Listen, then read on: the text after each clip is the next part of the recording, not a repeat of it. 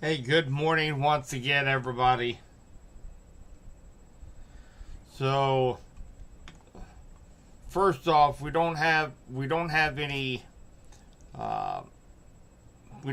active weather here in West Central Missouri. I am going live mainly for those that might be commuting up to the Kansas City area, for our friends and family up into the Kansas City area, in which I have several family members up into the Kansas City area. So I wanted to make sure I I go live and make sure that we get information out to them as well. So we are still probably a good couple hours away from this line of thunderstorms to affect West Central Missouri. However, I'm going to go ahead and continue to be live and bring updates on this line of storms as it becomes closer into West Central Missouri.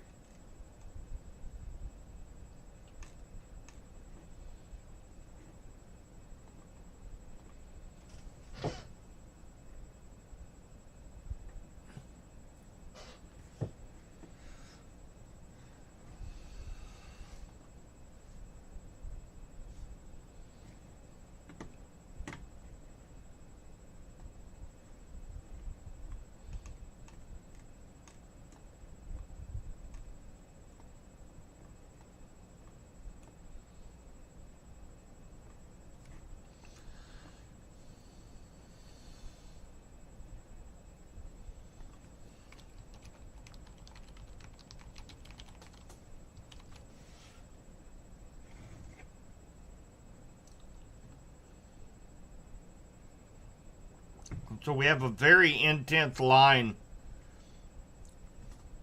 right now that is ongoing, and of course it's surface based, meaning that the potential for very strong straight line winds, 80 mile an hour plus, and then of course along this line that potential for a tornado. So we do have severe thunderstorms that are moving in across the state line up in northwest and upper west central Missouri, up into Platte County area, eventually over into Wyandotte and Jackson County. So, want to make sure that our friends, relatives, those that are commuting up into that area, I know there are several shifts that begin at 5 o'clock up in Kansas City. People commute from Clinton up to Kansas City. They'll be leaving about this time. So wanted to make sure that that we have all the bases covered on this storm system. So it is packing a big punch right now. It's not expected to let up any. So we are really watching this area up here coming into Platte County, into areas such as Platte City, Smithville, Kearney, Excelsior Springs, St. Joe. It has gone past you guys. Leavenworth, Lansing, a lot of areas up here in North Kansas City have a lot of factories. I want to make sure everybody gets the information. It is 3:30. I don't get local Kansas City news. I do not know if they are live on TV right now covering these storms, but I want to make sure that we have at least some coverage of these storms for our friends and family up north. So,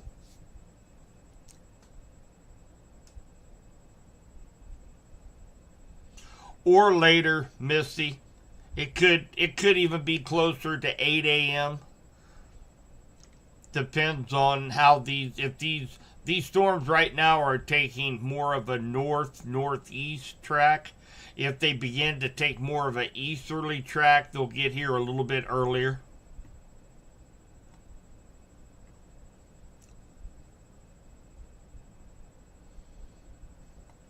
So again, we're still a ways out before any activity here in West Central Missouri, but definitely want to make sure that we cover even for our friends and family up north in the KC metro area. And then, of course, as this line begins to get a little closer to West Central Missouri, we're going to kind of zone in and focus on West Central Missouri. But again, I'm not sure how much coverage that they are giving this in the Kansas City area, so I want to make sure everybody is in the know. And coming in here to Platte County in this area right here on my other software program, I've got several screens that I have up here in the Weather Center that I'm monitoring on different platforms. One of them I take a look at rotational tracks, and keeping a very close eye up here right outside of Smithville and up here just north of Trimble. That is going to be for this cells right up in here. We're going to be watching, and of course these things are spinning like a top right now. We've got a low-level jet 70-80 miles per hour closer to the surface, just a few hundred feet off the ground, and then we also have winds really kicking in up above us at several thousand feet above our head. So this thing is really spinning like a top as this line moves through. That's the reason for that uptick in the potential to see a few spin up tornadoes along this line, is because of that. So I want to make sure that that we keep everybody in the know, as you know, even with 80-90 mile per hour winds, you know, that's going to do a lot of damage. We want to make sure we get word out for everybody. So they did extend out that severe thunderstorm warning, and for the next 40 minutes, a bunch of counties. It's over a very broad area, and that's what we'll likely see with a lot of these warnings that come out today, because it is such a long line. It's going to encompass a lot of counties. This one here is going to be for Leavenworth, Buchanan, Davies, Clinton, Clay County, Ray County, Caldwell, Platte, and DeKalb counties. All of them up here pretty much in northwestern Missouri right now. But biggest threat right now is going to be for the potential to see very strong straight line winds out ahead of this line of storms. So if they aren't awake yet in Smithville, Platte City, Lathrop, Kearney, they will be very soon. They are going to be very noisy storms as they come in.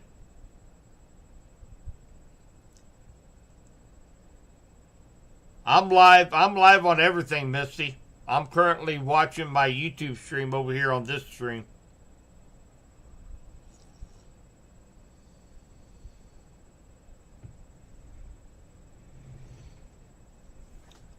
Yeah, I'm live on all my platforms right now.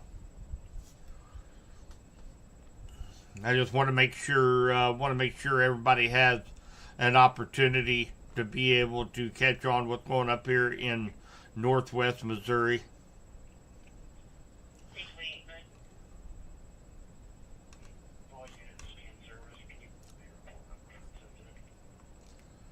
We have a pretty good little hail core just south of Oskaloosa, Kansas.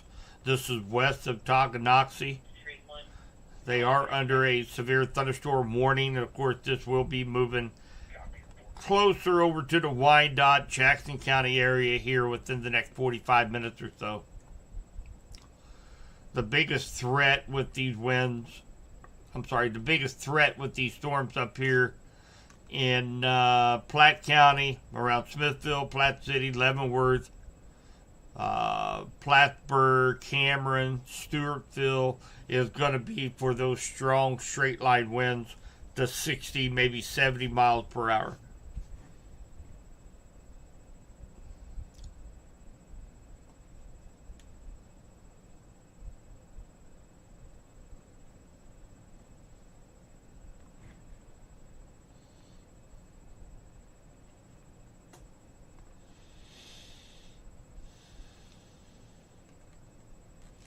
And if anybody on Facebook or YouTube that's watching this stream, look like we've got, most people are still sleeping right now, I believe. As we only have about 50, 60 people in our streams right now. But if you would, go ahead and make sure you like the video. If you're on YouTube, make sure you give it a thumbs up. The way Facebook and YouTube use their algorithm, the more likes they get, the more that video is pushed up to the top so more people can actually see it.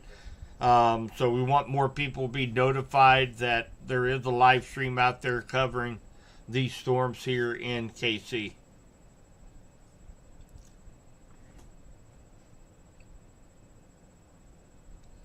Hi, Jess. Oh, probably somewhere around, I'm guessing the 7, 8 o'clock time frame.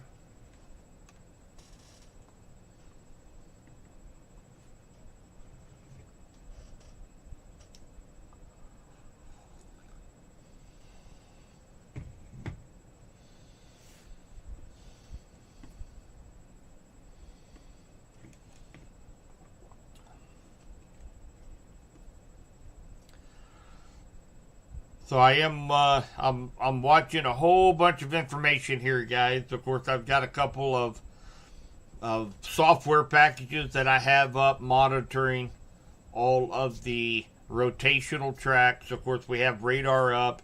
I'm in constant communication with the National Weather Service, and so I've got a lot of things that I'm looking at any given time. So I'll try to get to any of your questions when I can. They did go ahead and issue a severe thunderstorm warning for Wyandotte County, parts of Jackson County. So those of you up there, they also issued that for Johnson County, Kansas as well. So, and this is going to be for mainly for the strong straight line winds. That's what you're looking at right here. And this one here is going to be for Wyandotte, Leavenworth, Johnson, in east central Kansas, and then we got southwestern Clay, southeastern Platte, and northwestern Jackson County in west central Missouri until 4:15. So that's for this area right up in here. So these storms are going at a pretty good clip. They're going about 60, 56, so between 55 and 60 miles per hour is how fast these storms are moving. So very, very fast moving storm. We've got a lot of winds at the lower atmosphere associated with the low level jet, and typically they kind of kick in toward the the evening time.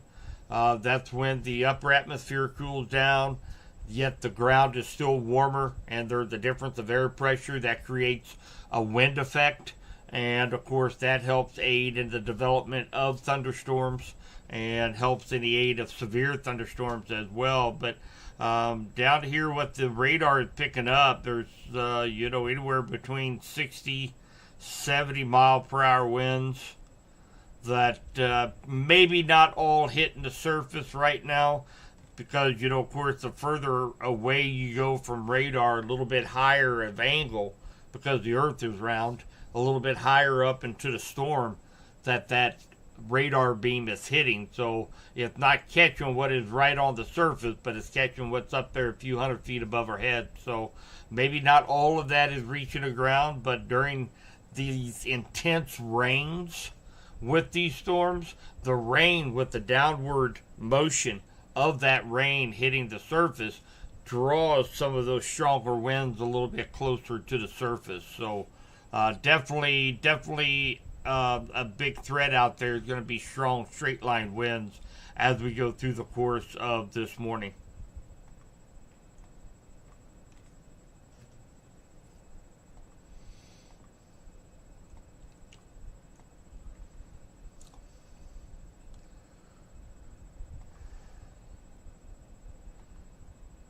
So we do have a little bit of a couplet right up here. This is going to be right by Weatherby Lake, is what I'm looking at right now. I'm going to split my screen here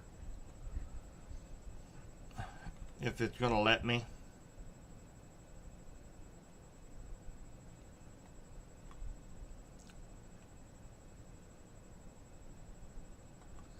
Really lagging with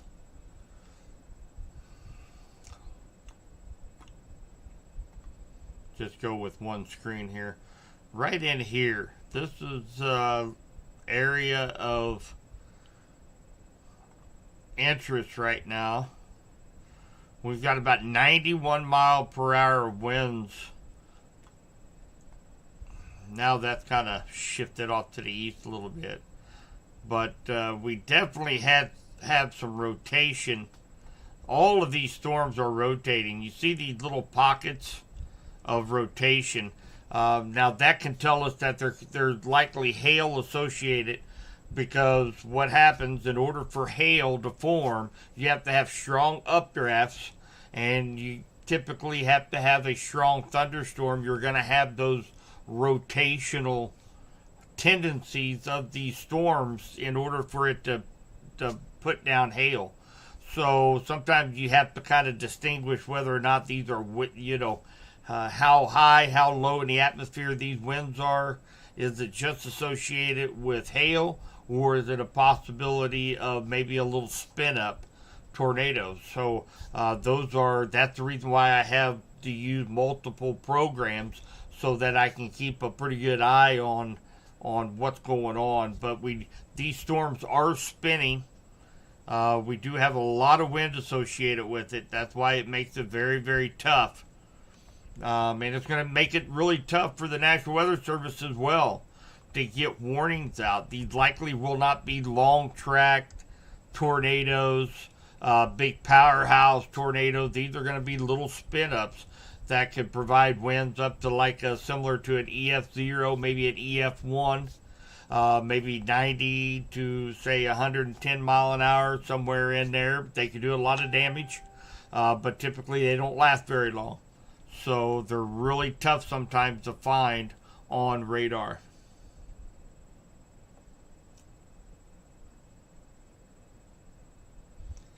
Hi, Brenda. Probably somewhere in neighborhood, Brenda X. When will it be in Sedalia? Right now, based on the speed of these storms, it's going to get there pretty quick. I'm guessing probably somewhere in neighborhood around 8 a.m. or so. Could be a little bit later than that, but right now it's looking like probably close to 8, maybe 8:30 a.m.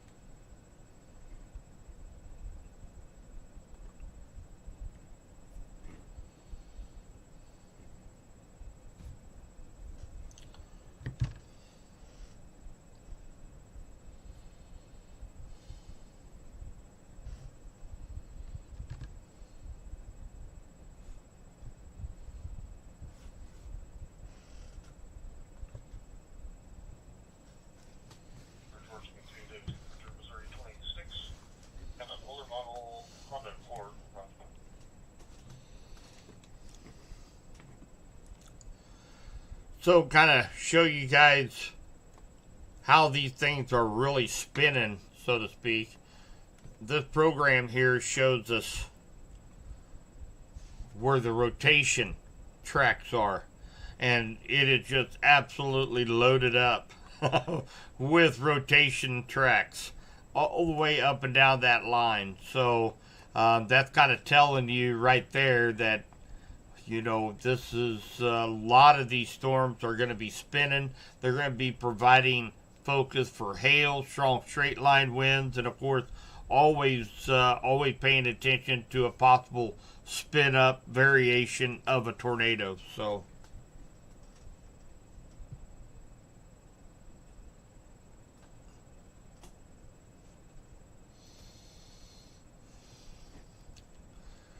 So we, one of the reasons, and again, I am live this morning. Um, we are going live a little bit early right now, and the main reason is because like I said, I do not watch Kansas City or Springfield local channels. I don't know what they're covering. I know there's a lot of people here in our area commute back and forth to Kansas City for a 5 or 6 or 7 a.m. commute. So I want to make sure that our friends, family, and friends that are commuting back and forth, that they are up to date with what's going on up here in the KC Metro, North Kansas City area.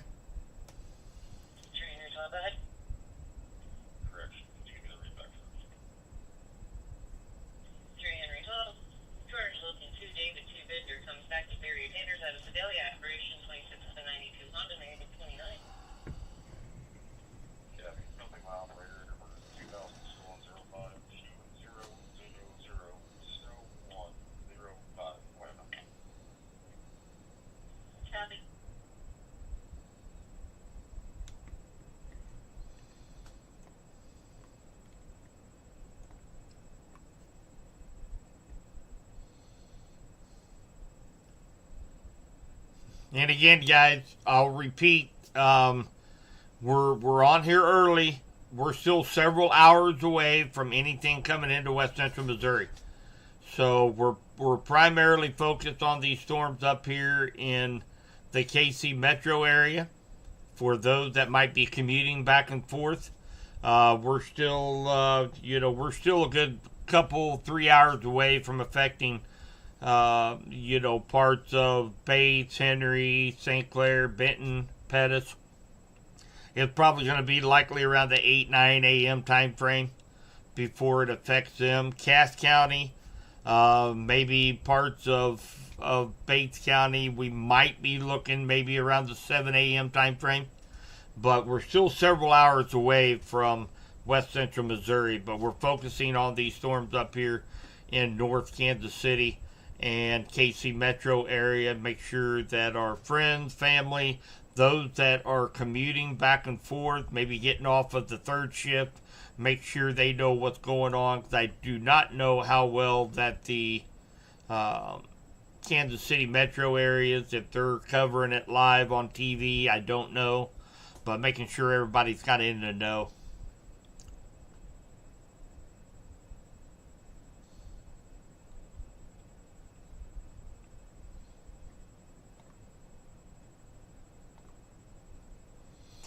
And again, all of the KC metro area, a big chunk of West Central Missouri is under a tornado watch because of this line of storms through 10 a.m. this morning.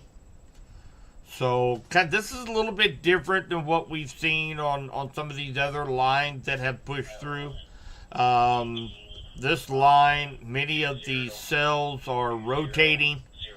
So we want to make sure that they want to make sure that the bases are covered, that this is a little bit more of a setup for what they call quasi-linear tornadoes. These are weak, short-lived, spin-up variation type of tornadoes. They typically do not last very long, and they're relatively weak. Typically at EF0, EF1 potential on this. They don't last. Some of them might only last a minute. Some of them might just come down, touch down, go back up to the cloud. Some of them might stay on for 5 minutes or so. But we want to make sure that everybody is well aware that these type of conditions, ingredients that we have is a little bit higher tornadic potential than what our typical line of storms that come through our area. That's one of the reasons why they put us under a tornado watch versus a severe thunderstorm watch. Mainly because of that little bit higher threat to see a couple tornadoes along this line. So far, we have not seen any potential of tornadoes here along this line. There's several areas of rotation. I'm watching very closely up on my other monitors But right now, nothing is really sticking out as far as for that potential of a tornado along the leading edge of this line as of yet.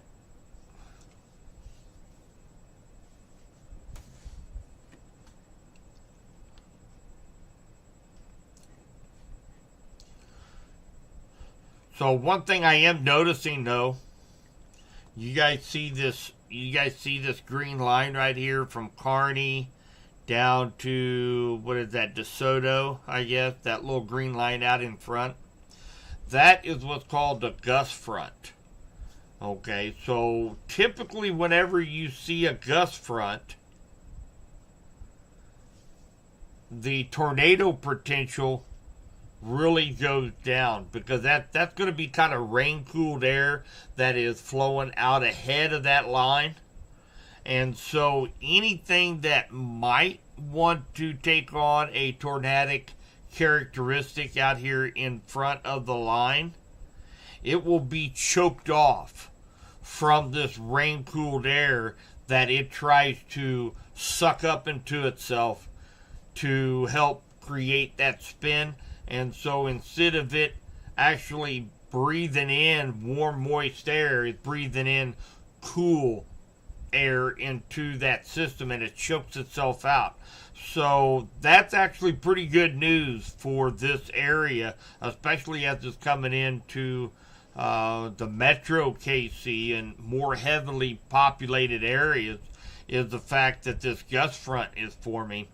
And sometimes that is a precursor to maybe weakening storm just a little bit as well. So that's good news.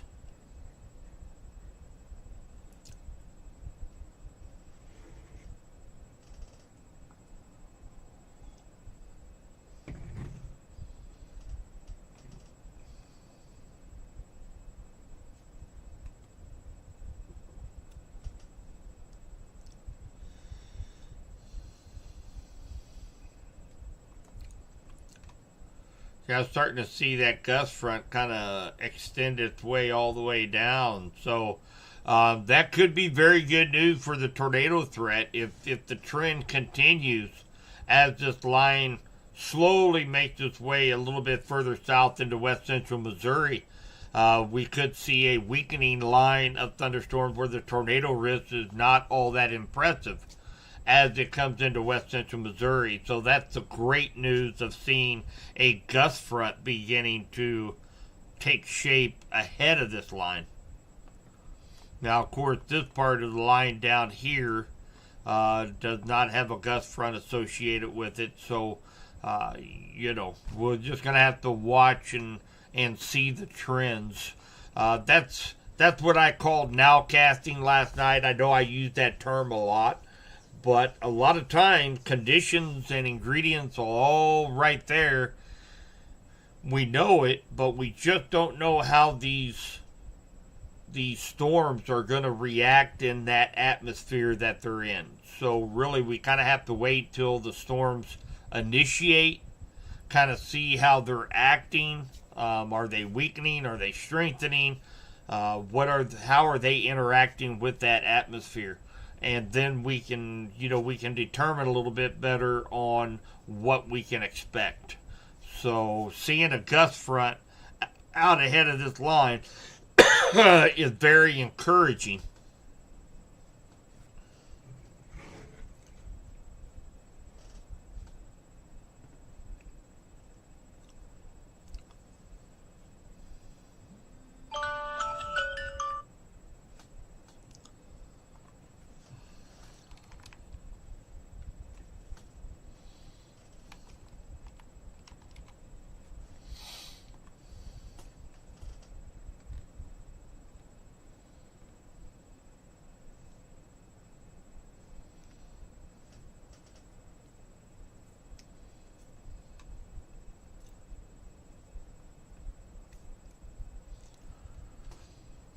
So one thing to note, you guys see where this little clearing is right here? So where that clearing is, we also have another one right down here by Bonner Springs. Sometimes that's indicative of, and especially right behind the gust front, that's sometimes indicative of a downburst or a microburst. When you don't have any of the lifting going on, it's finally just letting all that wall of water drop to the surface, and because of that, once that water hits the ground, it had nowhere else to go but outwards, and you get like a microburst effect here in this area. So that, and of course some of this, in microbursts you can have winds up to 110 miles per hour. But something that I'm noticing here on the last couple of frames here.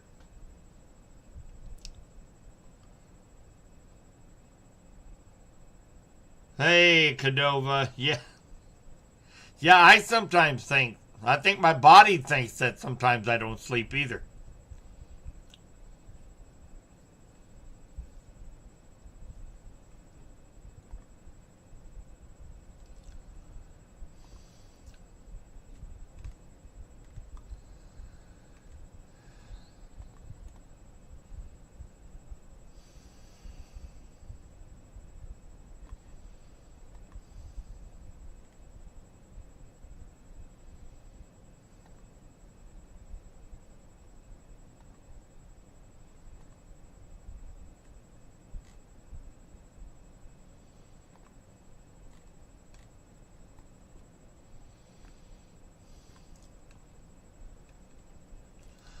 So we do have that gust front that's moving through Wyandotte County, parts of North Kansas City, and and then right behind that gust front is where you can also see that big influx, that big push of air as well. So if you are up in this area, you'll get a gust front that will blow in really, really fast, and then a little bit of a pause. Then you'll get like a secondary push of air and wind that will come through, and then torrential rainfall right after that. So now that gust front is extending down past Ottawa.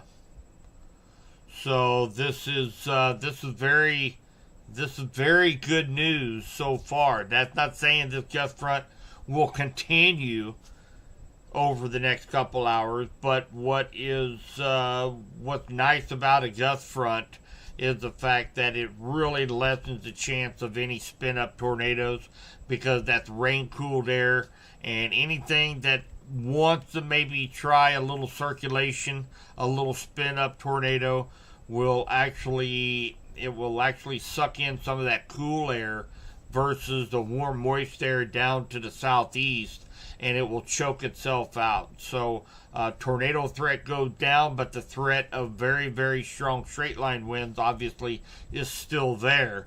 But the tornado threat goes down considerably when you see that gust front. So that's very, very good news.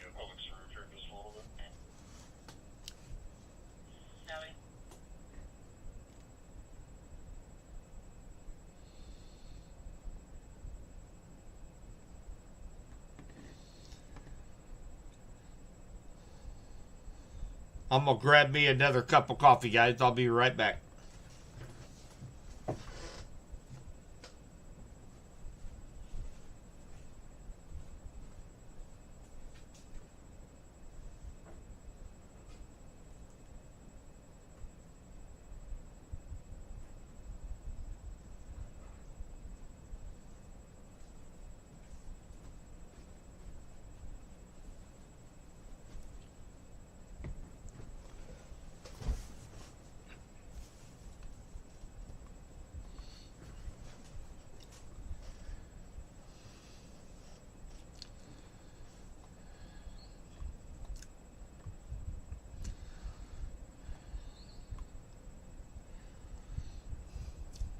They did extend out that severe thunderstorm warning up here from North Kansas City out towards Kearney, Lawson,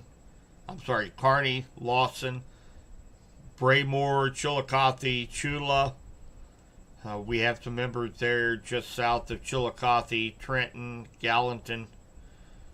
And again, that's going to be for 60 mile per hour or greater winds along the leading edge of this line here.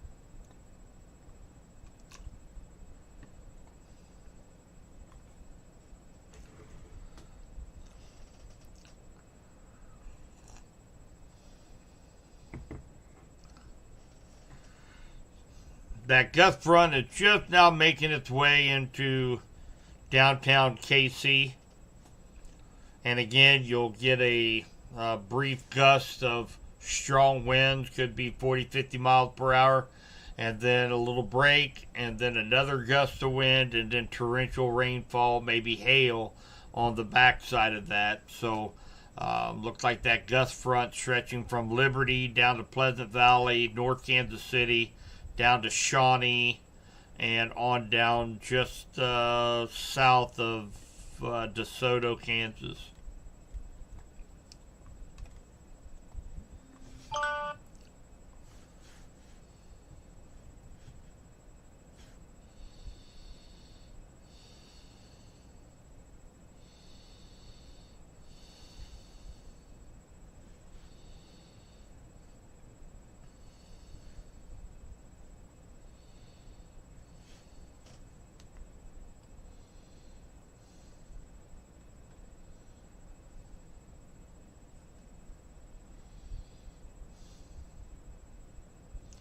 Good morning, Derek.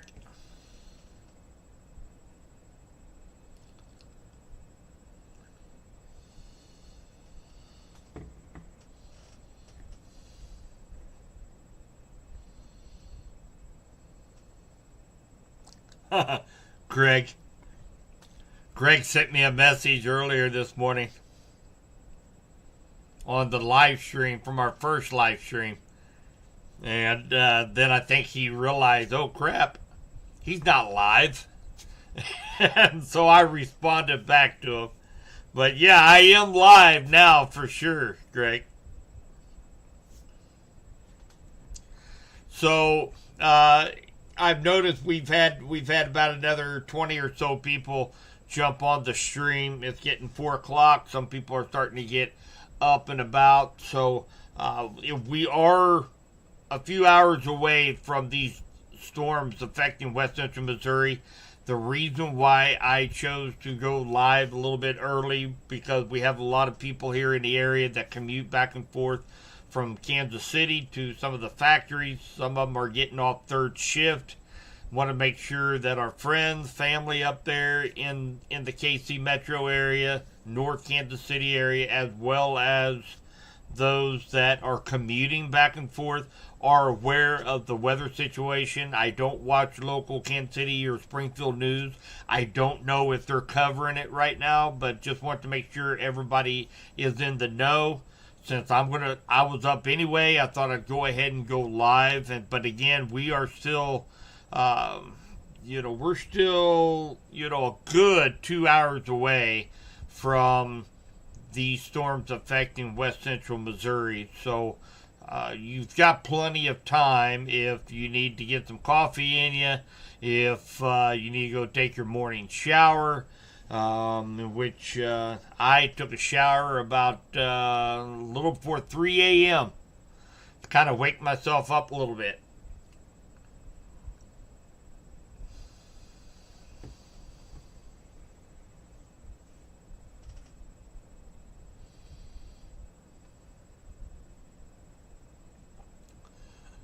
So another thing that I had mentioned, if you're just joining the stream, in situations like this, when we have an entire line moving very, very fast, we still have a very strong low-level jet that is out there 50, 60 miles per hour closer to the surface.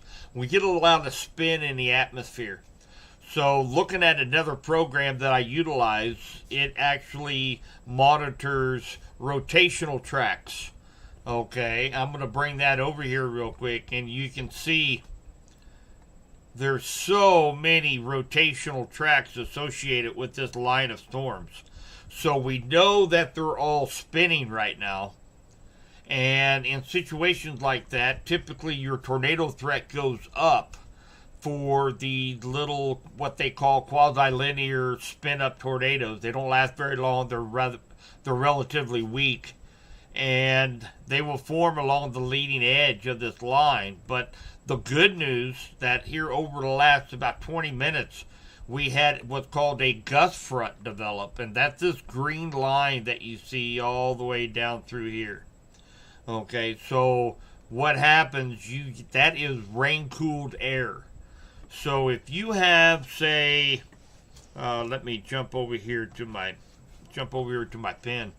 If you have a little area that wants a little spin up, it's going to try to draw in moisture and warm air into it to help fuel it a little bit. Okay, well, what happened? You get a gust front out here. Now it's not drawing in warm air, it's actually drawing in that cool air, and it will choke itself out. So the tornado threat goes extremely low along the leading edge of that line. So that is very, very good news that maybe the tornado threat is dropping considerably along the leading edge of this line.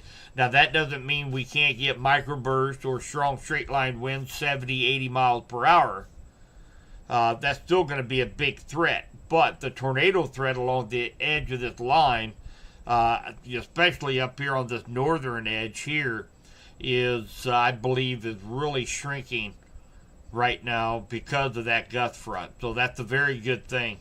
We did just have yet another extension to severe thunderstorm warning. This is going to encompass all of the KC metro area, Jackson County, Johnson County. This is going to include Blue Springs, KC metro, Buckner, Independence, and then, probably eventually here over the next 45 minutes, the rest of Jackson County. But right now, Independence, Blue Springs, Green Valley, you guys going to notice a gust front come through, and you're going to get a big influx of winds that will hit you 30, 40 miles per hour, and then a little break, and then another gust, and then, of course, you'll have very, very heavy rains and the possibility of some hail as well.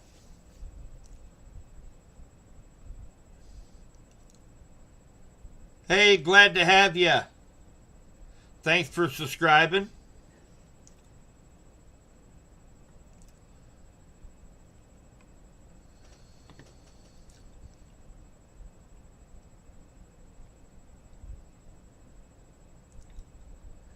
I'm only on my first pot of coffee, believe it or not.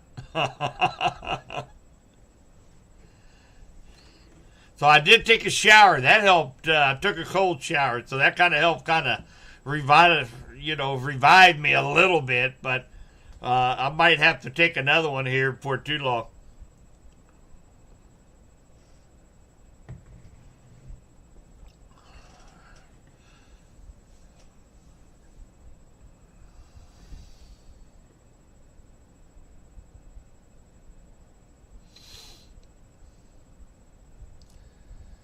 Jay Lee, again, thank you for being a new subscriber. Where are you located at? Are you in the KC Metro, West Central Missouri?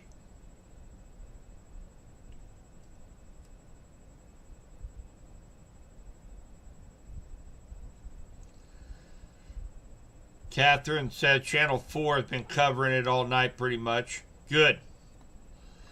Good. So KSHB, Channel 41 in Kansas City, even though I do not watch them locally, they're going to have, you might be paying attention to that here in the next week or so, as a big announcement is going to be happening up there at KSHB and the weather department. So I encourage you guys to keep up with what's going on there at the weather department at KSHB 41.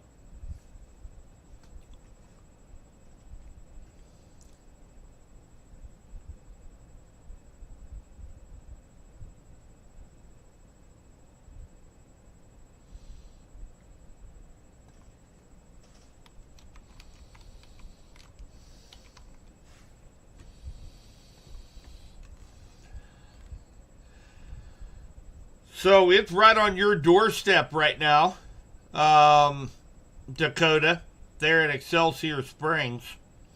So it's right on your doorstep right now.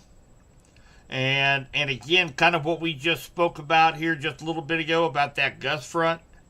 So luckily that gust front has just passed you.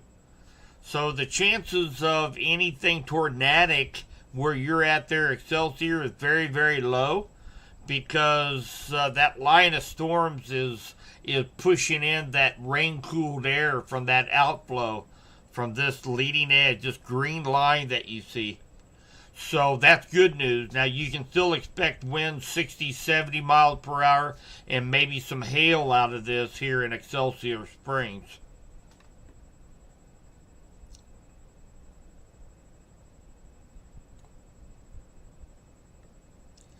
Oh, great, Jay Lee.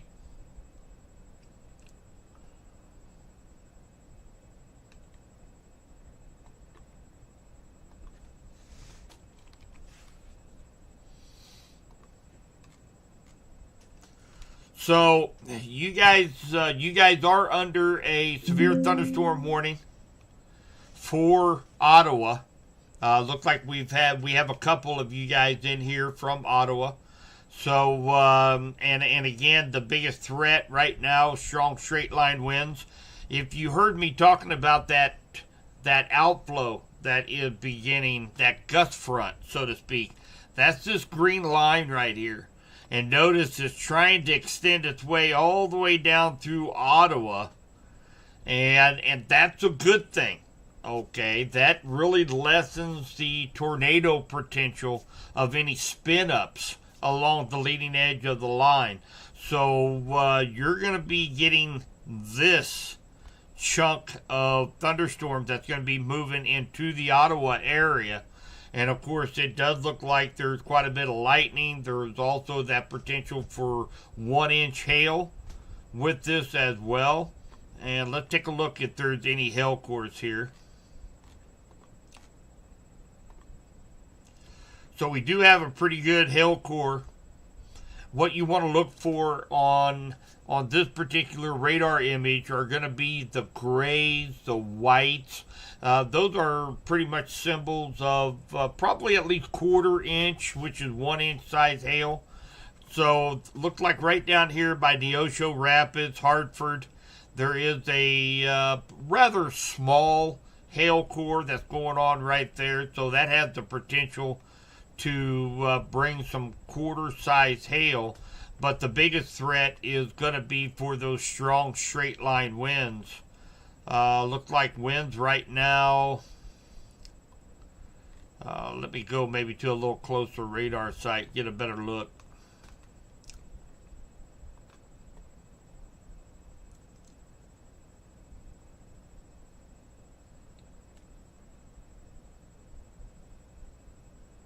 So nothing too impressive right now along this line. It's going to sound horrible when this thing comes through. It's going to be very, very loud. You're going to have a gust front, and then of course you're going to have a nice big push, 30, 40 mile an hour winds, and then torrential rain coming right after that. So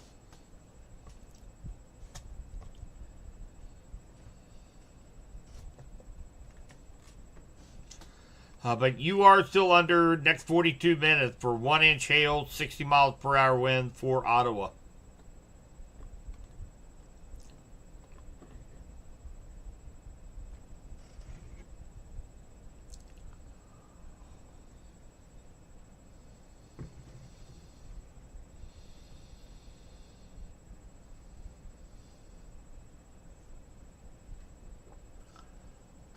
Oh, Jay Lee, you're in Ottawa, Illinois. I'm sorry, hon. I was thinking Ottawa, Kansas. Now, we do have Lindy. She's from Ottawa, Kansas, I believe.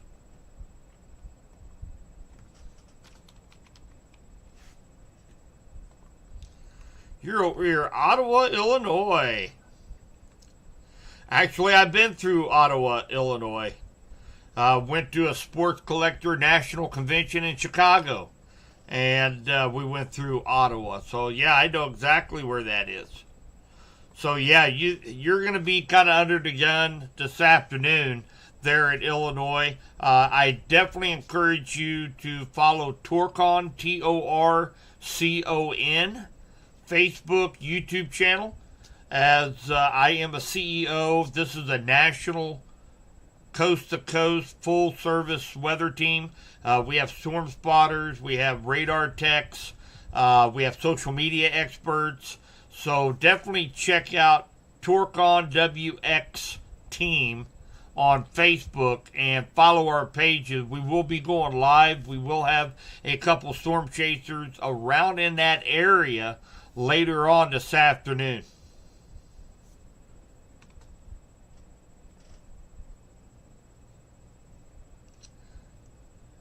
Well, Uncle Timmy finally woke up after the storms moved through Smithville. Here I am getting up at 3 o'clock in the morning to warn them of storms. He decided to roll out of bed after the storms.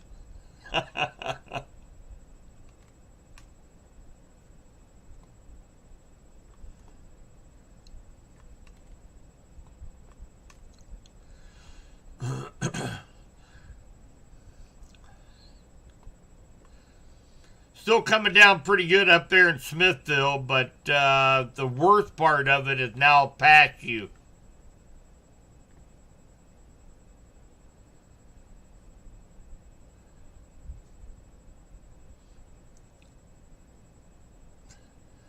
You bet, Jay Lee. Remember, follow our Torcon.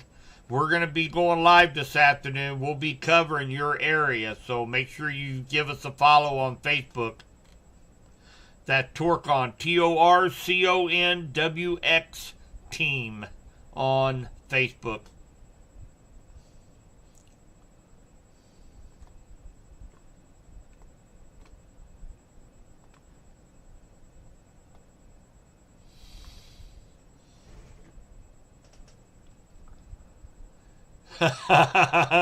Night, night, Tim.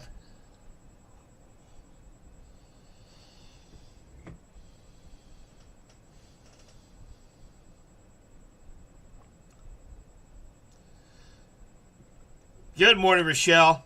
Right now, we're kind of anticipating probably sometime between the 6 to 9 a.m. time frame.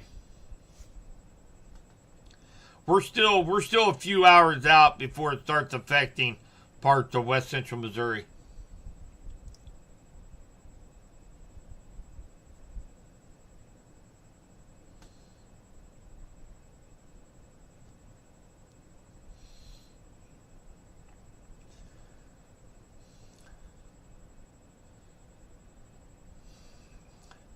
Big shout out to our sponsors of this Storm Track weather update, and that's going to be Max Motors and Clayton Heartfelt Home Care, and of course, they have been a part of Storm Track for quite some time. They're just recently back. Of course, it's that time of year, and that is going to be Family Safe Storm Shelters.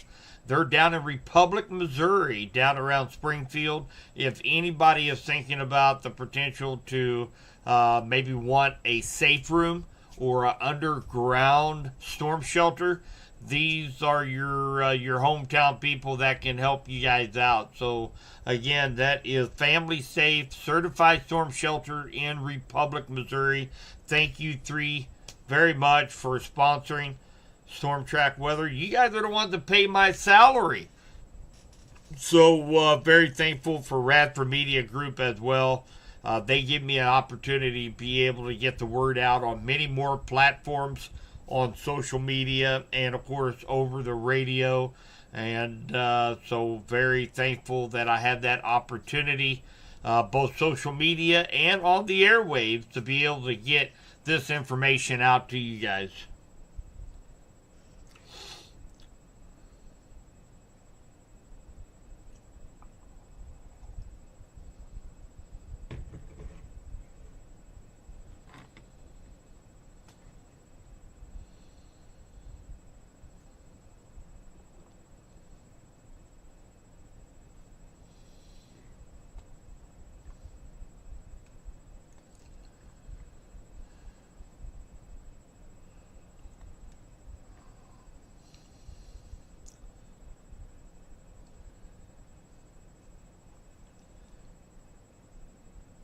Hi, Cheryl. You travel from Raymore to Pleasant Hill at around 7. Well, you, I probably that's really just kind of you're gonna be hitting the nail on the head. The gust front is actually gonna be going through Raymore Belton area probably here within the next 45 minutes or so. So that will put you to about 5 o'clock. So as far as leaving early to get ahead of it, I mean, you could, maybe leave. Trying to look here, Raymore to Pleasant Hill. So yeah, you probably want to leave maybe a little bit early.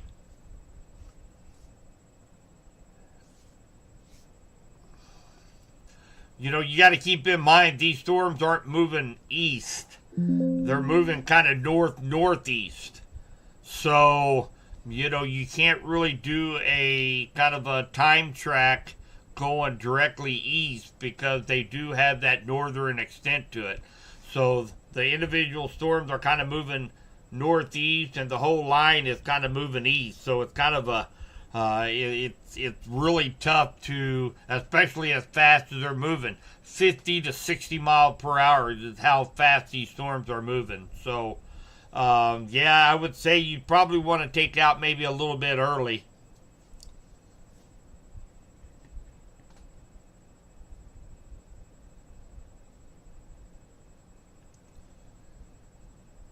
Oh, great, Mark. You're in Hartford, Kansas. Radar Mega went out just as the hail arrived, but found your channel. Brought my. Oh, you bought your truck from Max Motors. I got you. Great, great. Yeah, great people. We're very fortunate here in our community to have businesses wanting to sponsor. All of our weather sponsors are completely booked up. We have actually a backlog of them. There's people understand that there's a real need to be able to get warnings, watches, advisories out across West Central Missouri, and of course by doing so, because we are constantly live every severe event. So we gain a lot of followers from around West Central Missouri because of that.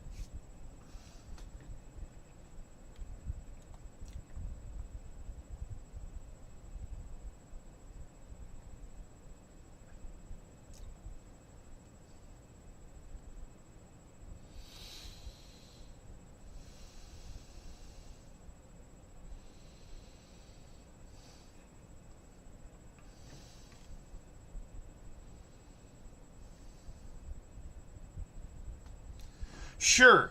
Let me just bring it over here for you real quick. A very easy way to find what you're looking for is to go to torconweatherteam.com. Here's our webpage. And that's torconwxteam.com. You can go to this. We are a full-service nationwide group. I am the CEO and regional director of the Southern Plains. And right up here is all of our social media. We got Facebook, Instagram, TikTok, YouTube, Discord. And so we have interactive radar. We have our live storm chasers that will be going out actually tonight. And then, of course, we have, there's my podcast. If you travel a lot, there'll be a good place you can sit down. You can listen to my podcast on Spotify, as well as Subby'sWeatherTalk.com and TorconWeatherTeam.com. So you can get to everything right here on TorconWXTeam.com.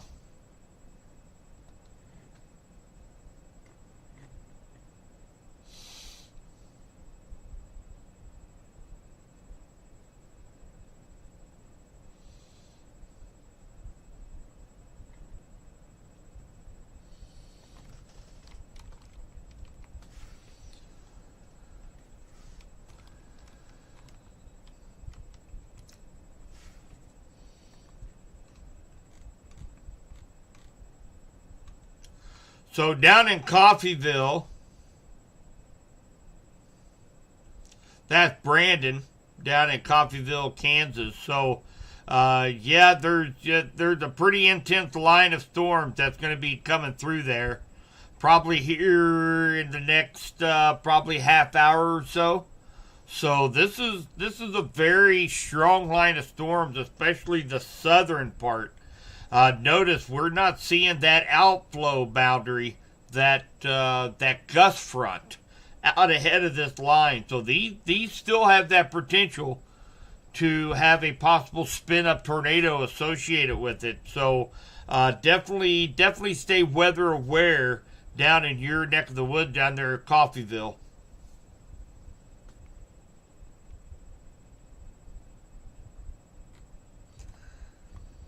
For those of us here just a little bit further north, I was telling Brandon about no signs of a gust front.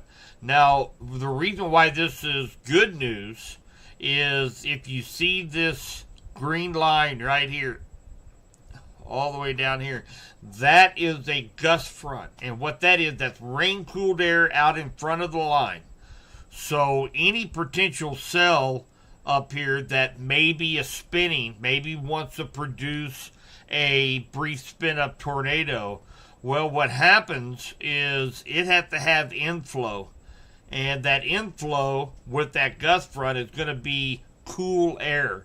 And that's going to choke off that potential to see an isolated tornado out ahead of that line. So that's great news. Now, once you get down here really beyond Ottawa, down in this area, you notice that gust front is not noticeable down here on the southern part of this line. So the tornado threat has gone down a little bit up here on the north side of this line. However, you can still get 80 mile per hour winds out ahead of this line. So, we don't want to completely dismiss it by no means. But it's very good news when you see a gust front out ahead of the line, because that's rain-cooled air, and these thunderstorms, it makes them hard to intensify when they're breathing in all this cool air instead of the rich, warm, moist air that is needed for a thunderstorm to survive. So notice we have a lot more people here in all the live streams, and I am live stream on all of my platforms. So we are still a good couple hours away from anything affecting us here in West Central Missouri. Okay, guys, so I went live early this morning, mainly because we have a lot of commuters, family, friends up in the KC metro area. So wanted to make sure that they knew what was going on. It was early, not sure if local TV stations were covering this line of storm, so wanted to make sure they were in the know. But we're still a couple hours away from affecting anybody here in West Central Missouri, Windsor, Clinton, Warrensburg, Sedalia. We're still a couple hours away from this affecting us.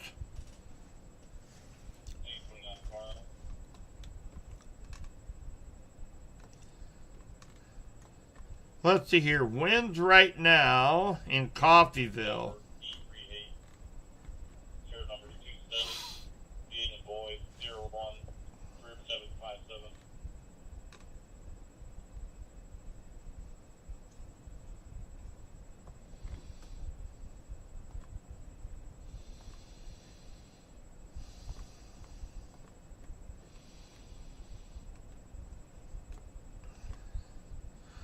They're gusting up, let's say, about 33 miles per hour sustained in Coffeyville. So this is a Skynet coverage right in Coffeyville. So you have gusts up to 48 miles per hour in Coffeyville. So yes, it's very windy there in Coffeyville, Kansas right now, Brandon. 33 sustained, 48 mile per hour gust. And that's there at the, looks like that's there at the airport just north of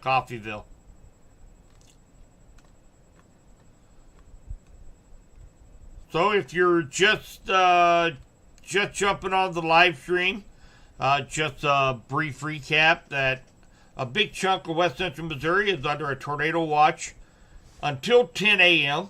So the ingredients are there for a possible spin up, short-lived, weak tornado along the leading edge of this line that will be coming in here in the next couple hours. So please beware of that. And we're going to be covering that live. I'm planning on staying live with you guys until this line moves through West Central Missouri. But we're still, hour and a half, 2 hours before we started having it to affect some of West Central Missouri. So up here in Cass County, maybe western parts of Johnson County, maybe a little sooner, maybe closer to the 5:30, 6 a.m. time frame.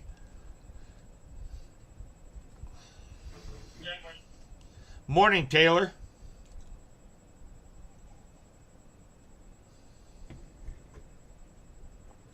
So that should have answered all your all's questions about Warrensburg, Clinton, and Holden. You guys give me just a second. I'm going to go refill my coffee cup. I'll be right back.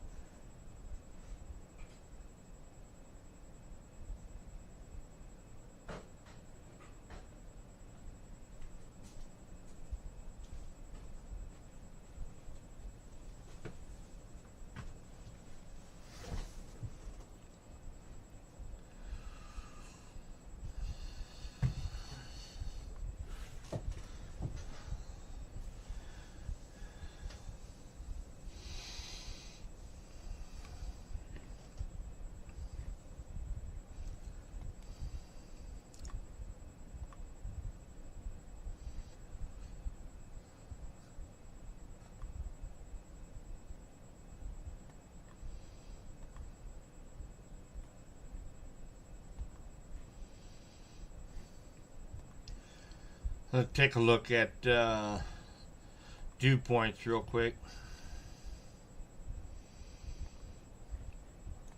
Yeah, dew points have really come up overnight. So we were sitting right around 51, 52 degree dew point last night around 10:30, 11 o'clock. And now we're up to 61. So what that is telling you, that's how much moisture is being funneled in from the Gulf of America into the storm system. And of course, that's one of the key ingredients of thunderstorm and severe thunderstorm formation is moisture. So definitely ample amount of moisture to keep these thunderstorms alive and kicking. And that's the reason why we're seeing this intense line of thunderstorms moving into West Central Missouri this morning. So temperatures right now, take a look at temperatures. 68 degrees here in Clinton. So when we dropped the live stream last night, we were sitting at 62.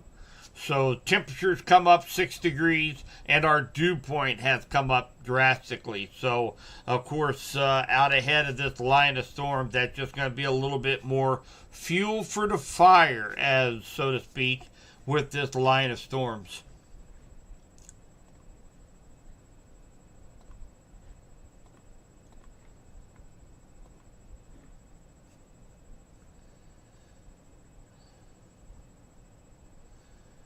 So, what time will the rain subside in Johnson County?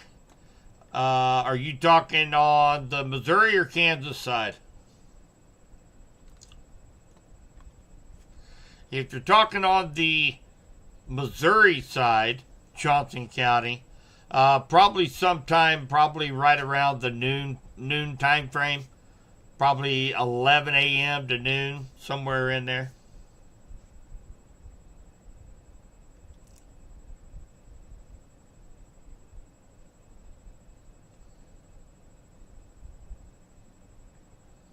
Wilburton, Oklahoma. You bet. We can take a look.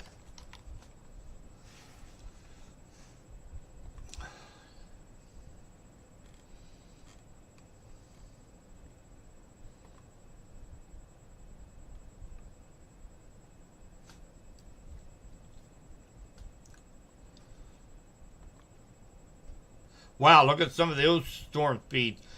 That storm is moving northeast at 105 miles per hour. That's insane. 64, 33, 78 miles per hour. That's crazy.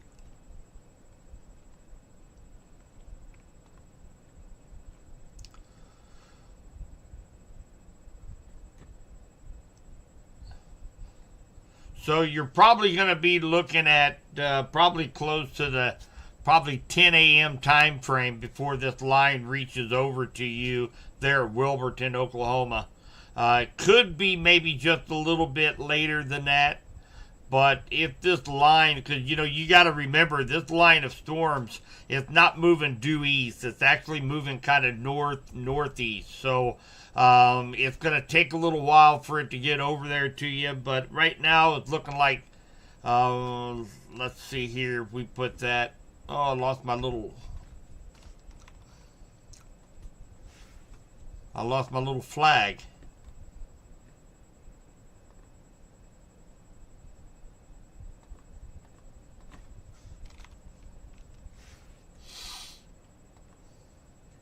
There it is. So we're still talking, it's still about 165 miles away from you.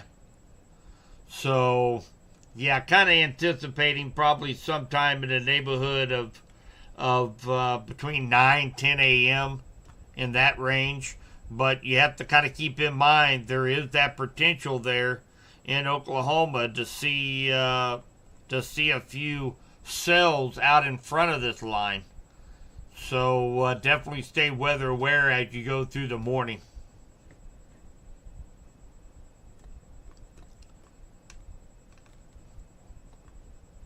Winds aren't going to be bad there at Holden, Taylor. I mean, right now I just looked, they were like 22, 25 miles per hour. So yeah, winds aren't bad there in Holden right now.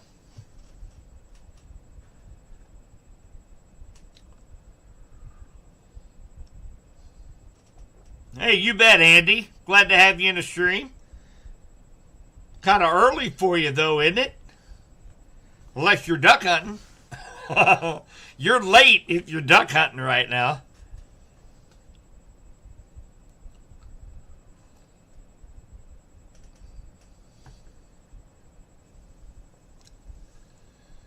So, Tammy, she asks, is this going to be fast moving or and probably over quickly?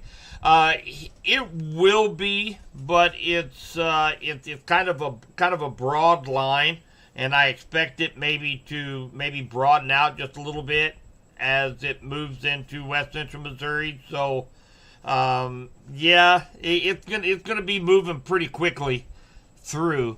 So once this line gets to us, probably expect maybe 30, 40 minutes of storms, and then that line's going to be past us, and then we're going to be done with our severe threat for the day.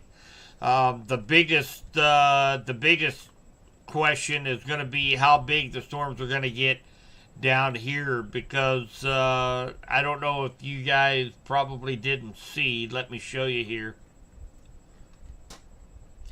So this is also, I'm going to show you guys, since we have a little bit of time, I'm going to show you guys a couple of software packages that I use. Okay, first off, I use this package, and this shows me where all the rotational tracks are at. Okay, so I can follow where these rotation tracks are at, and then compare it to what I'm looking at radar for any spin ups. So I always have this up on one of my screens. I've got a lot of screens that I look at. So that is one. Another thing for kind of looking out ahead of these storms is that I use this AI software. And what this does, this gives me a 3-hour window probability of tornadoes. Now, this is a very small risk and encompass Warrensburg, Sedalia, Clinton, all the way down through Joplin into Oklahoma. Now, this is a very low risk right now, under 20%. So, and that is very low. So what I do, I have this always up, and if it starts to see a hot spot, then it will kind of focus on that hot spot, maybe give it up a little bit more percentage. This is all done through AI. Here's the 1 hour tornado probability, goes up quite considerably with that little chunk of storms up here just west of Wyandotte County right now.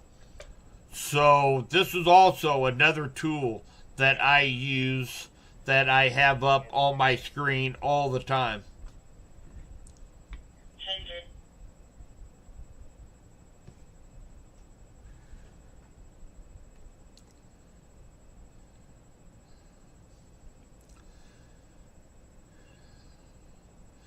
Let's see here. You're in Marietta, Oklahoma.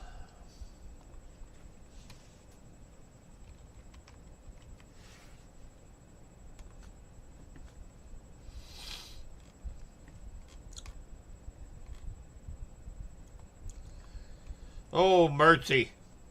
Angie, you're just about to Marietta, and you'll be heading back to Windsor about noon today.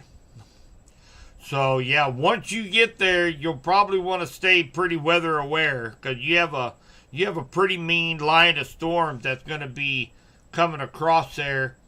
And then you hang out there in Marietta until noon, and then this line will likely be to the east of you, and then you can stay behind this line of storms.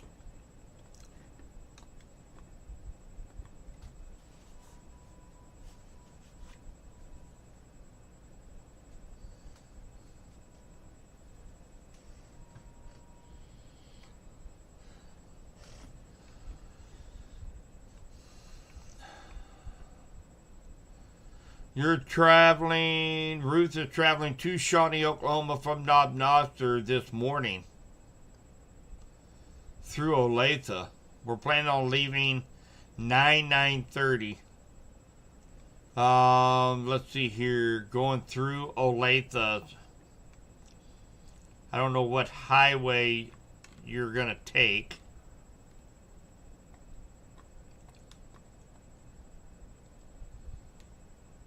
Go from Olathe. I guess you could be taking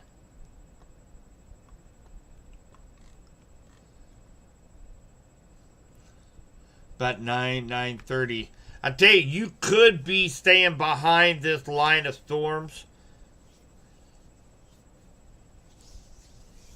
Well, you're still 4.5 hours from leaving, so you may actually get in on the tail end of our storms down here near Windsor, and then be on the backside of this line on your way down to Oklahoma. Good morning, James.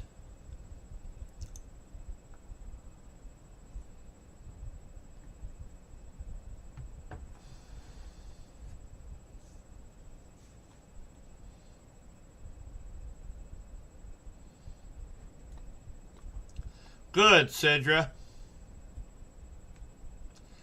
Yeah, I tell you what, this gust front right here really helped out with that tornado potential.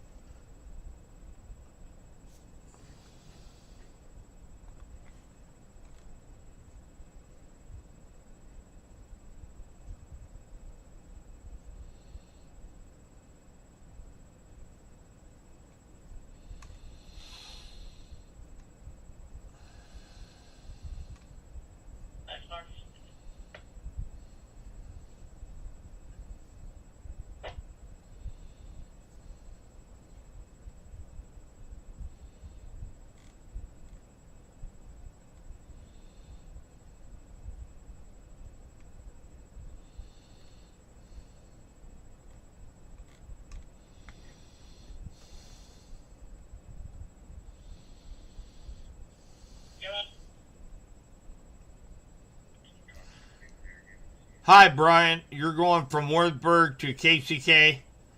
Um, right now, luckily because of this gust front, um, right now you're looking okay. You're going to get into some mean thunderstorms, and you're going to get into some gusty winds. But right now, the severe thunderstorm warnings out for the Kansas City metro area, they have been allowed to expire. So you're looking pretty good right now on the way to KCK from Warrensburg.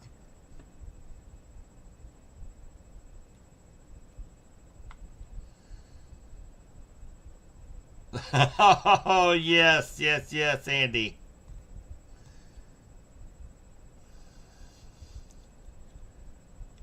Thanks for your service too, Andy. Appreciate that. Andy is one of our local heroes that fly Life Flight out of Golden Valley Hospital. So appreciate the service they provide, life-saving service they provide.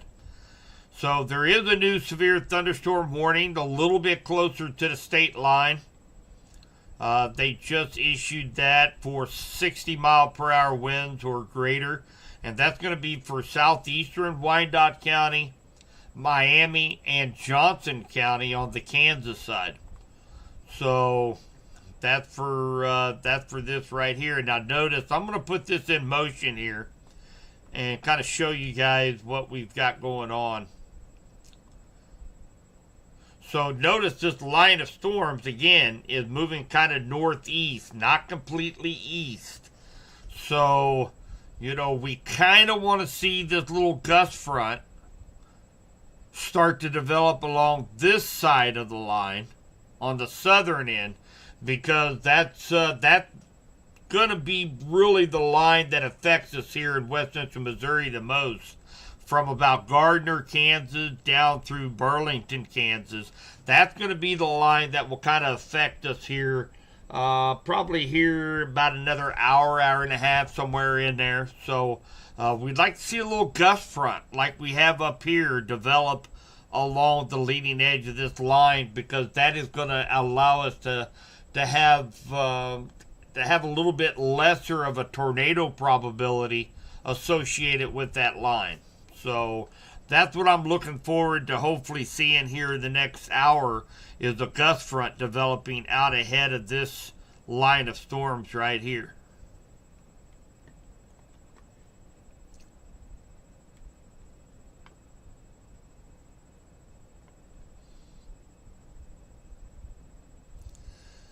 Hey, thanks, Mark. Glad to have you. Feel free to jump in anytime, buddy. Make sure you subscribe to the channel, get notified when I'm online. Hey, sis. You finally decided to wake up. Got a little noisy up there for a while.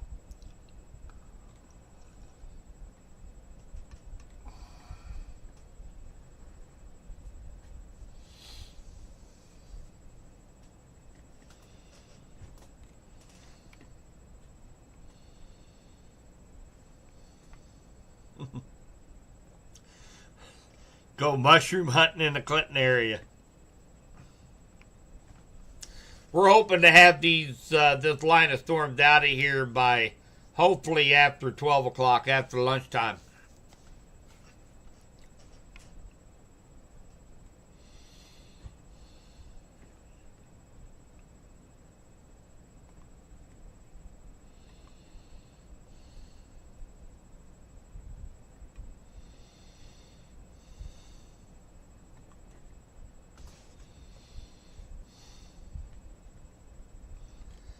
Ugh, man, that's just a mess. You guys see all these colors here. Man, it's like the 70s all over again. And the main reason, because there's this line of storm so close to the radar site in Pleasant Hill, on top of all of these storms having different direction winds. We've got a low level jet. We have winds going at two different directions above our heads. It looks like a kaleidoscope out there right now. So it's hard to detect just about anything. Maybe switch over to the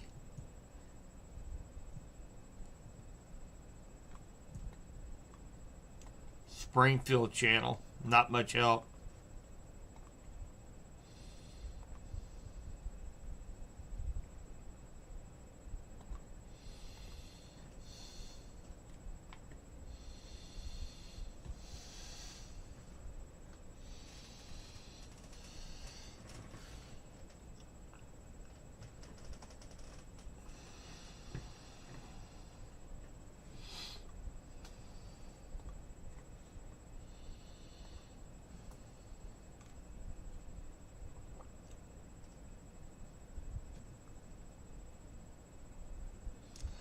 So after these storms pass here in west central Missouri, we're actually going to warm up nicely.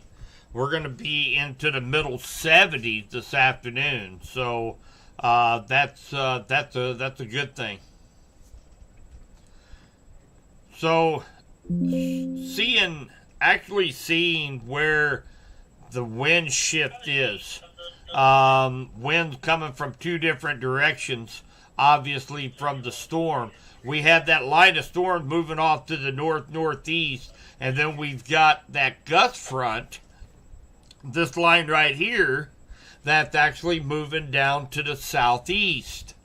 So it's we can actually see that here on my other software, from Stillwell, Kansas to Belton, Lake Lottawada, and Bate City. That's the gust front right now that is trying to move southeast, but yet all the other winds associated with this line of storms kind of pushing off to the northeast. So you get winds from two different directions, and that's what this particular software does. It picks up where that changing of winds is located at, and of course you see that gust front plain as day here with this software. Just an interesting note.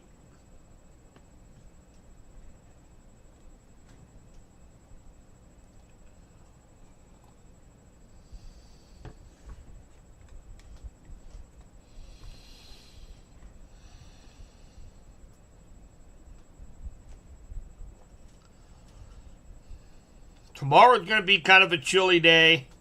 We have a very wet pattern setting up.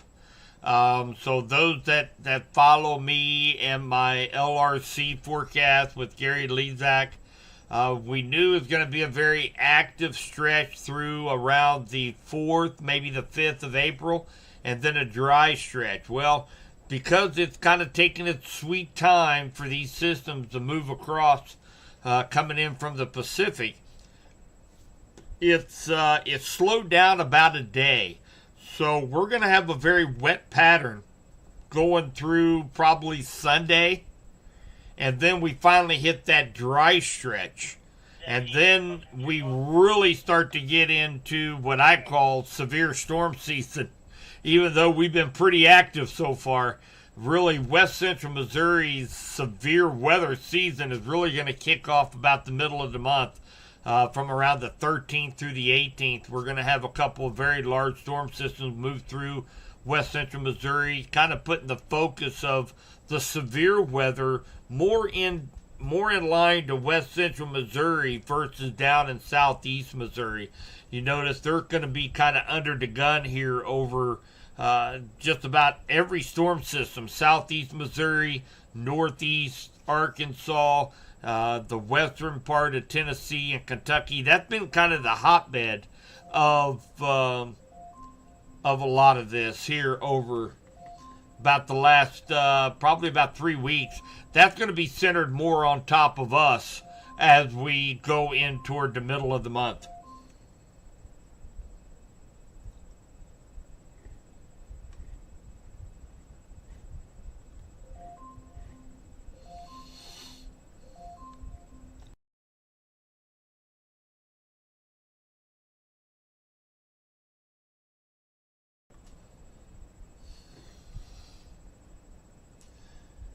So we got, let's see here. Yeah, we did. We did get a little bit of influx of people here in the stream at 5 o'clock. So just kind of a brief recap of what's going on is that we do have this line of strong the severe thunderstorms that will be making its way into west central Missouri. I did start the live stream early this morning due to the potential of severe weather moving into the KC metro area. And of course, things have kind of slacked off a little bit up into northwest Missouri thanks to this developing gust front, which is this green line out ahead of the line. That's some rain-cooled air. And so the thunderstorms are actually breathing in some of that rain-cooled air, and it's kind of choking some of these thunderstorms from really gaining a lot of strength, which is great news. It does look like it is beginning to maybe subside a little bit.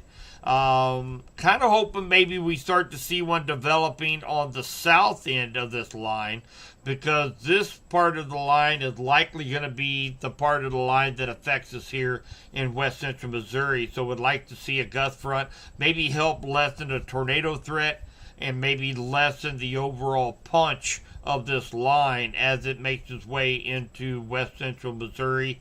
A big chunk of our area is under a tornado watch through 10 a.m. That's going to include Cass, Johnson, Pettis, Henry, and Bates County here in west central Missouri. There could be an additional add of more counties into that tornado watch as we go a little bit later into the morning to encompass Vernon, St. Clair, and Benton County. Remember, they are in the Springfield zone. So Springfield is kind of looking out for this southern extent of the storm, but they will likely be included in a tornado watch as we go through the morning. So really, we're just watching how this line of storms is acting. Thank goodness we haven't had any spin-up tornadoes so far anywhere along this line. It's been mainly a strong straight line producer. We did see a couple of possible microbursts up around the Parkville area that we were kind of taking a look at on radar. But really strong straight line winds have been the primary concern with this line of storms as it continues to make its way down into west central Missouri. Probably in the next hour and a half, we'll start to see some of these storms start to enter into parts of Cass and maybe northwest Johnson County on the Missouri side, and then eventually work its way across the rest of west central Missouri.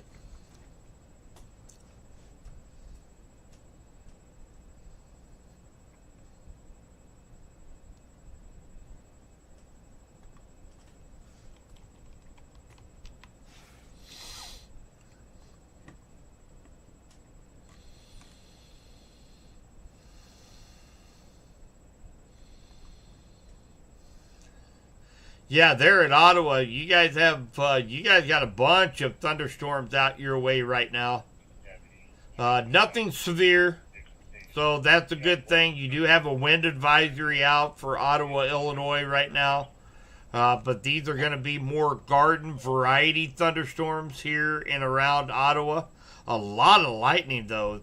Very highly electrified out there. So you're getting quite a light show out there in Ottawa right now.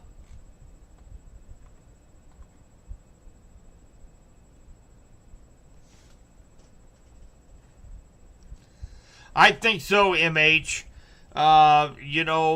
It's 6. Yeah, probably 7 o'clock is a pretty good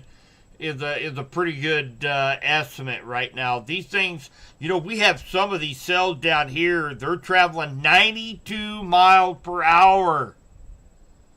Just incredible speeds, and that's one of the big reasons why that threat for strong straight line winds is out there, because of this storm speed. 71, 49, 60, 116 miles per hour. Look at that. This particular storm out here in Kansas is traveling northeast at 116 miles per hour. That tells you how fast those winds are up above our heads, a few hundred, maybe a couple thousand feet above our heads. 116 miles per hour. I don't know if I've seen one go that fast. I really don't. I'm trying to recall if I've ever seen a storm going that fast. 100. I've seen several in the 80, 90 mile per hour range. I've seen a couple hit the 100 mile an hour mark, but 116, I don't think I've ever seen that. Matter of fact, I'm going to take a screenshot. I'm going to take a screenshot of that. Holy cow. They're traveling. But remember, these storms are actually kind of moving north-northeast. So they're not moving east at 116 miles per hour. They're moving north-northeast. So it's still going to take a while for that to come into our way. We do have our very first tornado warning, though. That's going to be down here in Oklahoma.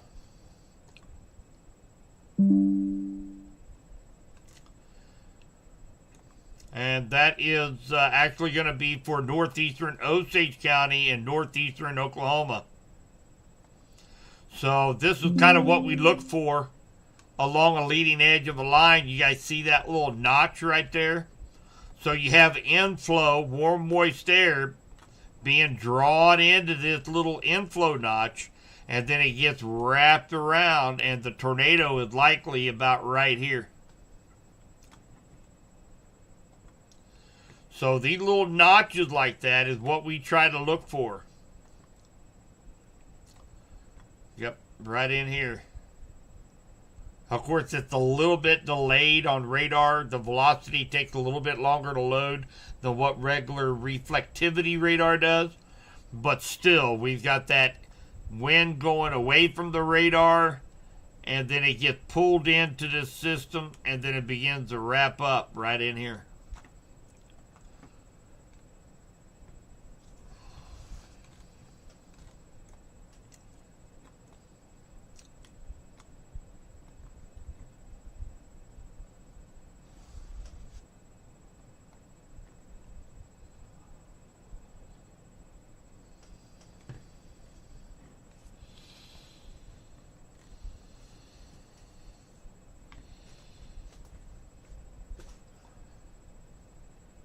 Good morning and welcome back.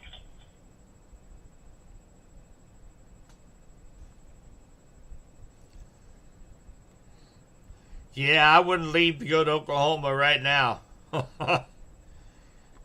Not a good time going from Wyandotte County down to Oklahoma. You want to wait till this line gets east before he heads out. And we've got, it's going to be a very active day.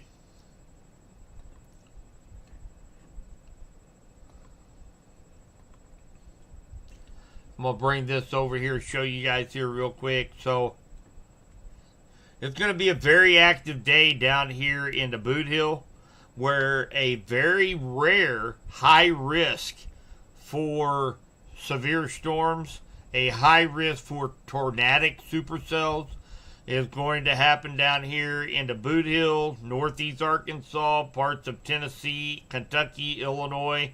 That's going to be the hotbed right there. So if you have any family, friends, relatives that live in this area, make sure you give them a heads up. This is going to be a very volatile situation down there in the Boot Hill and down in this high-risk area.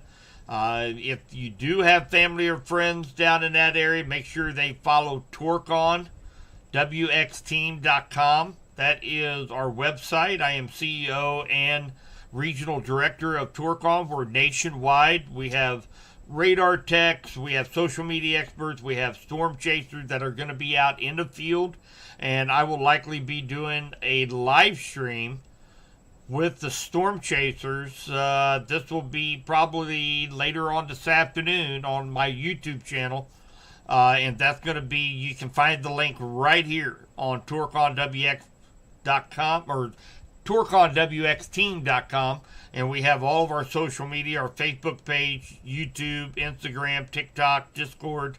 So make sure you share this website with them, and they can follow along and keep informed. Our Facebook site has we post all the warnings, advisories for the entire United States on our Facebook page. So we actually have a human doing that, It's not computer generated, so we actually have a social media expert back there posting all the warnings, watches, advisories for the continental USA. So definitely share that if you have any friends, family down in this area. And again, very high volatility down here in the Boot Hill and parts of the deep south here.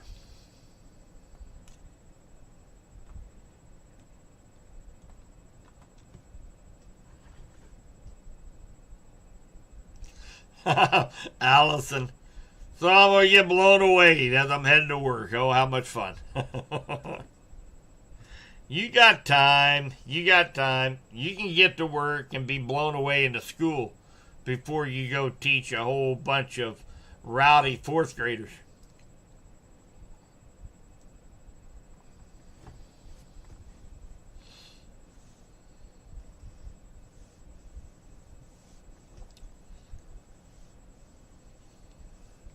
Well, we just had the storms roll into Brookfield, Missouri. Had a wind gust of 45 miles per hour as that line of storms moved through Brookfield up here in north central Missouri. There's Brookfield right there. So again, the storms from north of the river right now seem to, thanks to this gust front, has really helped kind of weaken that line of thunderstorms as it moved across northwest Missouri. So that is great news. Would like to see a little gust front maybe develop a little bit further south, because these are likely going to be the storms that will affect us here in west central Missouri later on this morning when they finally make their way through. So we could see a few storms maybe clipping parts of Cass County here in about 30 minutes. But for the most part, we're probably still a good hour and a half, if not maybe just a little bit longer, away from really affecting west central Missouri. There's really not a whole lot out there that can weaken this line other than a possible gust front being formed out here ahead of this line. But we'll continue to monitor as this line makes its way into west central Missouri. We'll see how this line reacts as it crosses the state line. And of course, we'll be here following all the warnings, watches, and advisories right here at Storm Track Weather Center. Guys, give me just a moment. I'm going to go grab me another cup of joe, and I'll be right back.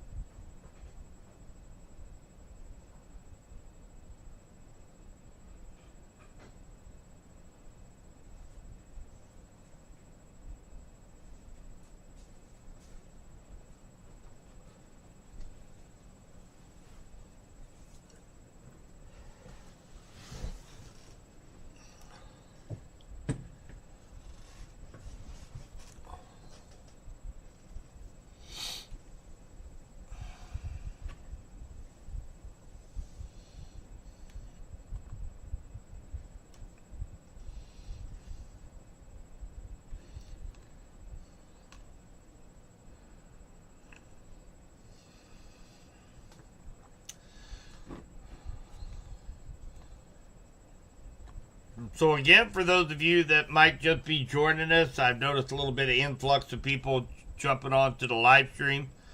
So we did start the live stream here about 2 hours ago, mainly for those that were commuting up to Kansas City, our friends and family up in the KC metro area. They had an intense line of thunderstorms move through northwest Missouri, and it is now beginning to weaken north of the river, thanks in part to this gust front that had developed, and that's rain-cooled air. And so these thunderstorms, they kind of breathe in and out like a person. They breathe in warm, moist air, and that helps fuel these thunderstorms, and then they blow out on the backside as well. So anyway, we had that gust front develop, and a lot of these thunderstorms have weakened. They were still producing some gusty winds up to 50 miles per hour, but the storms that's going to be affecting us here in west central Missouri are going to be associated with this line of storms right down here. So right now, I don't see any indication of a gust front forming. It would be nice if one did. Then that way it might maybe lessen the severity of this line of storms as it comes into west central Missouri. But right now, I'm not showing any indications of that right now. So we'll just have to wait and see as this line continues to move off to the northeast at a very fast pace. So we've seen a couple of these storms. Actually, this one here is moving 71 miles per hour, 83 miles per hour, 67 miles per hour. And we had one just a little bit ago we looked at that was moving northeast at 116 miles per hour. So that gives you a good idea what those winds are doing above our heads at a couple thousand feet.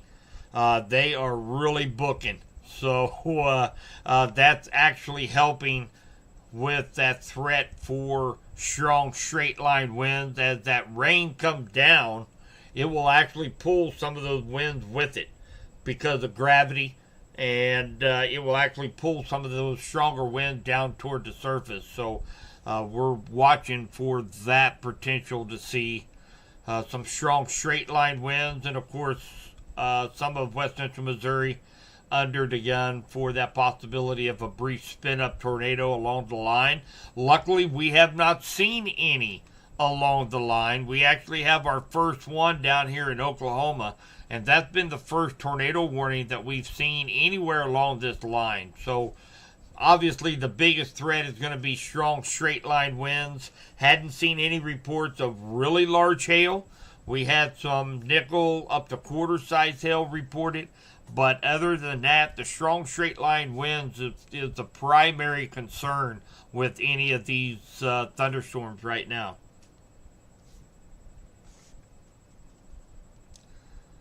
Hi, Kelsey. We're still expecting, we're still probably a couple hours out.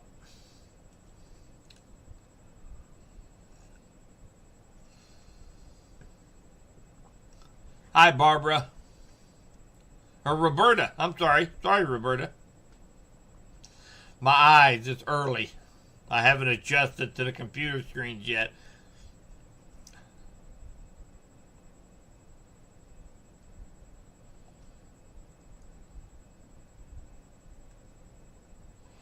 What the heck Wednesday is today's title in the fourth graders class. Well, looks like we have if you hear the weather radio, thank goodness they are working. We probably have one for Cass County coming up.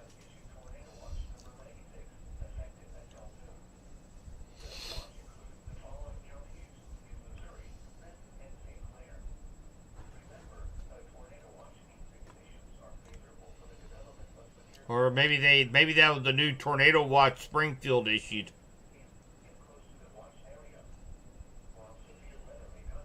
That's likely what that is. Here in a moment, our radar mega will update here momentarily. I just heard bits and pieces with it, but I believe it was a new tornado watch, maybe encompassing the rest of west central Missouri, Vernon County, St. Clair, and Benton County. We'll give it a minute here and see if it updates, and we'll go look for some information. So it does look like a new tornado watch going out. We'll find out here in just a moment. Good morning, Matthew. Awfully early for you, 5:19.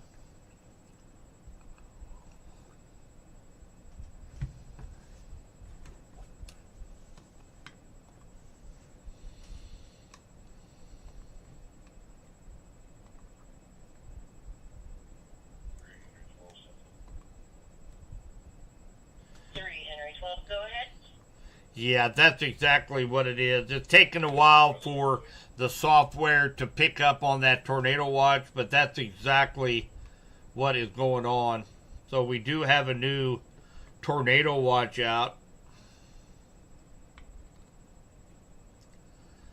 And that's going to include St. Clair, Vernon, and Benton counties.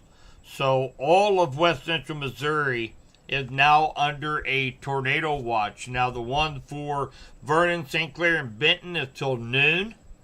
And for us up here in Cass, Johnson, Pettis, Henry, and Bates County, it's till 10 a.m. But all of west central Missouri now is under a tornado watch.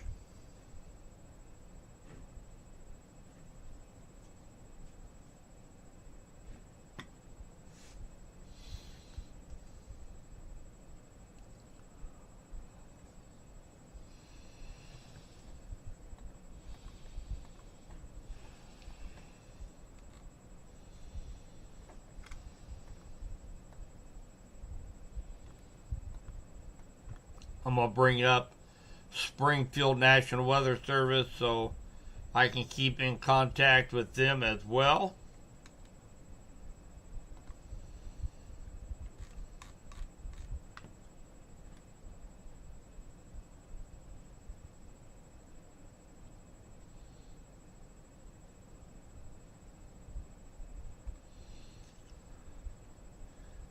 And of course, if anybody has any maybe kids down in Springfield going to school down there, remember that Greene County down in Springfield, they are also underneath a tornado watch. You see Radar Omega, our software program right here, it has updated now of that tornado watch that's in yellow.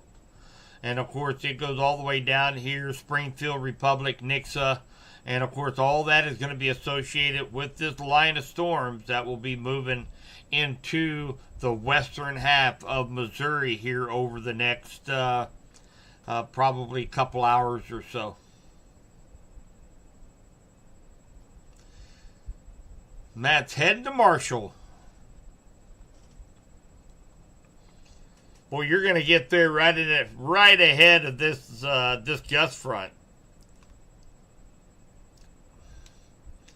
You'll likely, if you're going 13 straight up to I-70 and then over, you'll probably pass that gust front up here right around the county line.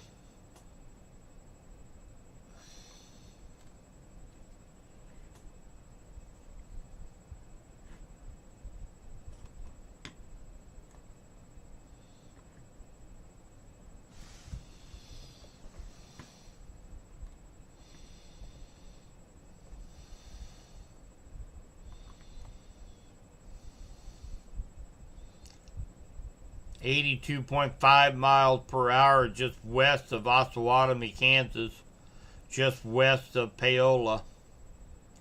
Now, some of these winds might not be all the way down to the surface.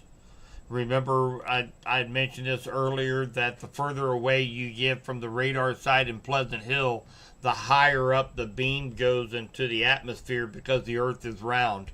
Now, it shoots out a straight beam, but if the Earth is round, the further away you get, the more angle it's going to get. So, that's still some pretty significant winds just off of the surface, 70, 80 miles per hour.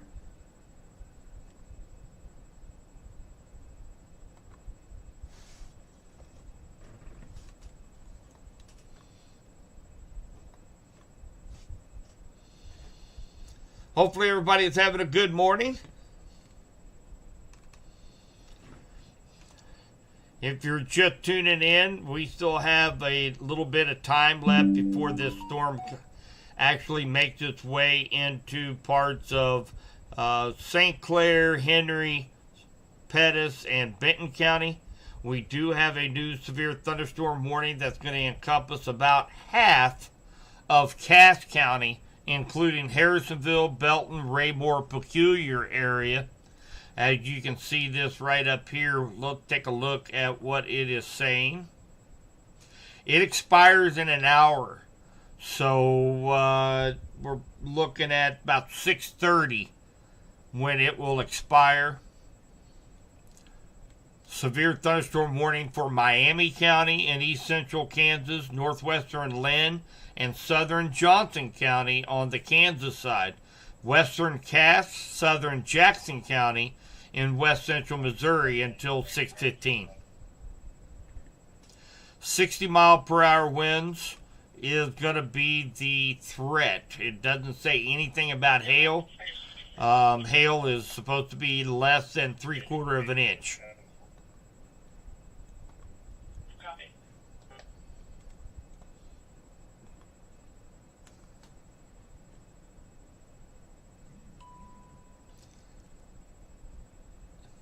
Hey, thanks, Weston. Let's go down and take a look at that. Weston just mentioned this tornado warning down here along the southern flank of the line is now observed.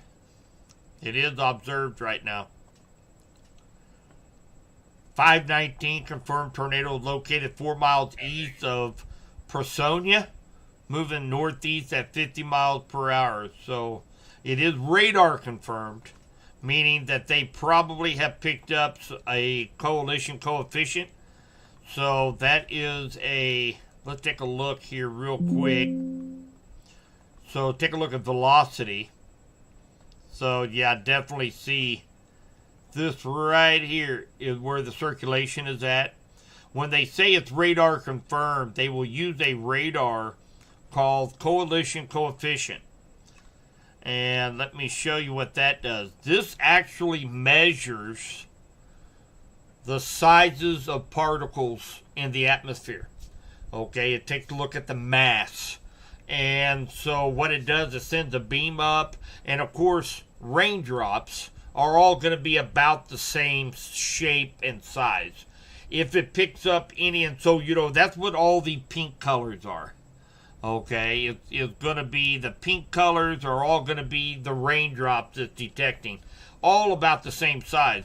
And then you see a little blue, there's a gray, this area right in here. All right, now there's also another one possibly right there. Whenever you see a difference of color like that, that could be larger items such as tree trunks or roof shingles, something larger, something that shouldn't be up there, and that's a debris signature. So we use coalition coefficient to confirm that a tornado is likely on the ground and is likely picking up debris and lofting it into the atmosphere, and that's what this coalition coefficient radar is picking up. So very useful tool for the meteorologists or for people looking here for a debris signature. Go back to this, kind of looks like it's I'd say it's probably really rain wrapped if it is. There's the inflow notch right here. Go on the next. So inflow looks to be about right here. So that would typically put the funnel or the tornado typically down here in this area, unless it's severely rain wrapped. Take a look at velocity again real quick. Oh yeah. So there's the circulation, and there's radar. So this thing is severely rain wrapped. So likely not going to be confirmed by anybody on the ground because they're not going to be able to see it. So it's 5:30 in the morning, and you have a rain wrapped tornado confirmed through radar on the ground. So that's why weather radios are so important, because it's going to go off and let those people know and wake them up and let them know they're under a tornado warning. So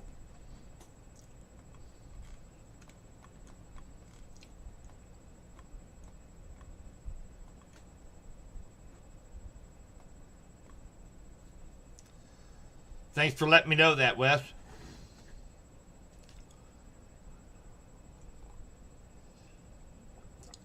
So we have a pretty intense line of thunderstorms from southern Jackson County through northwest Cass County and then over onto the Kansas side all the way down. So this line will slowly make its transition over into west central Missouri. This line is not moving due east, it's actually moving northeast. So it's going to take a little bit longer for it to finally move across west central Missouri. So we'll be watching that as this line moves across our area. All of west central Missouri now is under a tornado watch associated with this line. We're watching for any spin up, short-lived, weak tornadoes that might spin up along this leading edge of this line. It is called a quasi-linear tornado.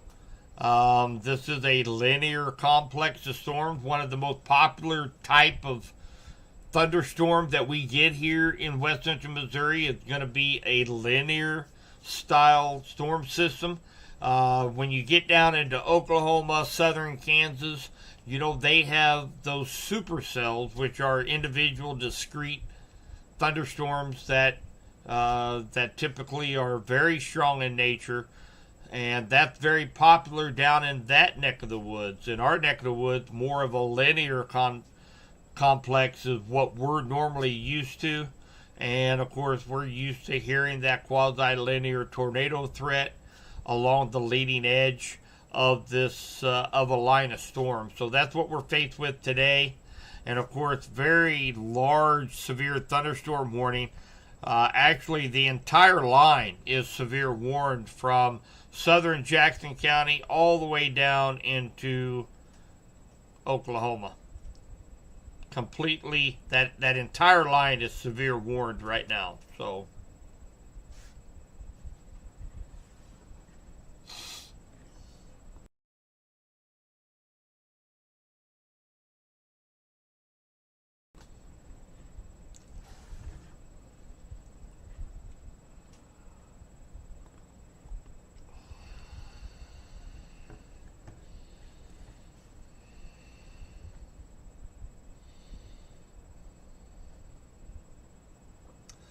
keep in mind, too, that even after this line of storms passes through us, guys, you know, I told you we're going to warm up to like 75, 78 degrees today. Well, that's going to be because the winds are going to be really pushing in from the south.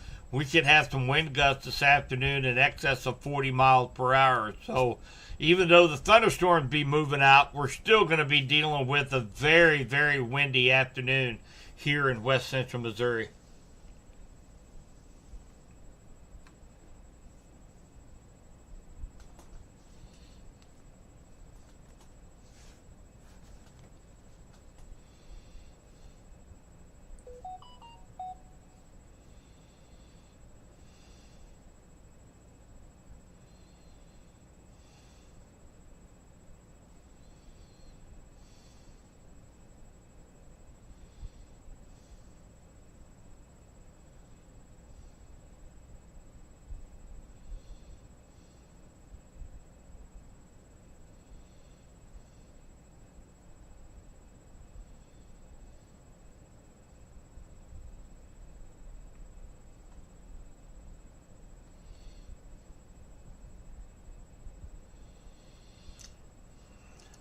So we were, you know, you guys know that I go to several schools and give weather presentations at their schools, mainly touching a lot on the safety of severe storms as well as some of the science behind that. And we actually talked a little bit about how the ability of short-lived tornadic supercells, how you see a lot of footage of tornadoes lifting cars and how powerful they are. And we talk a little bit about the Bernoulli's principle and basically what that is. Without going over your head, it didn't go over the head of these kids, but basically what that is if you have fluid or air going across the surface, the faster that air moves across the top of the surface, the lesser air pressure it is. Okay, so anything below that wind is high pressure compared to it. And of course, we live in a state of equilibrium, so they try to cancel each other out. So high pressure tries to jump over into low pressure, and you create wind. Okay, so that's how the ability of planes, the faster a plane goes at takeoff, they tilt their wings a little bit. The air goes across the wings, and it provides lift underneath, and that's how an airplane gets up off the ground, because of this Bernoulli effect. Well, what we ended up doing, we ended up having made up a little contraption at home. I'm going to jump down here to it. So I was at Leeton Elementary School last week, and we were talking about this Bernoulli principle, and was talking about how winds over the top of a surface can get stronger, create more wind, all that good stuff. So I'm going to show you guys what I showed them.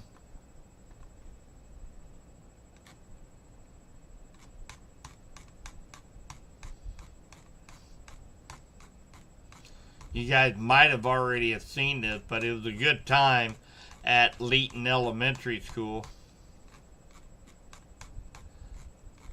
I moved it over and then I lost it. Gotta be getting close to it. There it is.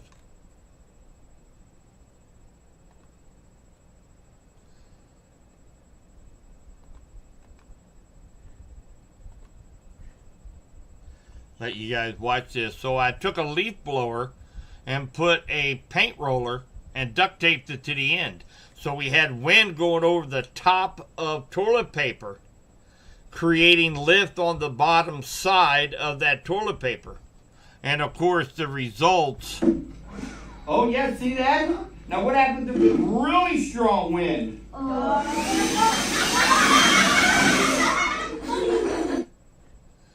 So we had a really good time over there with the kiddos, and teaching them a little bit of science why we do it. So good time.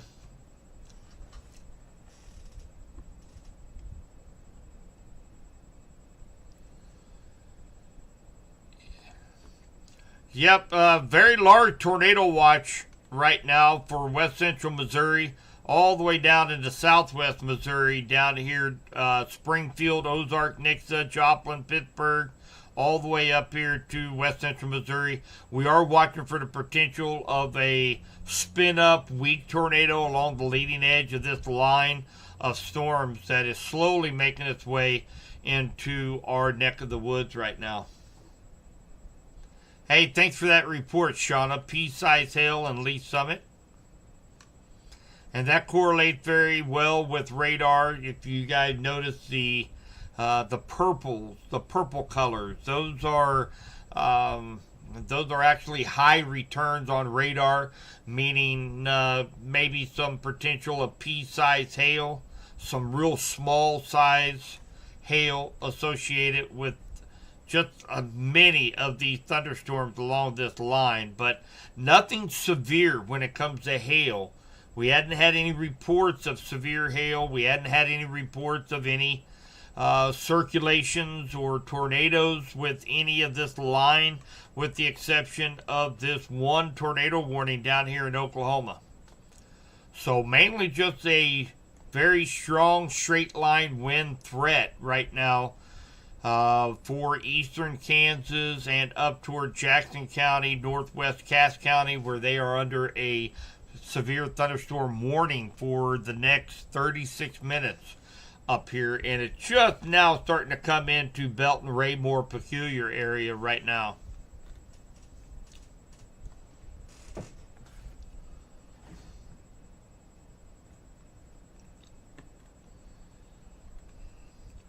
Yeah, Independence, you probably got a little bit of small hail maybe up there in Independence, Eli. But the biggest threat right now is pretty much gone for you in Independence right now, Eli. You're kind of on the backside of that line. So still going to get some gusty winds, some torrential rain. But I think the severe threat is pretty well over for you up there in Independence.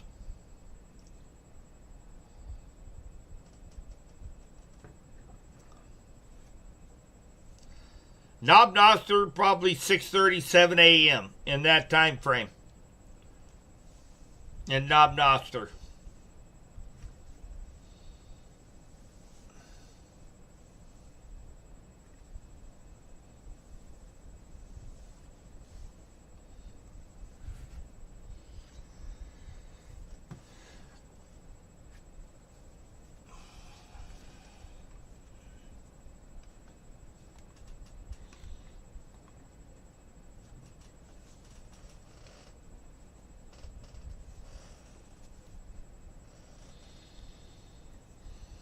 So again, those of you that just coming on, um, again, all of West Central Missouri is under a tornado watch for the small threat of seeing a spin-up tornado along the leading edge of this line of storms that will be working into West Central Missouri here over the next hour and a half, 2 hours. This is kind of the beginning of a very active stretch of weather all the way through Sunday. Several rounds of rain, thunder showers. No more severe weather, though. I'm not predicting any more severe weather through the end of the weekend. However, it's going to be a very wet pattern. So, again, for those of you that have followed me and me talking about the LRC, we were kind of thinking by around the 4th, 5th, it was going to start to dry out, have a nice stretch of dry weather. That stretch of dry weather is still there, but it has slowed down just a little bit. So through around the 6th of April, that Sunday, we're going to see a very rainy, wet pattern, and then we're going to dry out. And then we're really going to start to get into severe weather season here in West Central Missouri, likely starting around the middle of the month, around the 13th through the 18th of April. And that's when, the threat for severe weather has been really centered down into Boot Hill, southeast Missouri, parts of Arkansas. And I think that's going to be shifting up more into West Central Missouri in our neck of the woods, likely starting around the middle of the month. And then, of course, we'll have a few more systems as we go to the end of the month into May. We look to have a fairly active rest of April into May and even into June. The LRC is predicting for us to have the first couple weeks of June to be very active in severe weather. So we're just kind of getting started in severe weather, even though we've had 2 or 3 events already. It's going to be a pretty active spring, and we talked about that back in winter when we were looking at the LRC, that kind of planning on having a relatively active active spring storm season. And so far, it started off with a bang so far. So, looks like we're getting ready to have a new severe thunderstorm warning, probably for the rest of this county right here, and Bourbon. That's going to be Fort Scott area. So, our western counties, we already have northwestern Cass under a severe thunderstorm warning. And probably Bates and Vernon counties. You guys will be the next ones in line, probably here in the next probably 45 minutes or so. And then it's going to continue to progress slowly to the east, even though these thunderstorms are racing off to the northeast. And we'll continue to monitor, see if, the only thing I'm looking at right now is, how we had a gust front up here in northwest Missouri that kind of helped lessen the severity of these thunderstorms. Now, we're not getting that gust front down on the south end, But what I am noticing over about the last 30 minutes is we're getting a lot more little pop-up thunderstorms out ahead of it. Now, of course, same principle evolves. You get that rain-cooled air being fed into the line, and it's going to weaken somewhat. So it'll be interesting to see here over the course of the next hour how much this will weaken this line of storms. And then, of course, we're also watching for the potential of any stronger isolated storms, like this one down here south of Fort Scott. If it's able to act on its own and be kind of an isolated cell that could have the potential to become severe in and of itself. So just over about the last 30-45 minutes, seen a lot of thunderstorms kind of popping out ahead of this line. And that could, of course, lessen the effect of the line of storms. But again, also, we're going to be watching to see if any of these thunderstorms become severe that are out there ahead of the line. So kind of a complicated mess this morning with this line of storms. So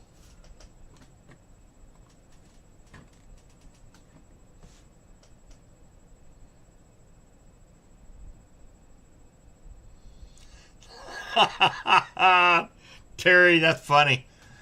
Terry mentioned, dang, Subby, good morning. It's like your family. On when it's bedtime, on when it's coffee time. Yeah, I'm just an extended part of many families out there, I think.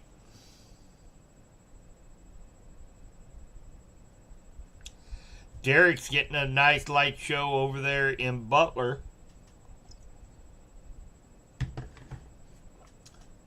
Let's take a look at...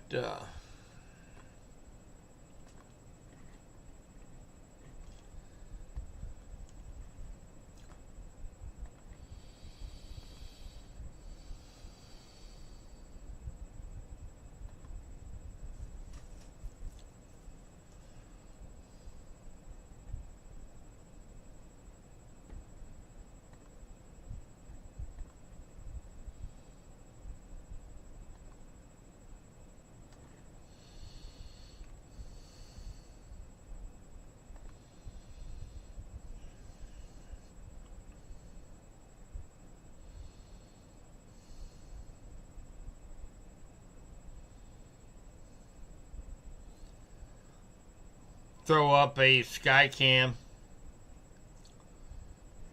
This is going to be, let's see here, right just west of Creighton. So right out in here, looking off to the west. So we're going to be looking at this line of storms out here to the west in eastern Kansas. We'll see if we pick up any lightning flashes out that way. Cheryl mentioned that heavy rain in Raymore. So, yeah, that had just looked like the start of the leading edge of that line coming through Belton, Raymore. Torrential rainfall. Quite a bit of lightning.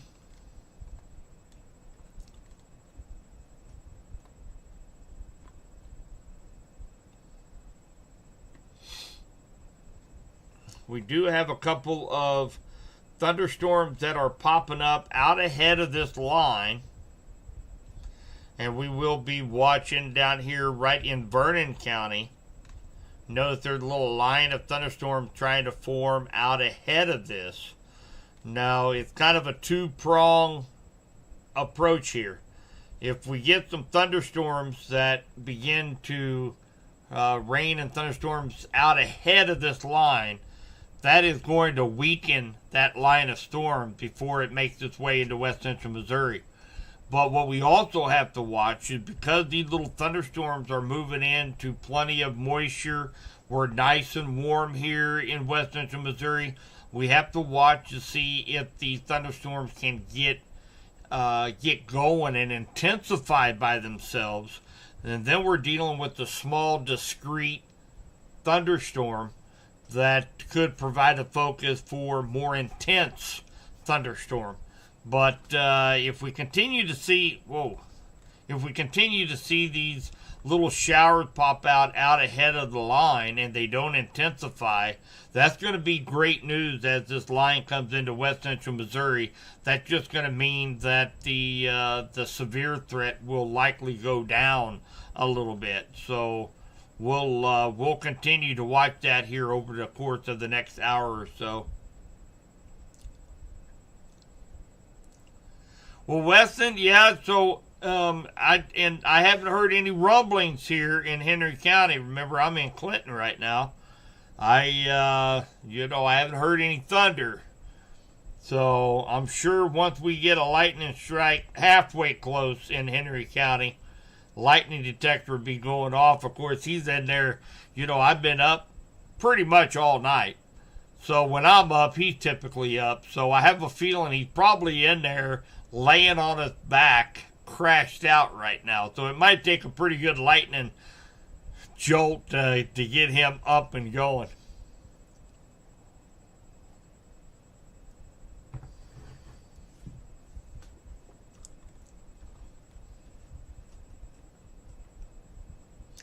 Good morning, Rebecca.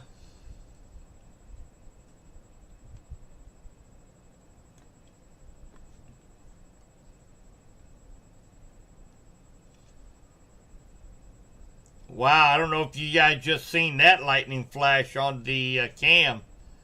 That was a pretty impressive lightning show right there on camera.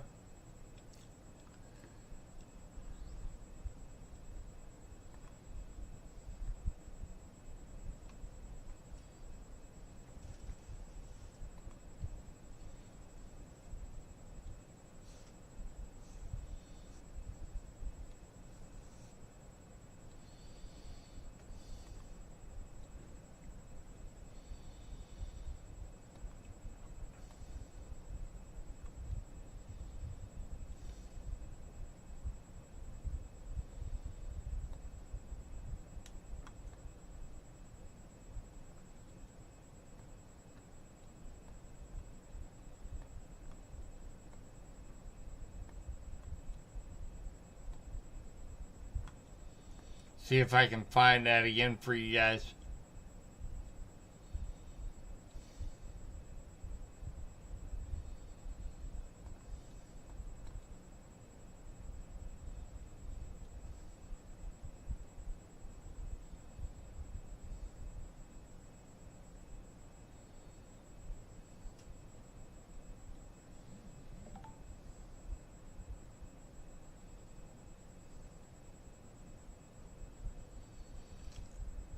You'll be fine in Blue Springs.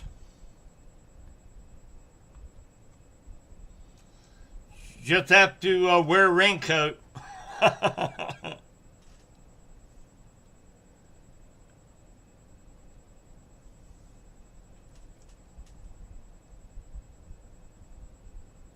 severe threat is pretty much over for Blue Springs right now.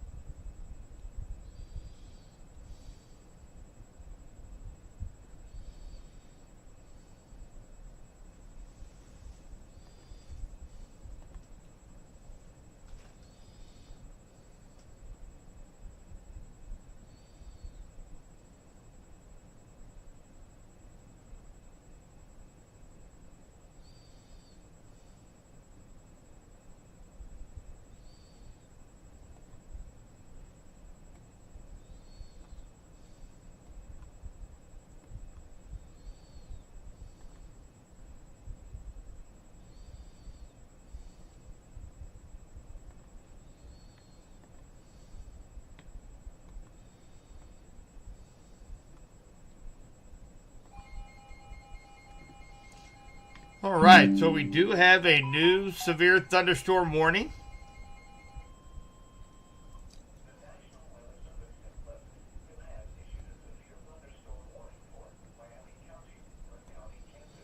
All right, so this is going to be for all of Cass County. It's going to be for northwestern Johnson County and western Bates County. Kind of an odd shaped polygon.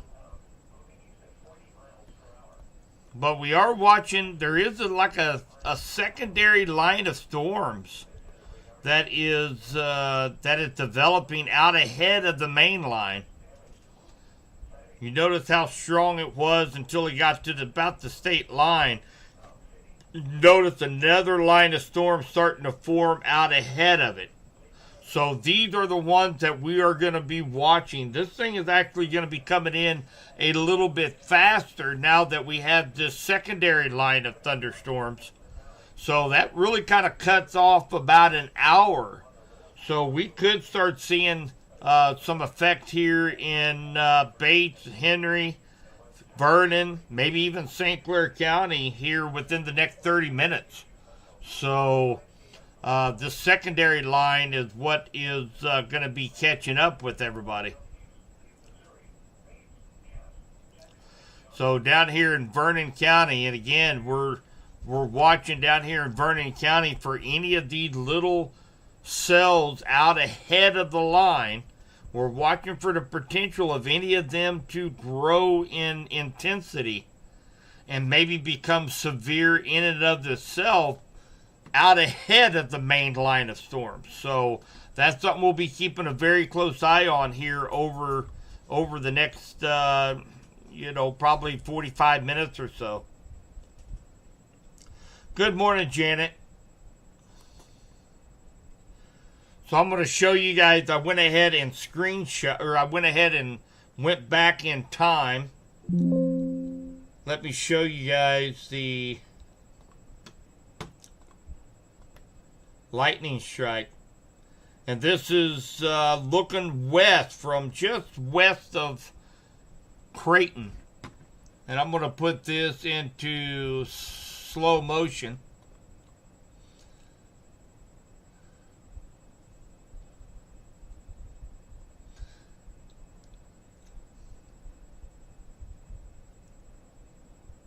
Oh, you guys didn't even get to see. Hang on a second.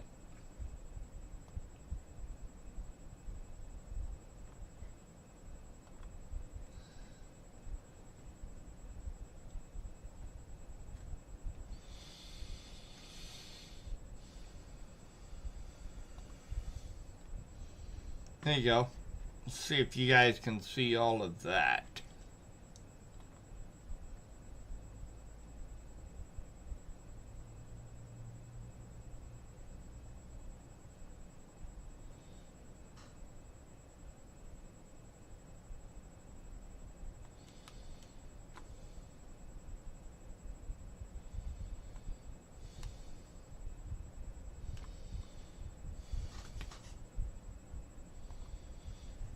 There you go. See if this gives you guys a little better view.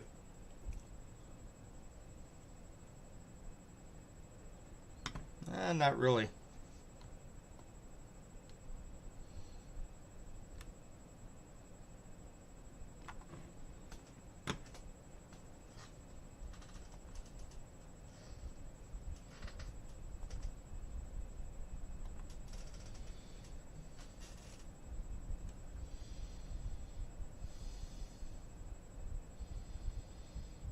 Great lightning shot there.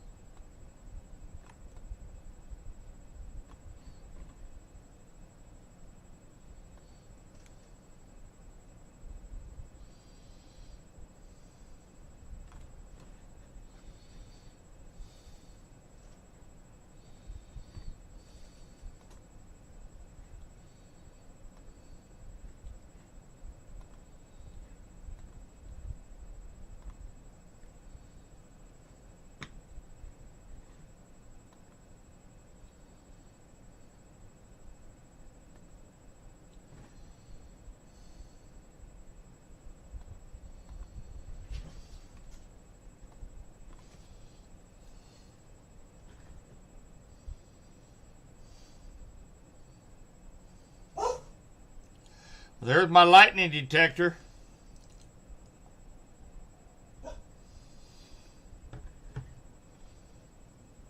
We must have had a lightning strike close by. No, Zachary, I am not.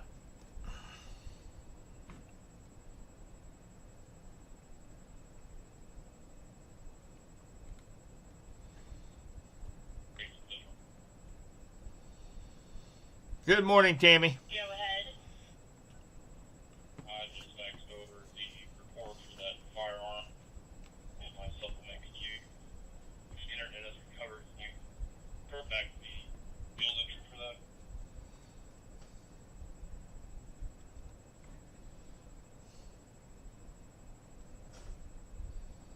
The mule showing that it's still uninjured. 10-3 as well.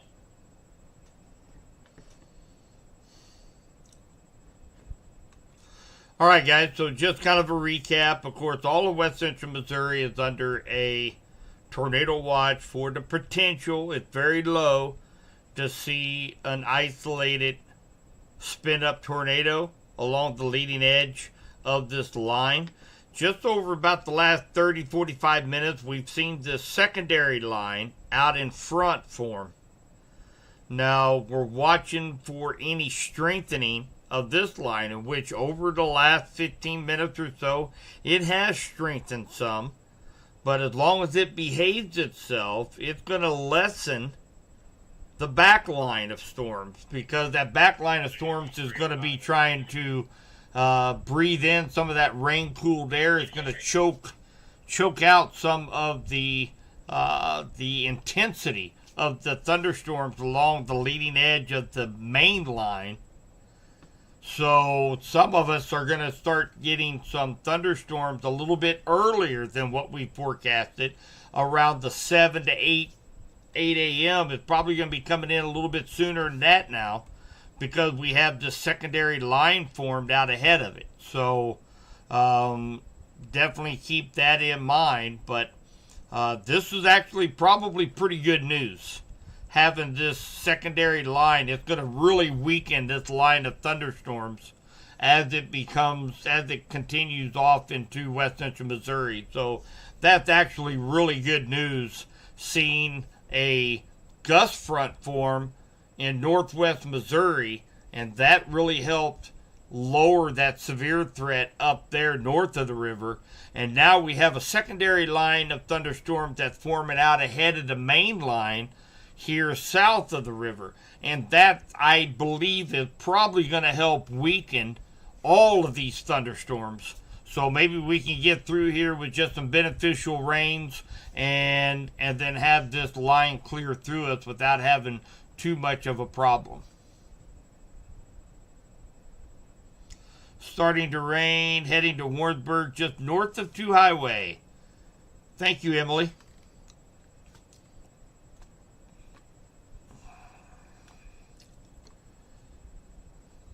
So she's just north here, coming up on 13, heading toward Warrensburg. Just starting to get into a little bit of rain. So she'll likely make it into Warrensburg before the heavy rain hits.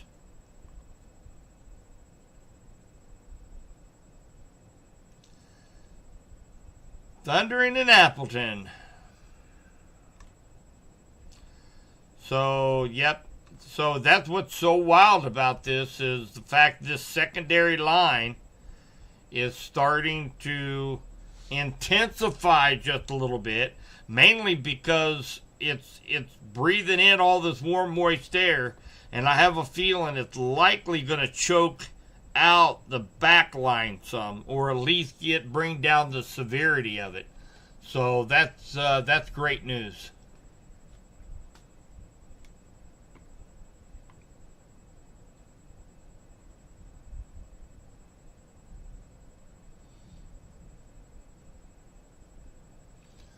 So it looked like right around Creighton, up in that area, you guys are getting a pretty good little thunderstorm up here.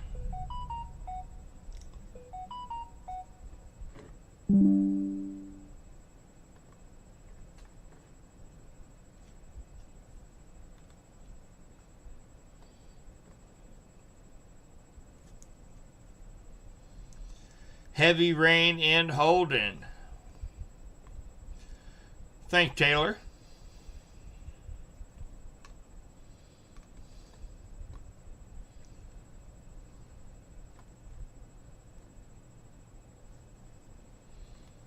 So a lot of lightning, and of course, just like any other thunderstorm, you always want to have a plan in case electricity goes out, power outage due to lightning strikes. That's always a possibility with thunderstorms as well. And of course, getting about 6 o'clock, everybody's starting to wake up, getting the kids up for school. So we're keeping a close eye. This line that is formed out ahead of the main line continues to get a little stronger and a little stronger. So definitely keeping an eye on this right here on this first line, because it has untapped warm moist air being fed into this line now. So we're going to keep a close eye on this. It already has a couple cell markers on it. So it is intensifying just a little bit as it moves across Bates County, parts of Vernon County, and then of course it will eventually be up here in Henry and St. Clair County momentarily. So keeping a close eye on this line of storms right here. That's always one of the threats of having any thunderstorm develop out ahead of the main line, is for because it's going to be tapping into that warm moist air that the back line can't get up to. So definitely keep a close eye. It's going to be right on top of Appleton City here momentarily, moving into Montrose. It's going through Spruce right now. Eventually Uri, Creighton, you guys are all going to be in line of this additional line of thunderstorms. So kind of a wild happening that we have going on. As you guys can see, we had a line of storms waiting for them to come, and then all of a sudden a secondary line pretty much took over now. So that's the reason why these thunderstorms are coming in a little bit quicker. The line is still way out in eastern Kansas, but this secondary line that has formed is now going through parts of west central Missouri.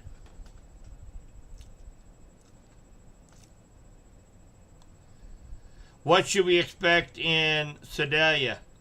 Did you say 103 or 58? That's Michelle. That's what we're talking about right now, hon. So Sedalia is under a tornado watch through about 10 a.m. So if they got a field trip, hopefully it's after 10 a.m. And I'd say this line of storms will probably be hopefully just east of Sedalia after 10 a.m.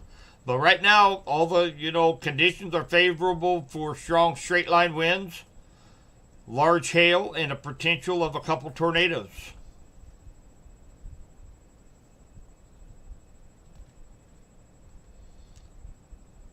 Thank you, Amos. I appreciate that.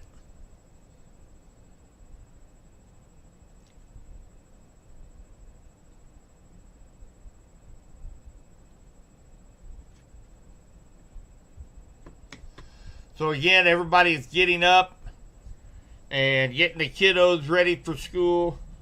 So it is coming in a little bit quicker than we anticipated, because there's an additional line of thunderstorms develop out ahead of the main line that is still back here in Kansas.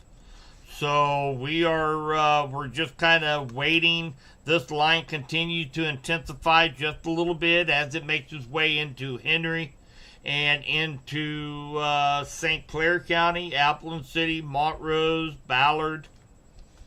But this is the first line. And then we have an additional line behind it that is still severe. So kind of we'll already starting to look like a little bit of a hail core developing just west of Appleton City, just southwest of Hudson Schools.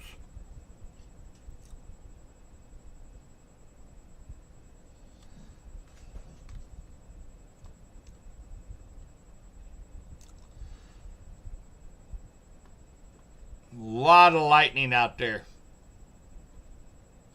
The cameras are going nuts out there out here in right at the Bates-Cass County line. The cameras are just going nuts. A lot of lightning, a lot of cloud-to-ground lightning as well. So that kind of increases the potential for a few sporadic power outages as well. So.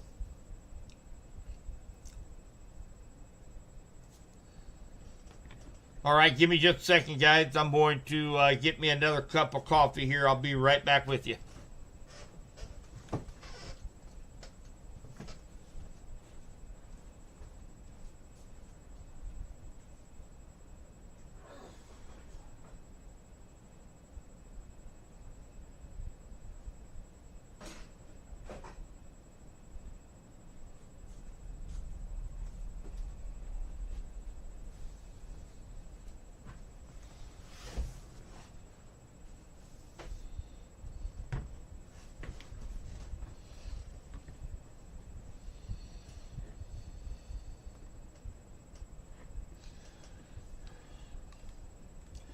All right, so let's take a look at this line we have going on right now. So, and again, we still have a severe thunderstorm warning out for northwestern Johnson County, Cass County, and western Bates County, mainly for this primary line of thunderstorms. But as you guys have seen here over the last hour, we had a secondary line form out ahead of it. And it continues to strengthen a little bit. We do have a little hail core just on the west side of Appleton City.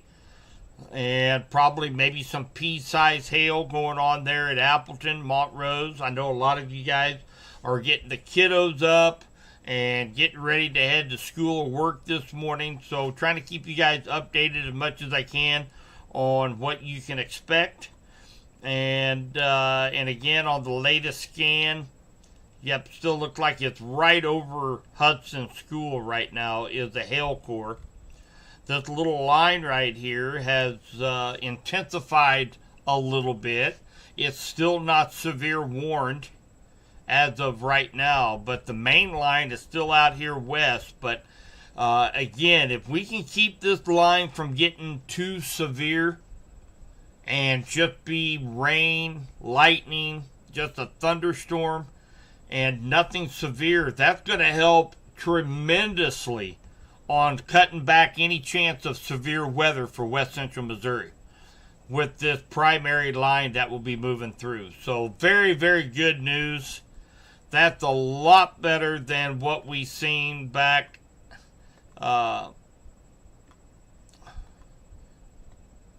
here. So through time, you see that was a very impressive line of storms right there that we were waiting to come into west central Missouri. And notice how it begins to kind of break up. We had a secondary line form out here. So this line here is going to weaken that back line. It's going to choke it off. So very good news. This will likely keep us from getting too bad of storms here in west central Missouri.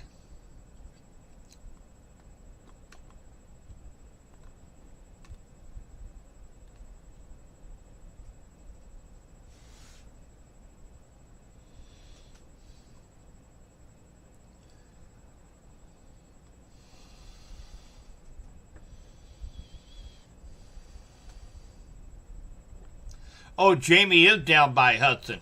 Good. So you didn't have any hail down there at Hudson. Looked like maybe some pea size was possible.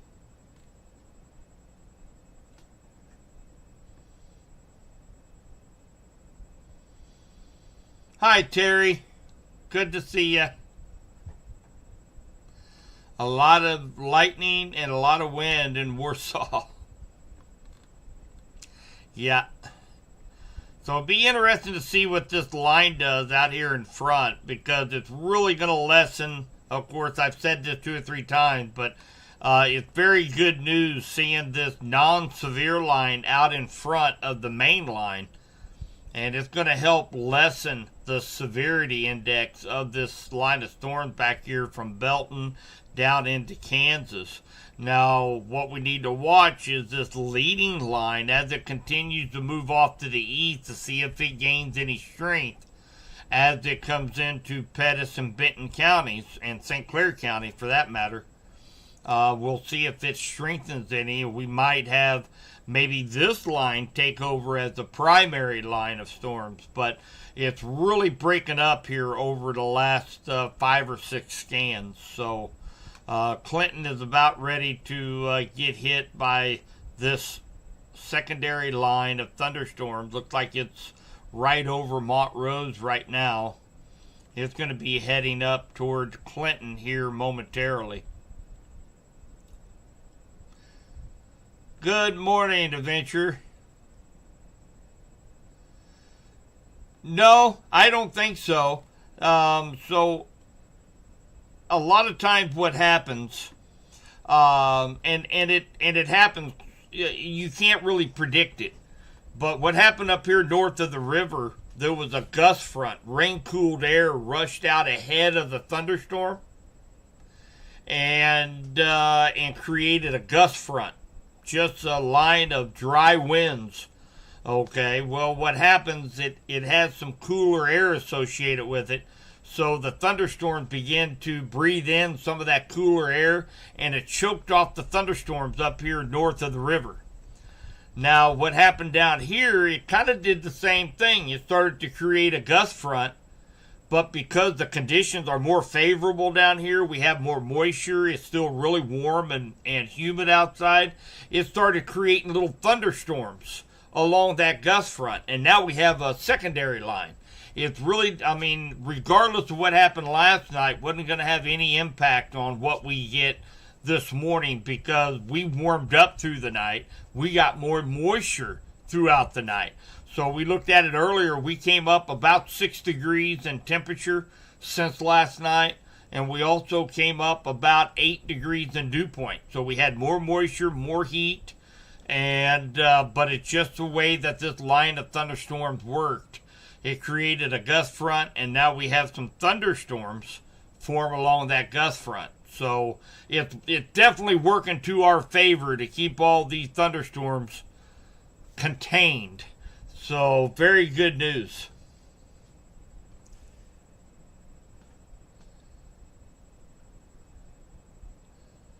All right. Thanks, Amy.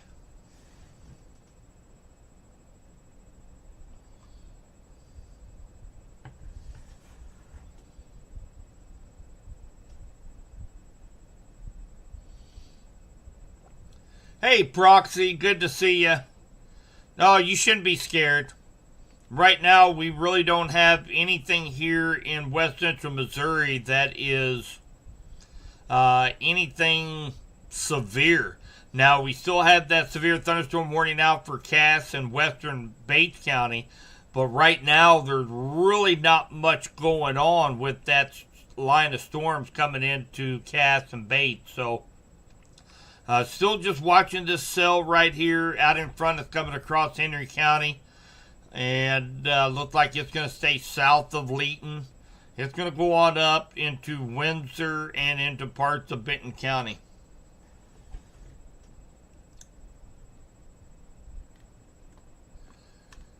Right now, Harrisonville does not look like there is a hail core there.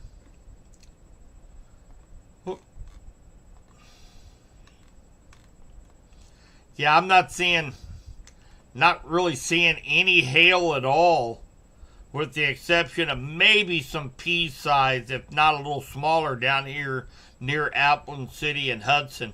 But no hail cores out there right now.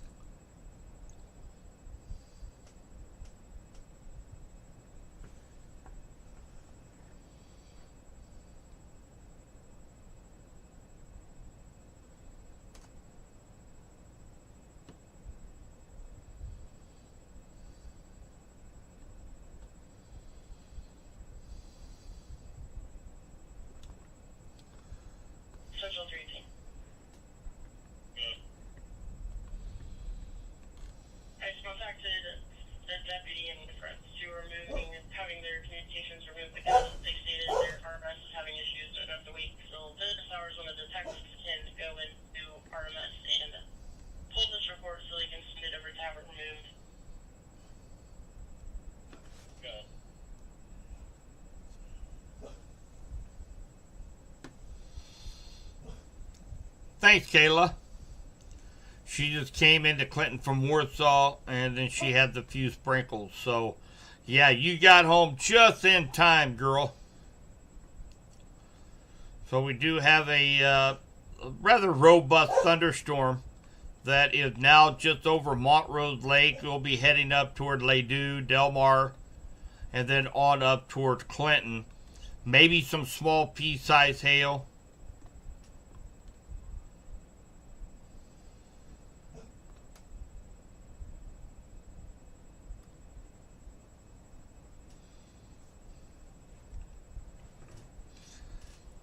My lightning detector is going off in the other room.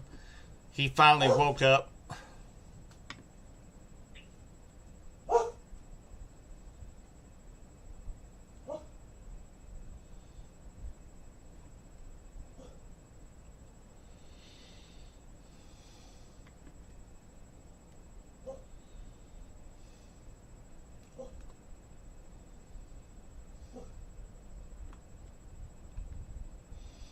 I don't know if you hear my lightning detector. It's like little growl bark. Just arf, arf. There he goes.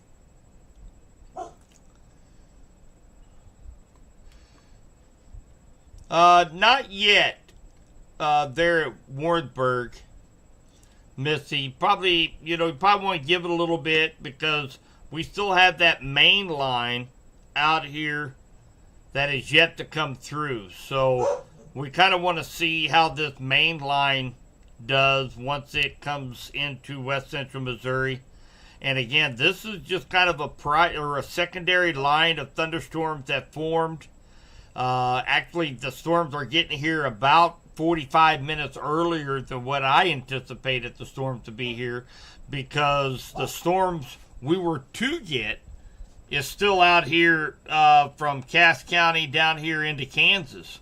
But the secondary line formed out ahead of it, so that's the reason why we're getting these storms a little bit earlier than what we had thought. But, yeah, we'll probably want to give it, actually, Cass County, Bates County, Vernon County, St. Clair, all of our counties here in west central Missouri, we need to give it a little bit more time because we still have that, what I call the main line, is still out here in Kansas that's going to be working its way across. So we kind of want to wait and see how it reacts to the atmosphere as it moves across west central Missouri.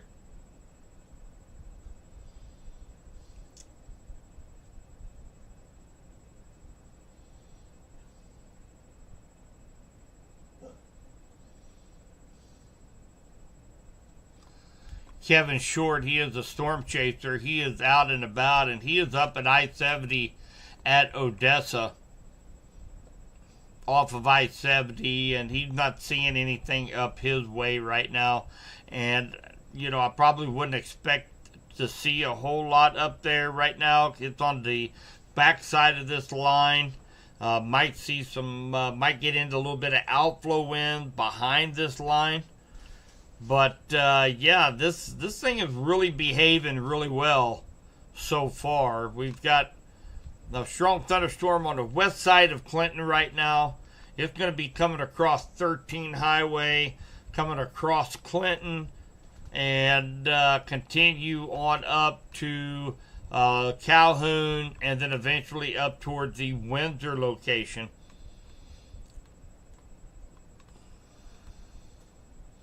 We do have a few more thunderstorms that are starting to kind of strengthen just a little bit on downward from that line as well. We have another one here in Bates County near Prairie City. And then we have another one down here, mainly rural area of Vernon, just north of Nevada.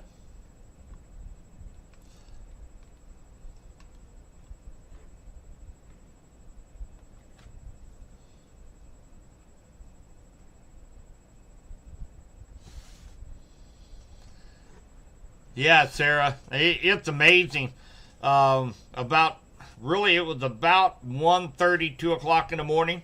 Started to noticing the temperature gone up 2 degrees, and you can really feel that moisture being pumped in from the south. So Yeah, very, very warm. We went up, I think, a total of about 6, 7 degrees in temperature, and we had an increase of about 5 degrees in dew point just in those 3 hours after midnight. So,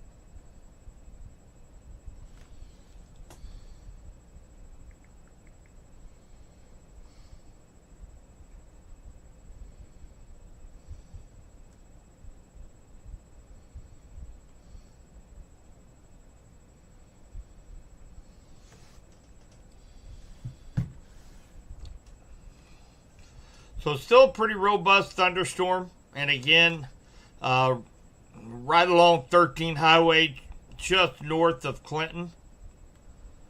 And that line stretches all the way down through Montrose, Appleton City, and then down through Vernon County, just north of Nevada. This was a secondary line of convection that formed out ahead of the main line that looked like everything is just kind of messy right now. We don't have that solid line of severe thunderstorms anymore. It's more broken up. So we'll continue. All of these storms are kind of moving into a favorable environment with plenty of moisture, instability, and CAPE, C-A-P-E, that stands for convective available energy, that these thunderstorms can thrive on. So we'll kind of wait and see how this first line of thunderstorms react as it continues to push off to the east. We may see a couple warnings pop up associated with this secondary line of convection. Pea-sized hail, 18 Highway Pass, CCA. Thanks, Megan. So that's right out here. Likely some pea-sized hail. We're likely going to see that going across 13 Highway just north of Clinton. This will be our second round of hail Clinton has received. We received another batch of hail earlier last night around, around the 11 o'clock time frame or so. Hearing hail here by the hospital. Yep, that's on the north side of Clinton out here. 7 and 13 junction.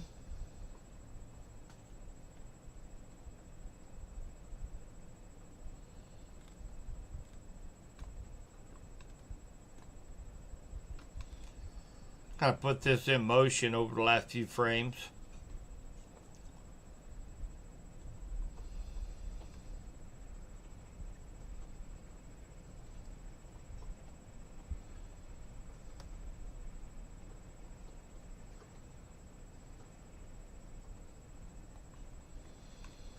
So still going to watch these storms over here in Bates County and of course over here on the Kansas side. These are all going to be moving northeast.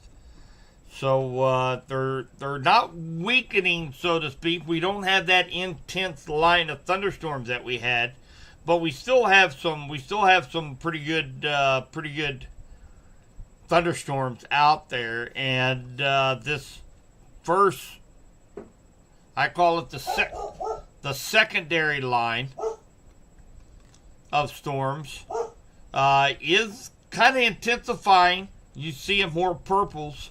Radar is picking up to an inch hail size. So, it is intensifying a little bit. So we'll just have to wait and see. This could be more of a long, drawn out thunderstorm rainfall as well that we were expecting. Maybe a little bit more rainfall totals as well in west central Missouri. since this line has broken up. We was expecting one solid line of thunderstorms, move through, give us about a half-inch of rain, and it's out of here. Now it's kind of broken apart, coming at us in little chunks. But still moving into favorable environment. Well, because of that, we do have a severe thunderstorm warning that's been issued for Johnson, Henry, Miami, Lynn, and Bates County.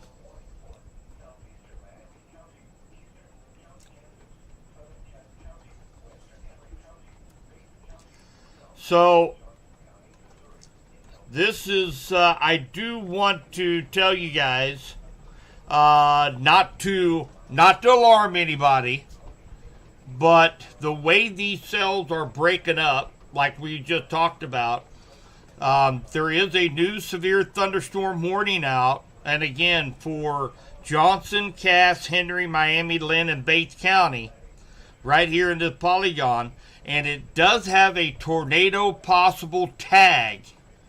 What that means is that any of these cells, because of those strong winds that are up above our heads, has the potential to put down a very weak, likely will not last very long, tornado associated with any of these cells.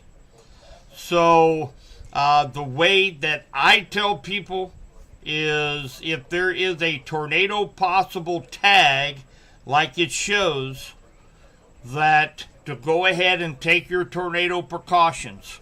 The reason the National Weather Service does this is because at any moment's notice there could be a short-lived weak tornado spawn out of any one of these little cells right now, because the winds are coming from different directions. They're very, very strong above our heads. So this might not be a bad time, if you are in this polygon, to go ahead and go to the lowest portion of your house and go ahead and let this storm go by us. And I know it's not very good timing right now, 6:30 a.m. Everybody is getting the kids up ready for school, but we still have some strong thunderstorms out there right now. So this has been the first tornado possible tag severe thunderstorm warning that I've seen them come up with. So here in west central Missouri. So again, we go over to velocity radar, and again, anywhere along this area, Archie, Adrian, Passaic, Butler, all the way over to Spruce, any of this area in here, you see these very strong winds up above us. We're looking at 60, 70, 80 mile an hour winds above our heads. So be keeping a very close eye on this area for that potential for a very weak spin up tornado. So let's go ahead and read what this says.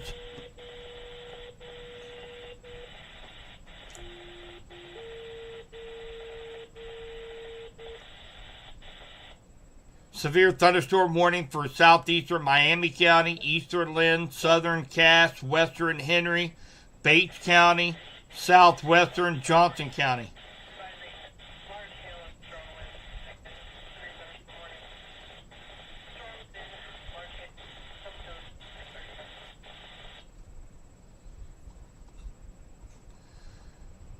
So if you're in any of those counties that I just named, southwestern Johnson, Bates County, western Henry, southern Cass, eastern Lynn, southeastern Miami, then you are under a severe thunderstorm warning with a tornado possible tag associated with it. So sometimes these are really hard to detect on radar, and I've got several programs up right now that I'm keeping tabs on potential rotation tracks.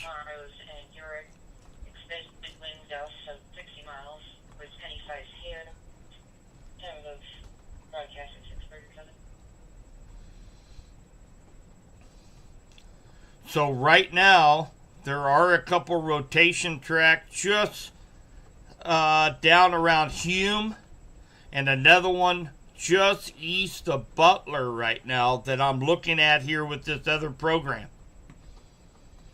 So, and again, they kind of do this. It's very broad. It's not just one location. They're just putting out a broad statement that there is a possibility that any of these little cells in this polygon does have the potential to spawn a short-lived weak tornado. So that's why they put that tornado possible tag included with this. And what I just tell everybody, if you are able to go ahead and go to your lowest portion of your house, go to your basement, just kind of ride out the storm, because we really don't have an idea where or if a tornado could possibly form in this polygon. So just east of Butler right now.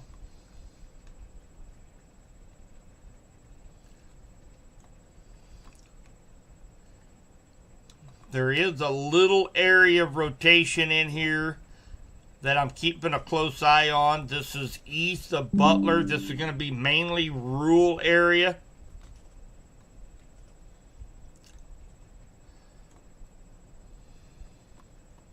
That's really about all that I'm seeing right now in the polygon.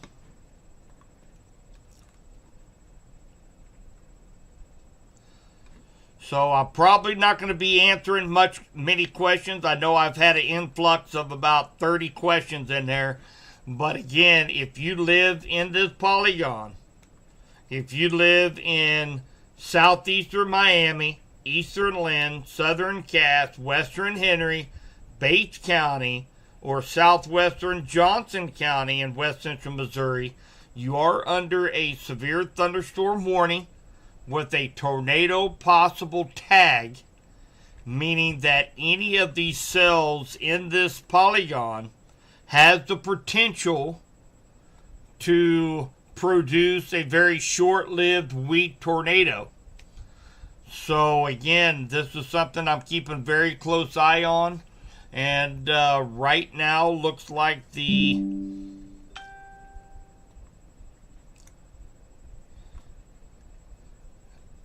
greatest, if there's going to be a threat where I'm watching closely, is going to be just on the east side of Butler over towards Spruce.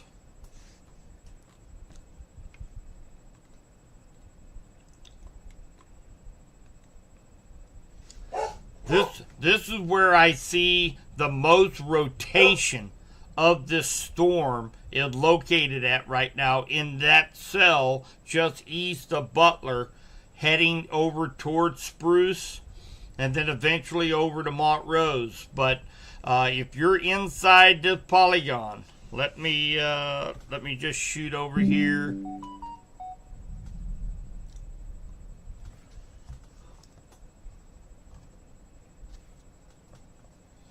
If you are inside this polygon that I am drawing right here,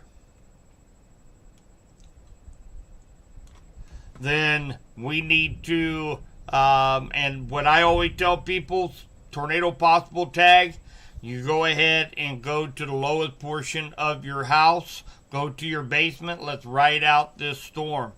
So, because it's going to be very hard to detect at times where a possible short-lived, very weak tornado could pop up here. I've got many screens up right now. I'm watching this very closely. But again, the strongest rotation in that polygon that I'm seeing is just east of Butler near Spruce, and also right down here near Hume. This is right down here at the corner of the polygon.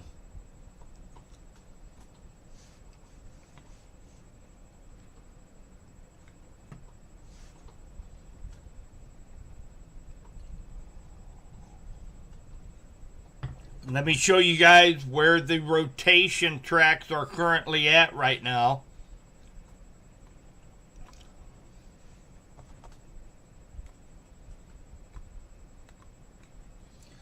So this is what I'm looking at right now. I'm looking at this area just east of Butler, near Spruce. And there is some rotational tracks with this as well. And then, of course, down here just east of Hume, near Foster. And this is in Bates County, west of Rich Hill. It's going to be moving up toward the Butler area. So those two areas are really where I'm going to be focusing on while we have this severe thunderstorm warning with tornado possible tag included with it.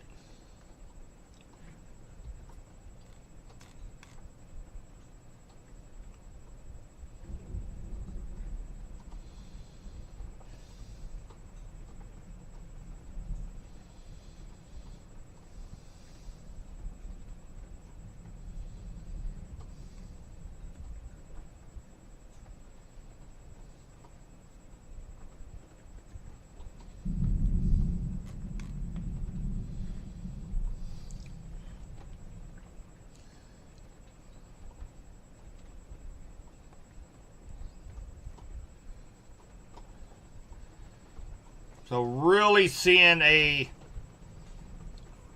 this is a very strong area of rotation down here. Now we're New Hume. This is going to be heading up toward Butler. And again, keeping a very close eye on that particular part of the cell, as well as east of Butler, along this area right in here. This is where I'm keeping a very close eye on.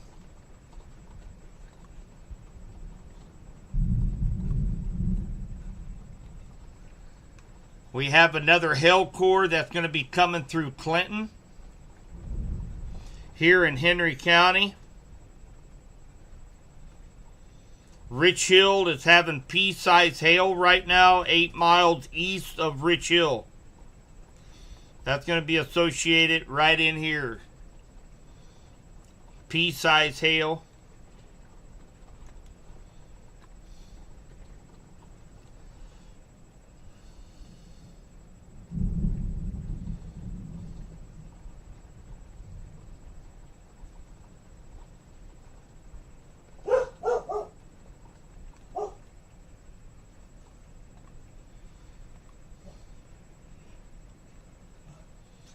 So we do have some broad rotation just southwest of Clinton right now, but I believe that is associated with some large hail that is I'd say large hail up above our heads. We might be getting pea-sized hail here in Clinton, but that's what that is associated with right now, I believe. I don't think that's anything for us to have to worry about. But still very concerned, mainly with this area right down here, just east of Foster, right in this area here. This is going to be moving up toward Butler. And then, of course, right over here, just east of Butler, just north of Spruce. Watching that area right now.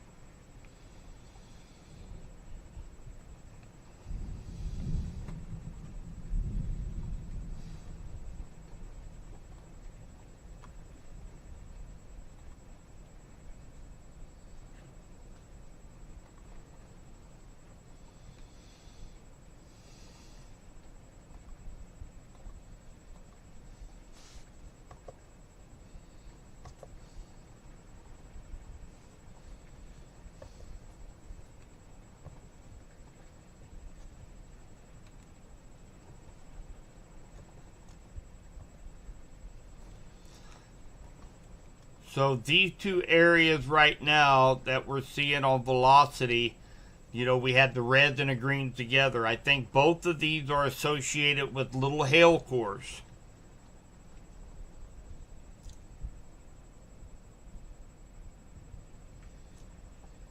As you can see, we have some of the purple, so to speak, here just north of Clinton again. And again, this is going to be down by Maysburg, just west of Lucas, just northwest of New Piper.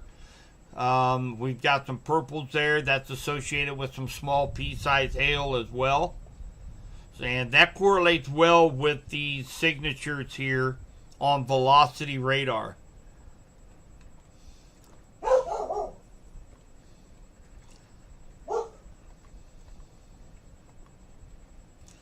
So this little area coming up here toward Butler, this area right here, and again, this entire area is under a severe thunderstorm warning with a tornado possible tag. And that's the first one I've seen the National Weather Service issued along this line, is for the potential, because these storms are spinning very, very fast right now, that they kind of put a blanket around this severe thunderstorm warning for that possibility of a short-lived, probably a weak tornado possibility with any of these cells. So keeping a very close eye, and especially right here, right over Butler right now.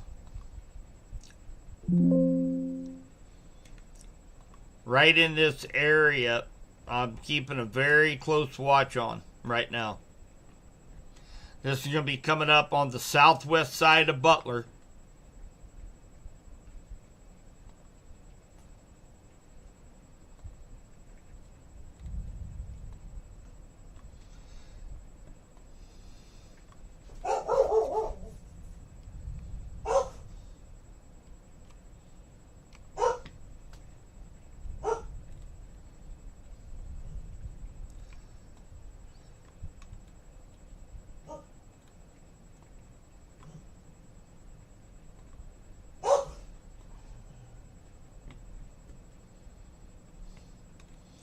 So if nothing else, we've got some very strong winds down here just southwest of Butler, 60 to 70 miles per hour.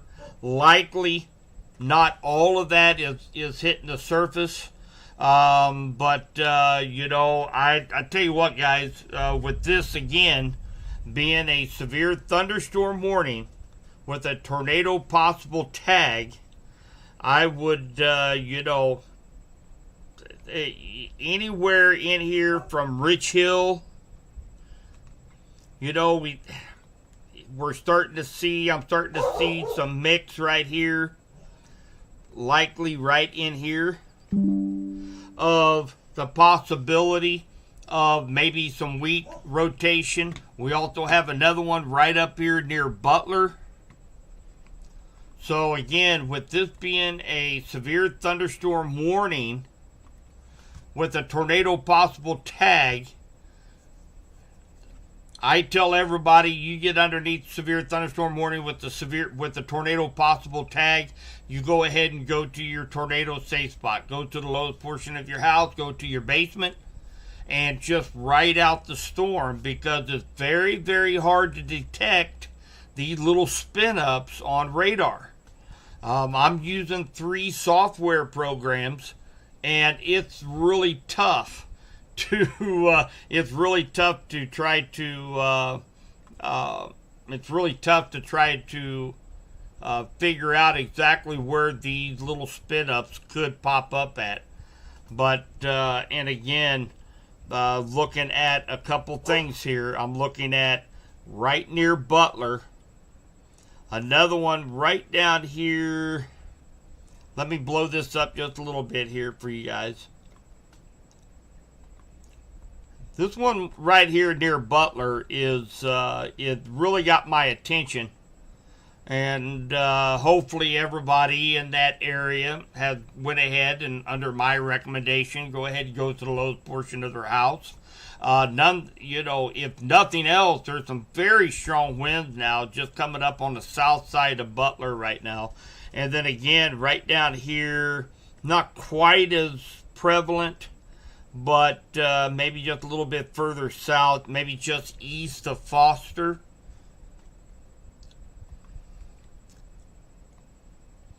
And again, the one that's going over 7 Highway right now, when you're looking at this under normal pretense, we're looking for any signs of rotation. That is a rotation signature, but at the same time, it's also associated with some hail.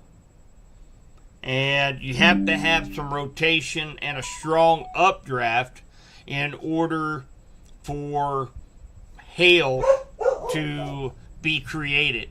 So you have to differentiate between hail, possibility of strong wind circulating, and sometimes it becomes really tough to distinguish. But nonetheless, we've got some very strong winds down here south of Butler on the south side. Almost 90-mile-an-hour winds, and again, this is going to be up in the atmosphere. It might not be all the way transitioning down to the ground, but this has definitely got my attention right now, right around the Butler area. I am going to change radar sites here real quick. I'm going to jump over to the Springfield site. And that's not going to help me out any at all.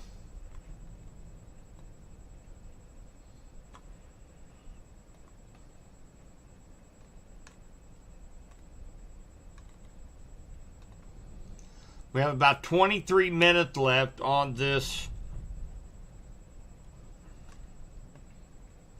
And again, this is on the east side of Butler now. Still has my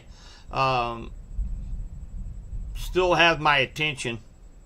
East side of Butler now. We've got about 93 mile per hour winds. And again, this is going to be not reaching all the way down to the ground, but definitely something keeping a close eye on. It's raining really hard. Just the gravity of rain is going to shove those winds a little bit closer to the surface. So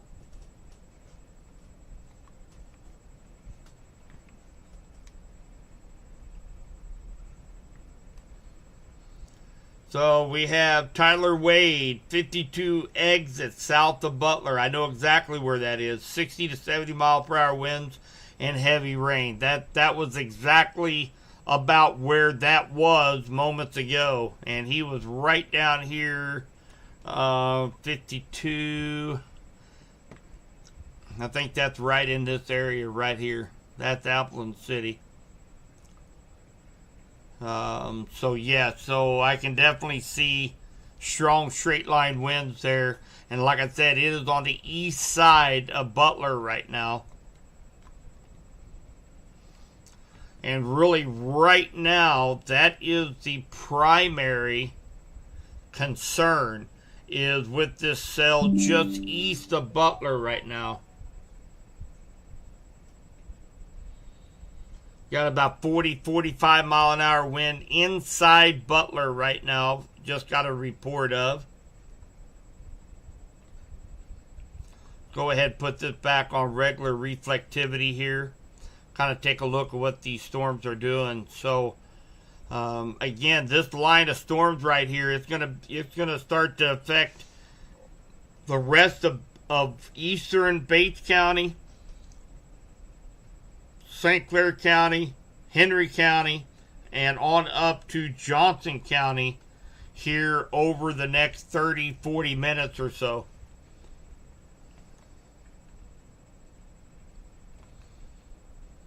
Also a strong cell down here on the Kansas side. It is clipping parts of southern Vernon County as well. That's also tornado possible tag.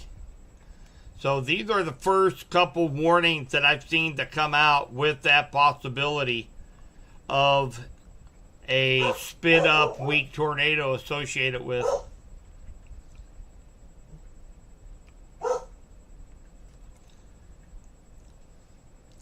So watching this little area, you guys see this little notch right here? So that's what I kind of look for with these cells, little notches like that.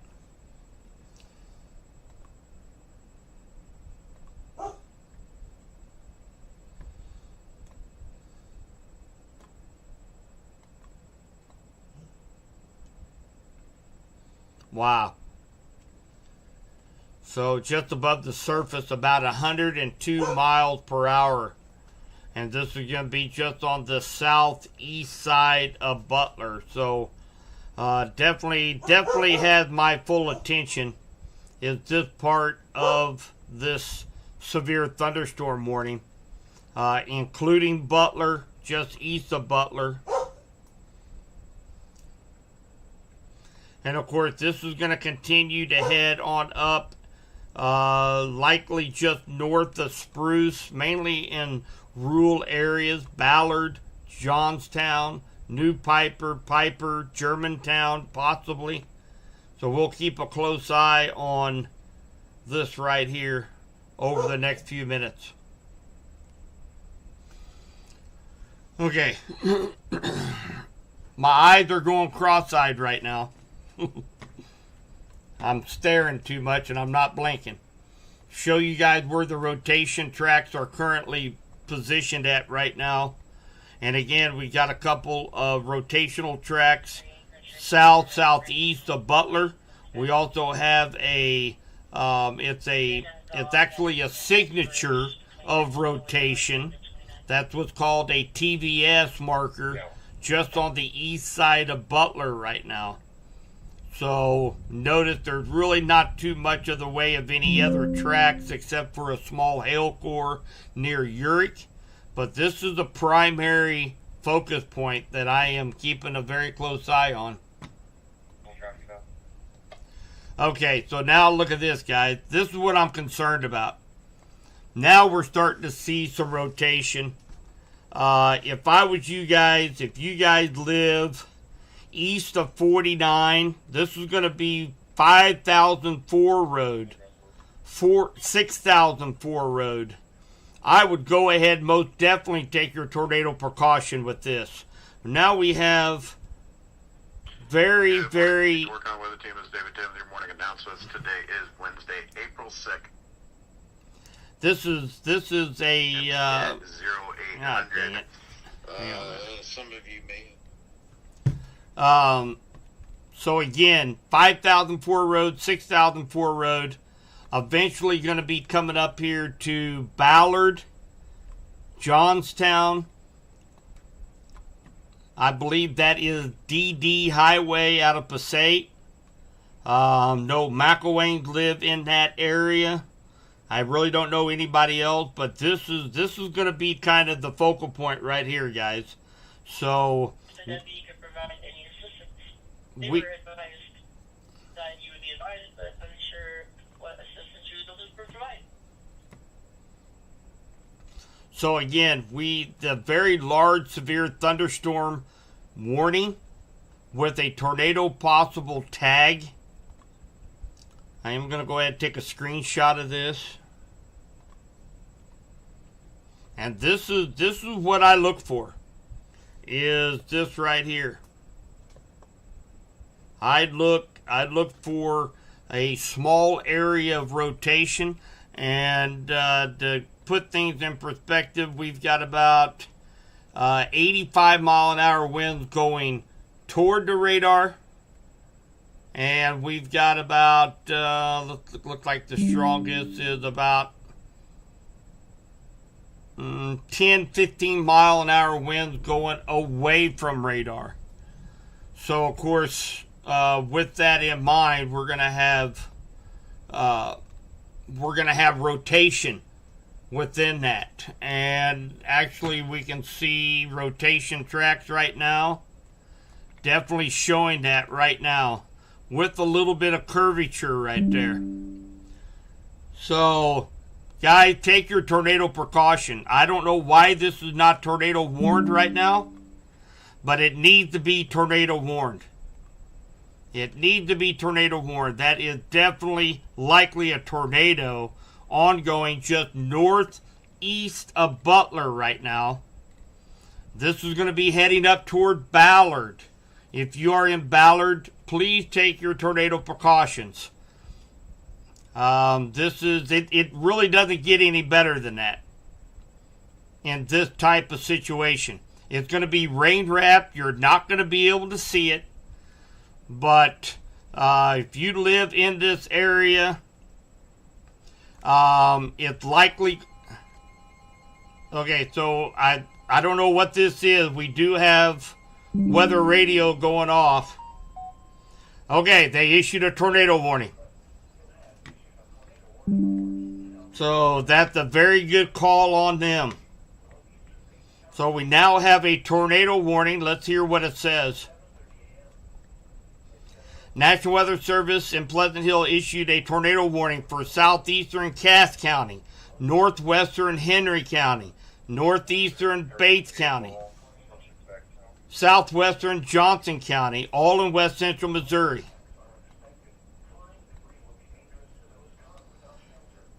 Producing a tornado was located near Butler. So this is just northeast of Butler proper. There's our center of circulation, is right here. We're going to follow this. Very good, Chad. Thank you very much. That is Bates County Sheriff's Department in our chat. They just issued a tornado emergency warning now for this area. So please take your tornado precautions. Ballard, Maysburg, Lucas, Johnstown, Spruce. I think this is going to stay maybe just to your north, but I would go ahead, take your tornado precautions, guys.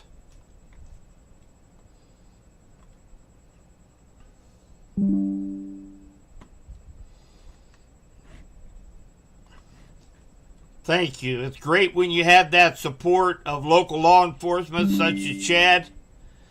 He does a great job over there in Bates County. I appreciate that. So again, we have a tornado warning for eastern Bates County as well as western Henry County, and it's associated with this right here, guys. This is what we're looking at. This is just northeast of Butler. It is heading toward Ballard and rural areas of Bates County into Henry County.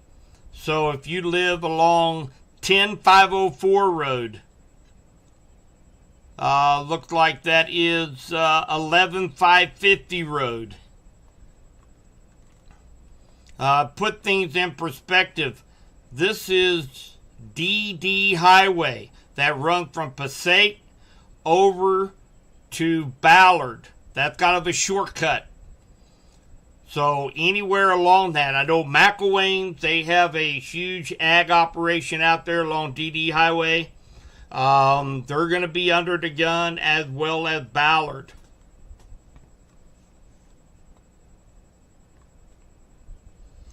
Venture, right now I'm focused on this cell only right now. And I'll get to questions after we get this tornado warning behind us. But we need to definitely keep everybody up to date on this tornado warning that is currently ongoing here in Bates and Henry County. Oh gosh. Okay, so we do have a debris ball signature on coalition coefficient. So this is measuring the different size particles up suspended in the air.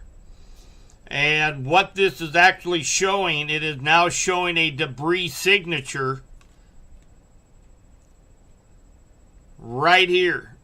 Okay, so we've got a debris signature. So again, if you live anywhere in this polygon, you guys need to go ahead and take your tornado precautions right now. That includes Johnstown, Spruce, Ballard, Altona, Lucas, New Piper,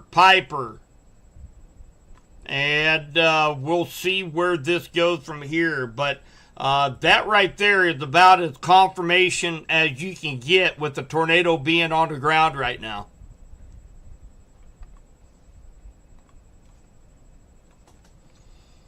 Yeah, you can see it wrap around. Look at that. So you've got these winds that are coming into the storm, and it's being wrapped around. That's a great indication that you have likely a tornado, or at least a wall cloud that is wrapping up right there. They have a spin machine of motion showing bird alarm.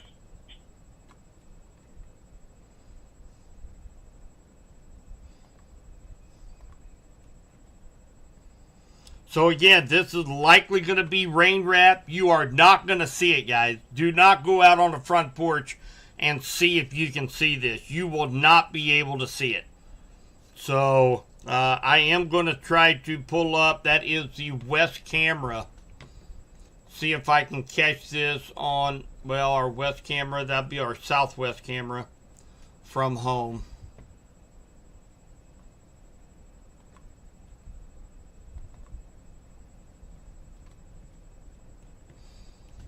Okay, I am actually looking right now at the southwest side of Clinton.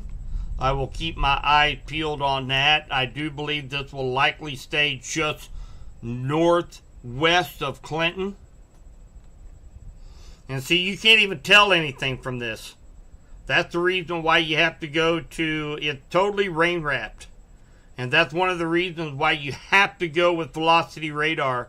You have to know what you're doing in order to be able to determine what is going on underneath those clouds. We talked about storm chasers earlier, about knowing how to read radar. It's imperative. Otherwise, you will drive right into it. So we're still showing definite rotation. This is just to the west of Johnstown right now, is where the center of this circulation is.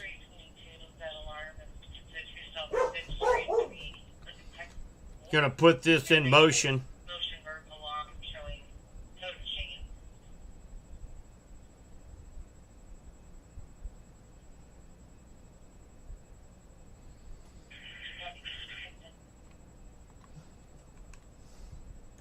So again, this is, we still have another 22 minutes.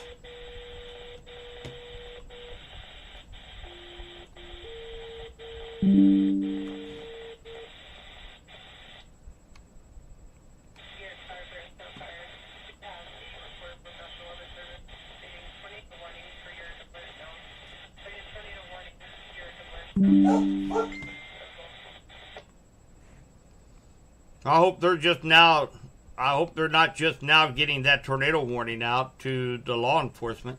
I'm hearing on the scanner right now.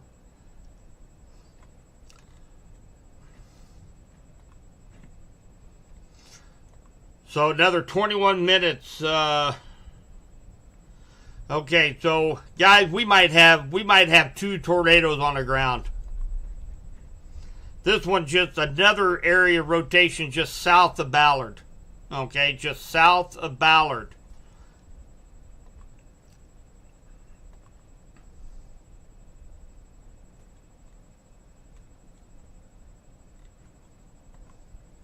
Trying to get something that I can see with here. Holy cow. That's a big debris ball. We could be looking at two different areas of circulation with this, guys. Possibly twins. The first one being just west of Johnstown, and another one just south of Ballard.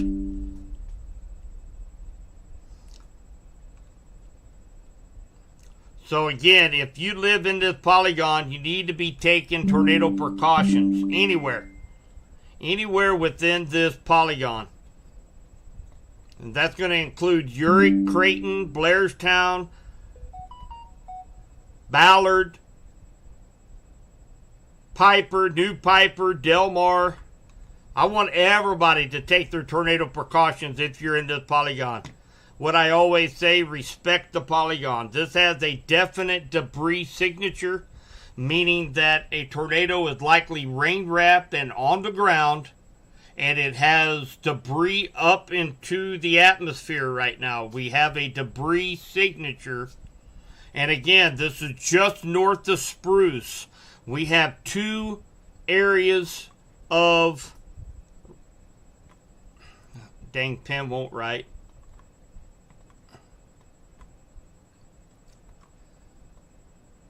Right there, and we have another one right there. So a very large debris signature, guys.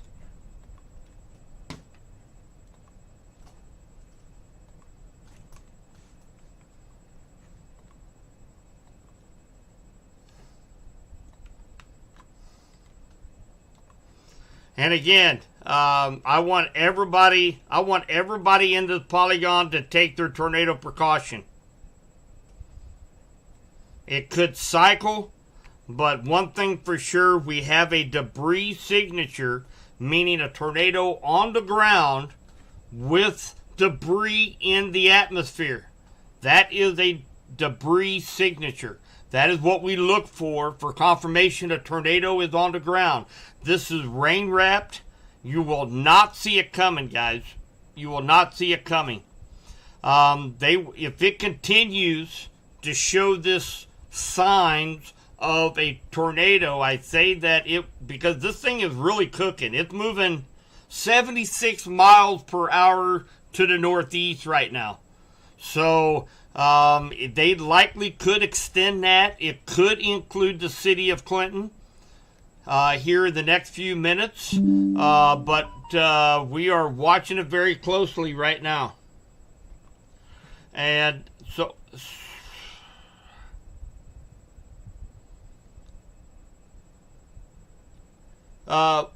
if somebody would, I don't want to leave radar right now. Will somebody please check the weather radio and see if the weather radio is working?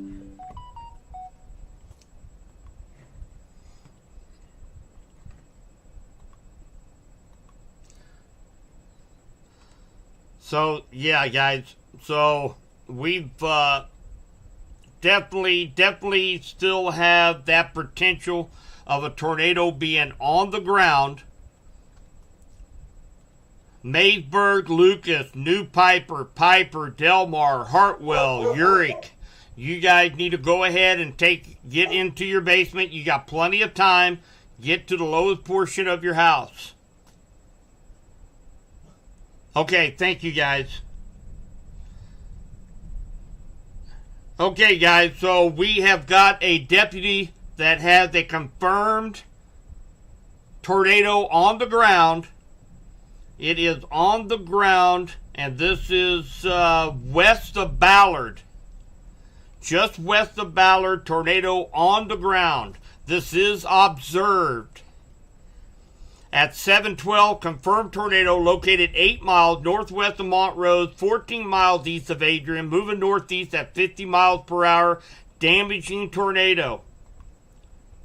So if you live Blairstown, Uric, if you're going across 7 Highway, you need to stay where you're at. Do not be crossing in between Creighton, Hartwell. Do not be crossing 7 Highway. Stay where you're at. Let this go ahead and go past. This is going to be just east of Ballard, guys. This is going to be east of Ballard, not west of Ballard. East of Ballard.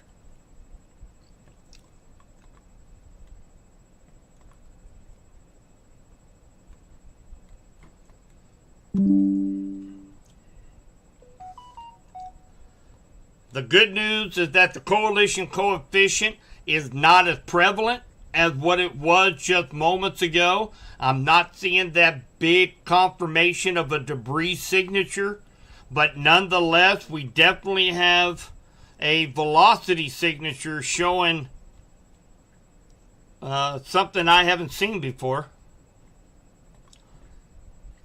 We'll wait for the next round to come through, but 119 miles per hour. So regardless, on velocity radar, still showing the potential of a tornado here in Henry County. So please stay in your tornado safe spot until you get the all clear from me. So sirens are going off in Garden City. That's great.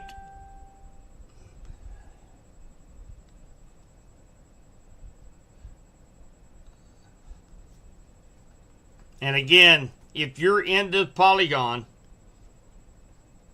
need to be in your safe spot. This is an observed tornado. Now has moved into Henry County. And again, if you are traveling or if you have a loved one or a friend that's traveling 7 highway between Creighton and Clinton, tell them to stay where they're at.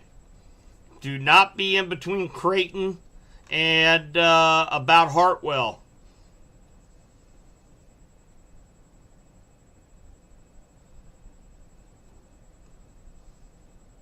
And again, this is the primary concern right now. We have a tornado emergency going on here in parts of Bates and Henry County.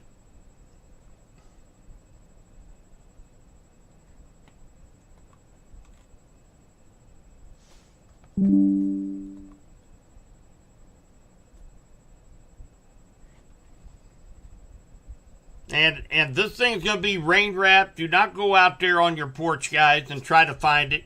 This is rain wrapped. You will not see it. So still not, the good news is that debris ball, that debris signature is not showing up as prevalent as what it was. That's good news, meaning that hopefully the tornado has gone back up and we don't see all the debris up there in the upper levels of the atmosphere. So we'll continue to watch. And again, the velocity is still showing a strong potential of possibly of it happening again. We still have a lot of circulation right there that's going to be coming across 7 Highway. So still, stay in your safe spot. We still have another 12 minutes left of this tornado warning. And then we'll continue to see if the National Weather Service will extend this out a little bit further.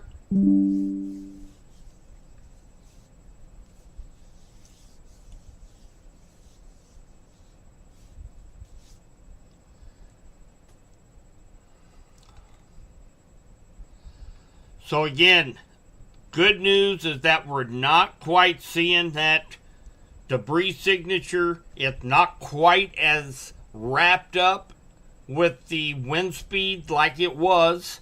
So that's good news.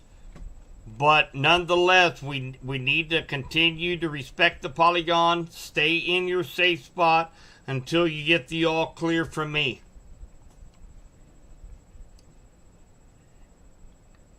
It's 7:20 a.m. and I know this is not a good time for you guys. Everybody is getting ready for work, heading to work, heading to school, getting the kiddos ready.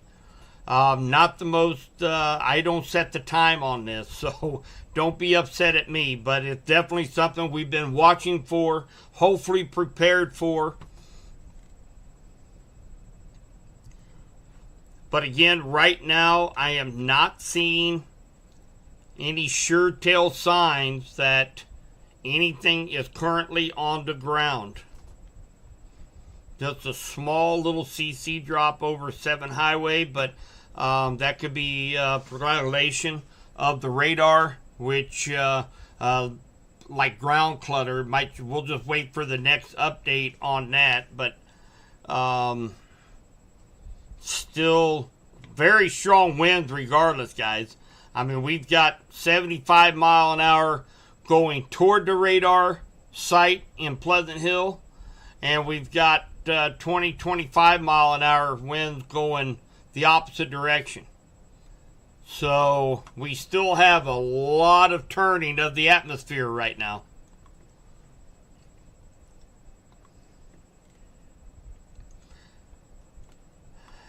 So what needs to happen, we need another tornado warning as an extension. This thing is still showing definite signs of rotation as this thing continues on. So I don't see tornado on the ground right now, but I do think there's enough spin in that atmosphere to be able to keep a tornado warning ongoing out ahead of this. That will include Chehaui, Blairstown, Leeton, Bowen, Windsor, Calhoun, and possibly even Clinton, although I do believe the main circulation is just going to stay just to the north of Clinton. So again, it's coming right over 7 Highway between Clinton and Creighton.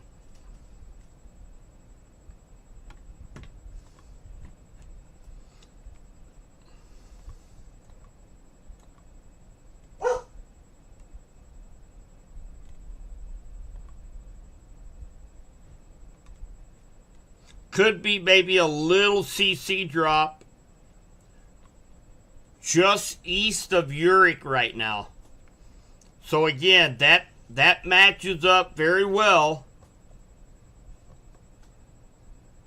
That matches up very well with the circulation that we're seeing right now.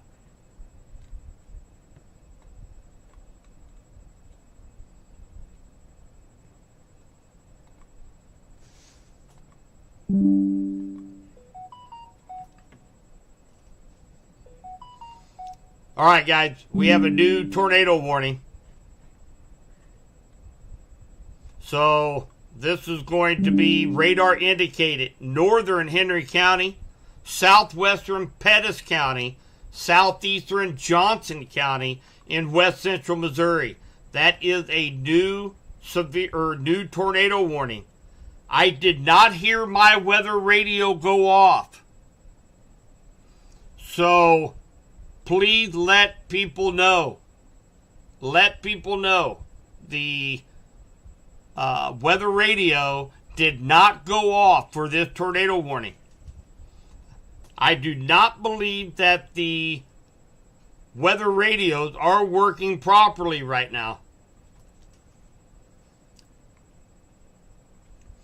So if you're in Windsor, Bowen, Leeton, Chehaui, Blairstown, Uric, Calhoun, you guys need to be in your tornado safe spot. You need to be in your basement. You need to be in the center portion of your home.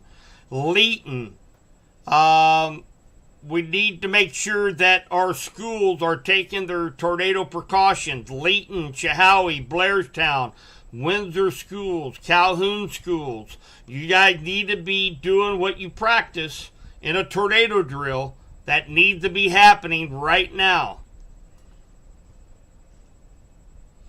Yes, so give me 1 second here. Because of that, I am going to make a few phone calls right now.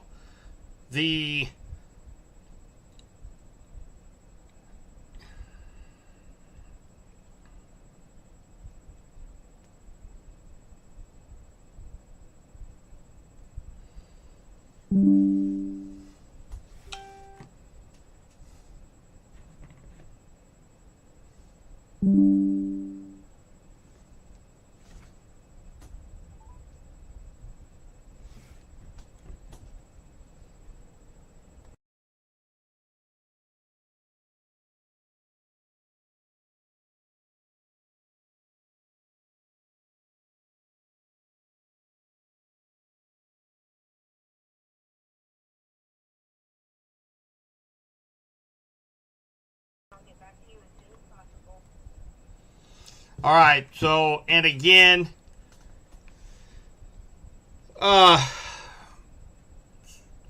it's the worst time. Windsor, Bowen, Leeton, Chehaui, Blairstown, Calhoun, Shawnee Mound schools, they all need to be in their tornado safe spot. They need to be practicing their tornado drill. They've done this several times. They know exactly what to do. We need to help protect those kiddos. Yeah, so we definitely have one wrapped up here, guys. This is actually just east and north of Hartwell.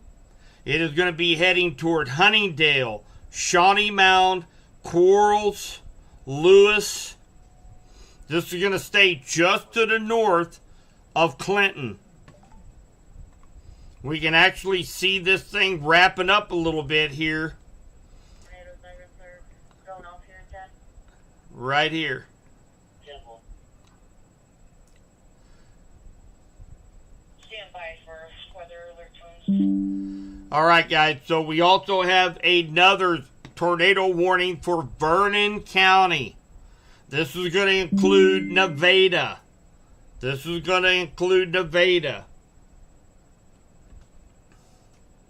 Again, Clinton cars, county cars, information. Tweet, Calhoun, Blairstown, Windsor. Hurricane Clinton in this tornado warning.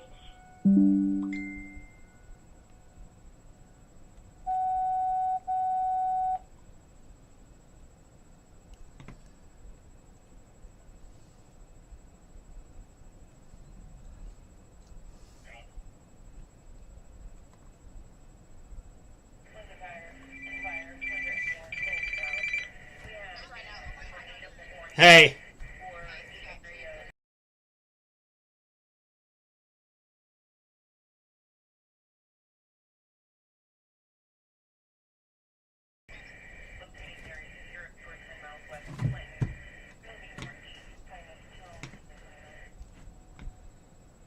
Okay, guys.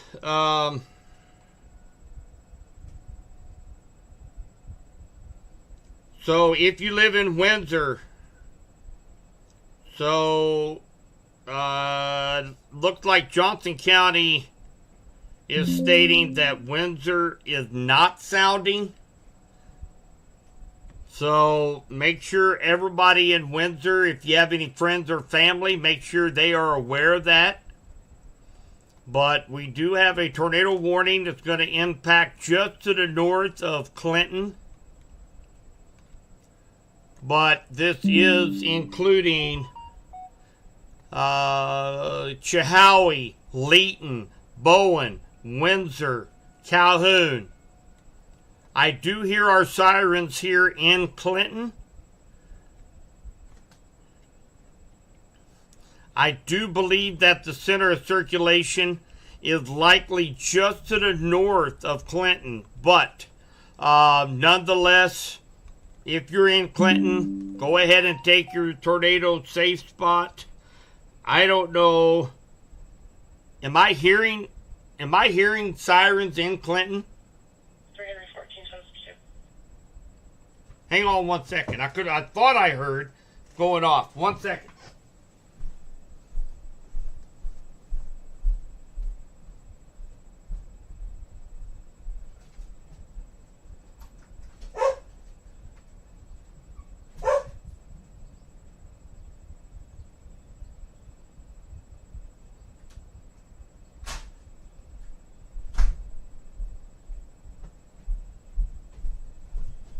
I can definitely try calling the director and see what's up. Okay, I do not believe Clinton sirens they are sounding it. I don't know how Clinton's tornado sirens are being sounded.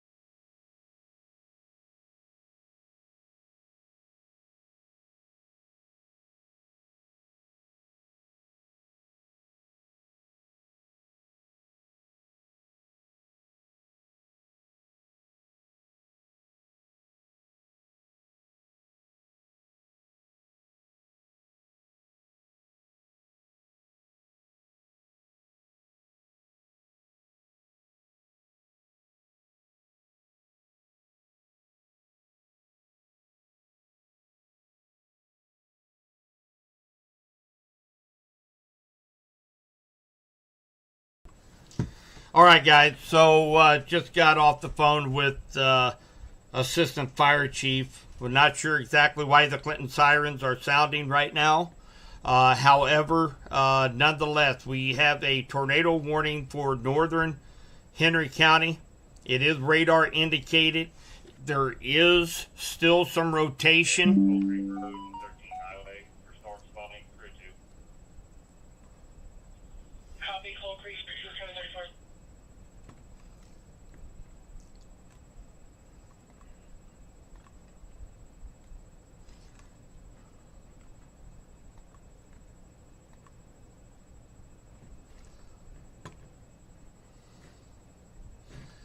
I'm trying to get here.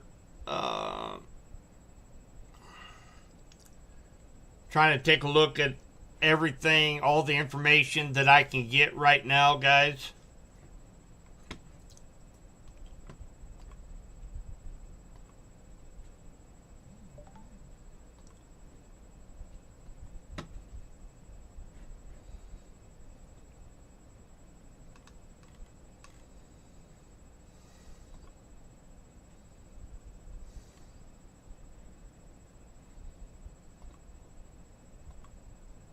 Central 101, I had negative contact with that director.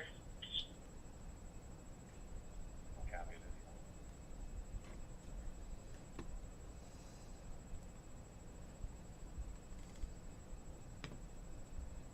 Try KD and see if we can get a hold of Sadie out there. Copy.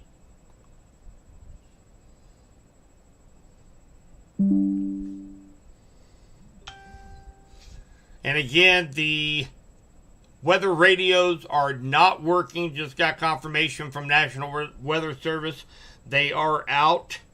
So again, we will not be able to depend on weather radios yet again. So, man, it's I don't know what's going on with that, guys. That's something we'll have to figure out at a later time right now, but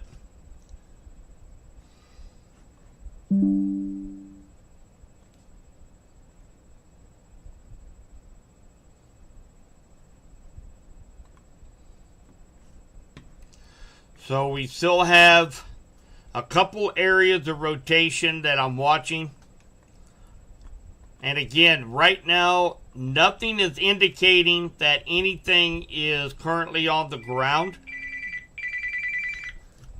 One moment, please.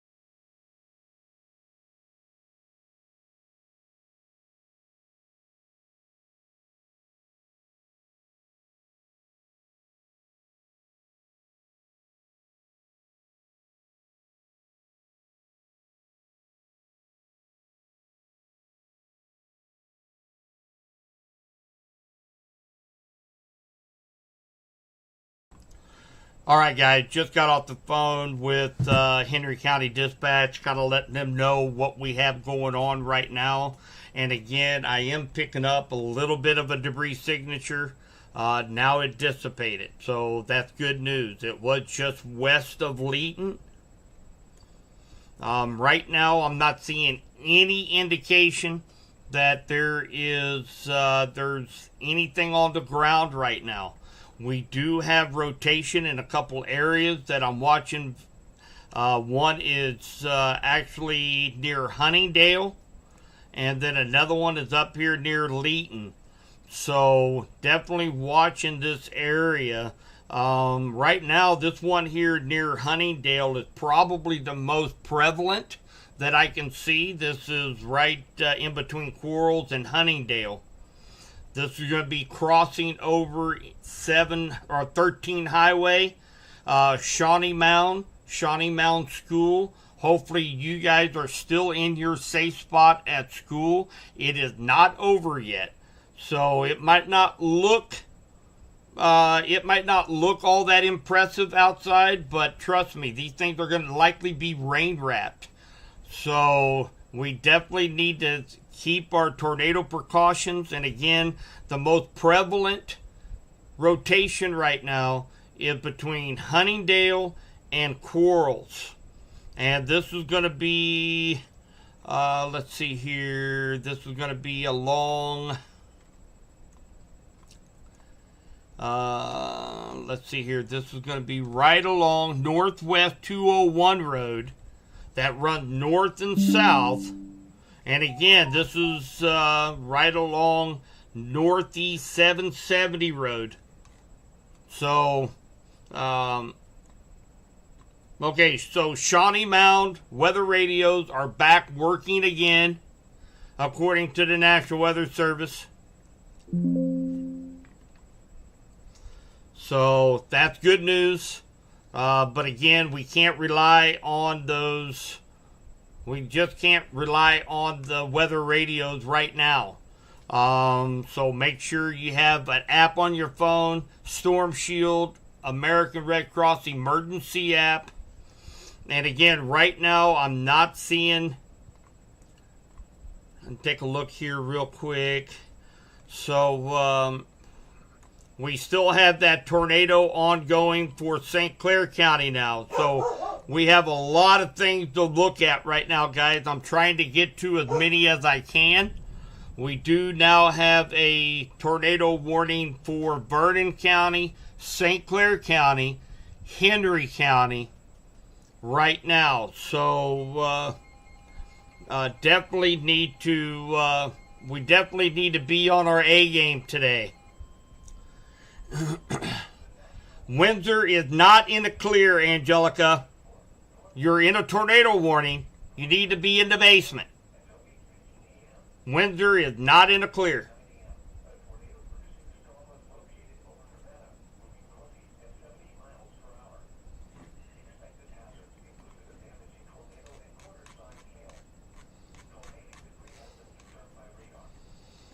Okay. We might even actually have a debris ball with this one going into St. Clair County.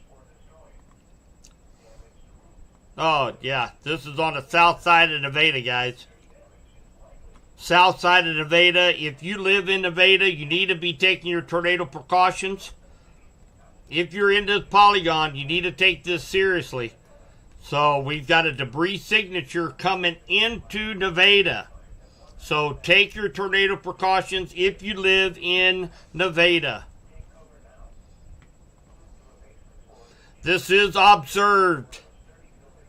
So this is northwestern St. Clair, northwestern Vernon County. It was over Nevada, moving northeast at 70 miles per hour. This is likely going to be a tornado emergency for the city of Nevada.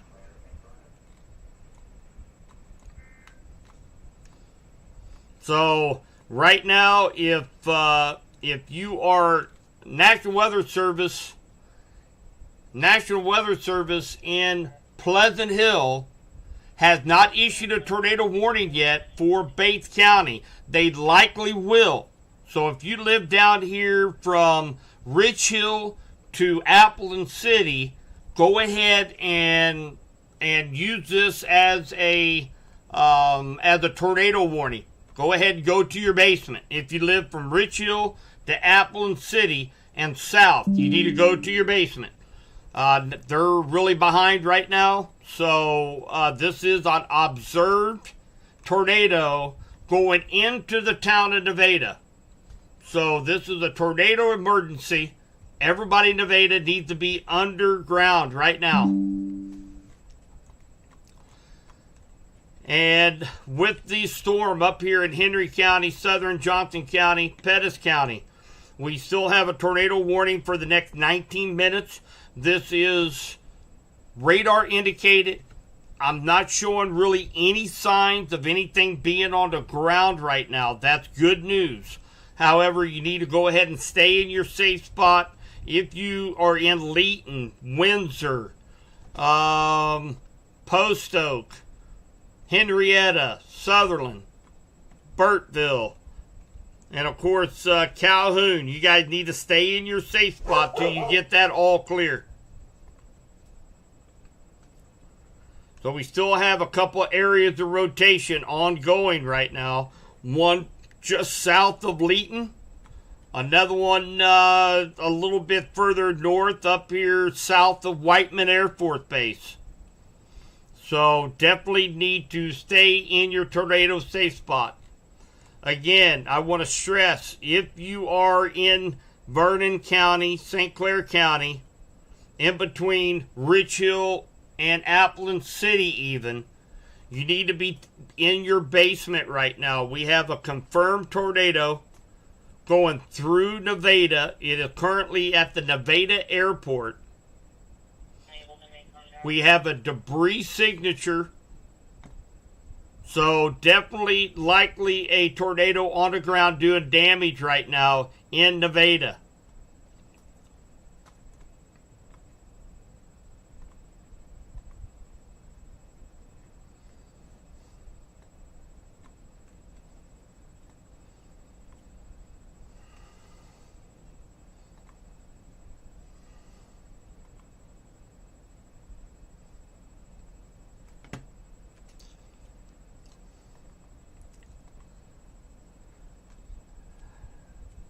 Still watching this area here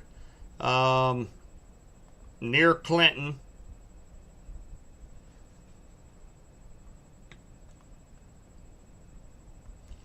Watch this area just on the north side of Clinton. Be watching this. This is going to be going up toward Calhoun. So the tornado warning has expired for our county. Okay, that's for Johnson, Henry, Pettis County. It has canceled that tornado warning for right now. So again, the primary concern right now, Vernon County, just northeast of Nevada, on up into northwest St. Clair County. This is going to include Appleton City schools. There is a potential they may go ahead and issue one for southeastern Bates County. That's going to be mainly from Rich Hill to Appleton City. Right across this, that National Weather Service Pleasant Hill area. So they might very much likely issue a tornado warning to coincide with Springfield National Weather Service Polygon. But regardless, I'm telling you, if you're from Rich Hill to Appleton City, you need to be included in this tornado warning. North Seven Highway area. I'll head down toward 13 in the Montrose area. That's everything wrong.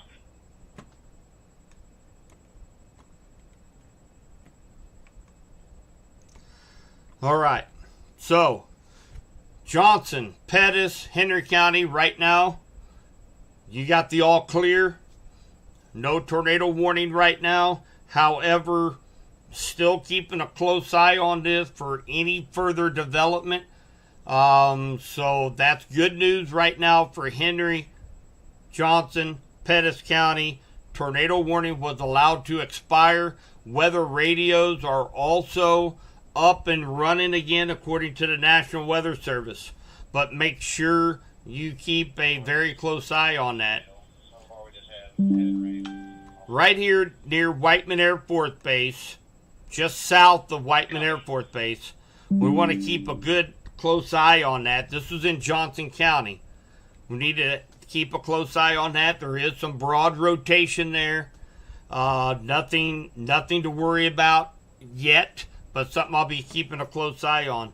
Right now, I am going to focus my attention down here in Vernon, St. Clair County, where it still looks like we have a debris signature ongoing in the town of Walker. Under the National Weather Service, the tornado warning for northeastern Henry County, southwestern Pettis, and southeastern Davidson has been canceled. The storm's weekend below 3 elements.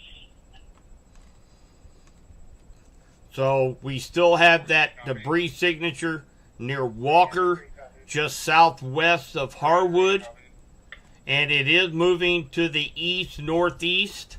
Okay, there's the new tornado warning that the Kansas City office posted.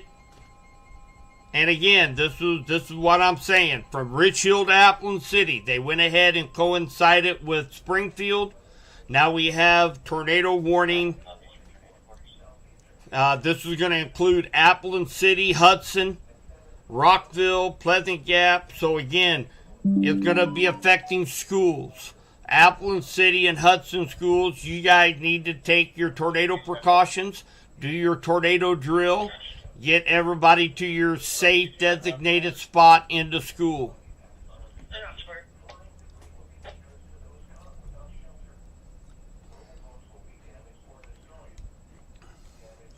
All right, guys. So, again, just a brief recap. I know chat blowing up. My phone has over 100 text messages on it right now. Right now, we were concerned with the tornado warning for Henry, Johnson, and Pettis County. That has been allowed to expire. Now we focus our attention down to the south, and that's for southeastern Bates County, northwestern St. Clair County, and northeastern Vernon County. An ongoing tornado warning. It is observed. We do have a debris signature, meaning that one is on the ground doing damage right now. The only other area that I've been watching was just south of Knob Noster. I've got it up on another screen right now. I will be glancing at that.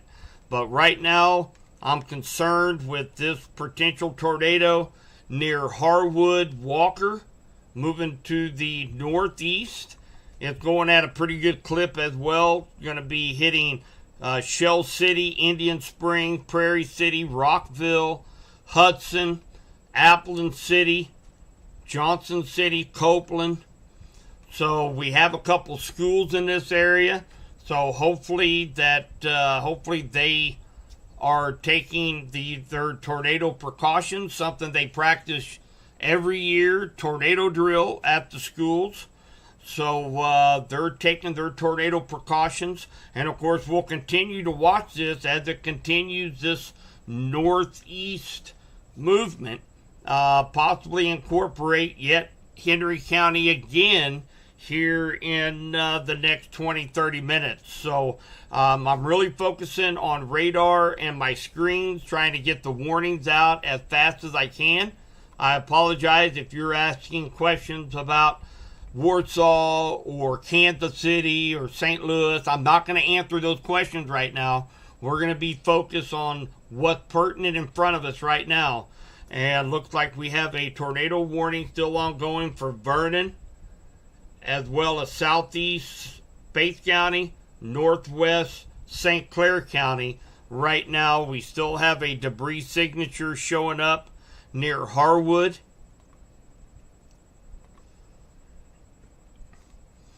This has moved up a little bit further near Shell City and Rockville right now.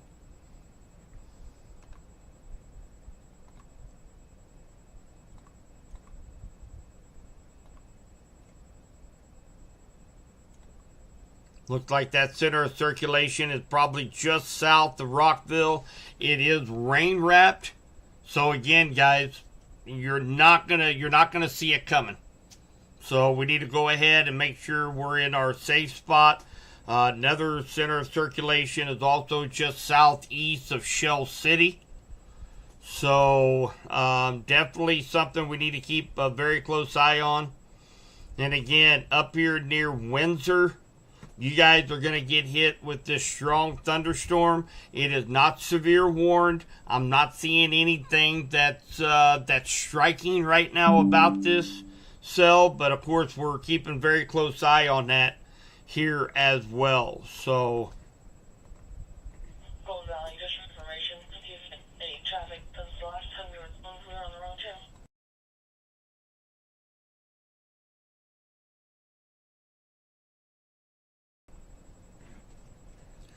all right, so I am going to be kind of looking up here on chat now. If you asked a question 20 minutes ago, it's probably not relevant right now.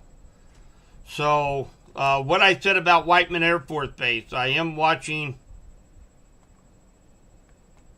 It's actually just to the east now, over in Pettis County, but there are some small, broad areas of rotation that I'm watching right now. Nothing is prevalent here on radar, but I am keeping a very close eye along 50 Highway around Lamont. A couple little areas down right around Windsor, very broad rotation, but I've got that on another screen, and I'll be watching that closely here over the next few minutes to make sure this thing does not spin up another short-lived tornado.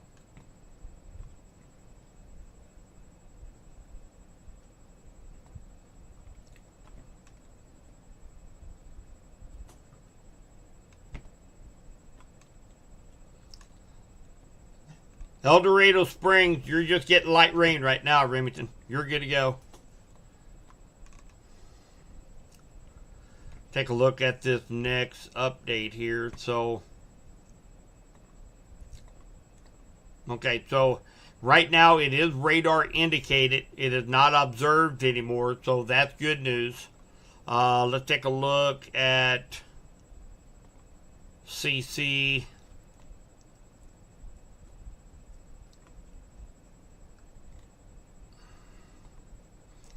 So still seeing a pretty good debris signature here right over Shell City. Maybe another one up here northwest of Rockville.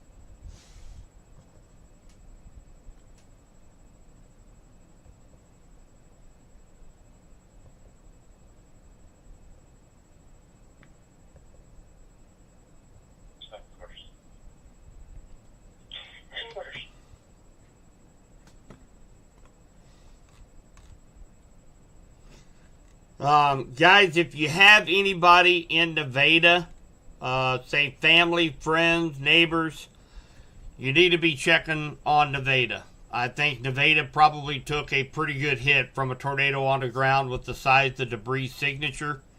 So if anybody has any friends, family, loved ones down in the Nevada city limits, you might want to call. I don't know about if there's power outages down there, but it looks like Nevada probably took a pretty direct hit from that tornado. Oh, good, John. You're from down that direction? Just went through the east side of Nevada, semi-sideways on 49. Great, great, John. I did not like the way that looked earlier today. All right, Appleton City School has already been taking shelter. Fantastic.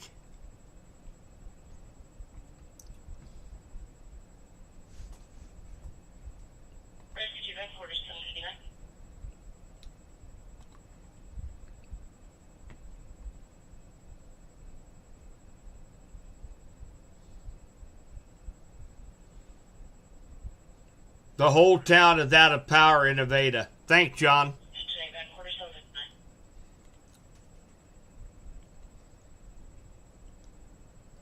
All right, so we still have an ongoing tornado warning. This is really just about out of Vernon County, mainly in St. Clair County. It's going to be southeastern Bates County. Right now, of course, this is including Appleton City, Hudson schools. So definitely need to still be in your tornado precautions right now.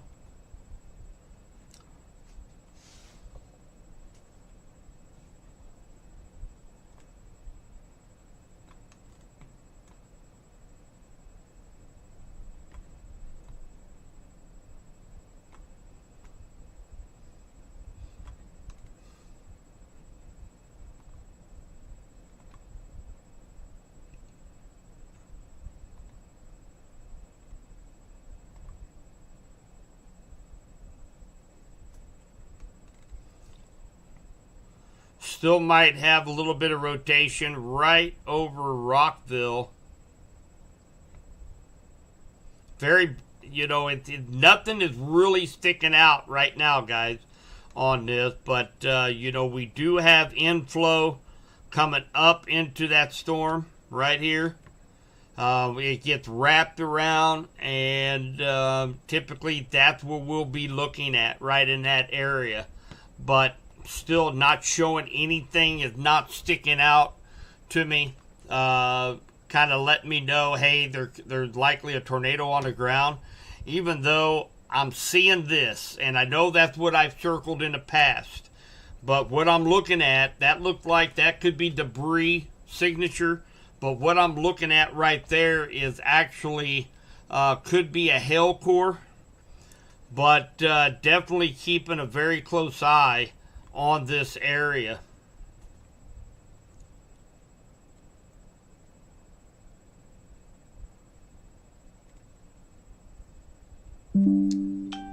Appleton City, Diana, Appleton City is under a tornado warning. You need to be in your safe spot. So about another 17 minutes left on this tornado warning.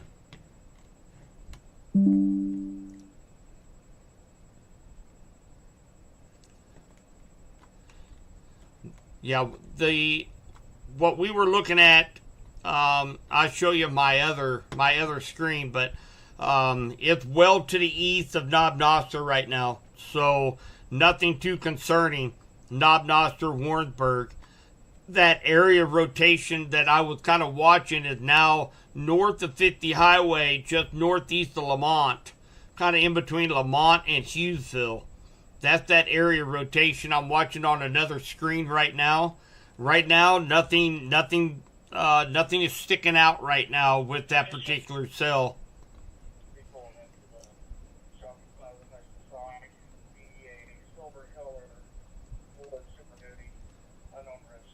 So it looks like the center of rotation right now, they went ahead and canceled southeast Bates County.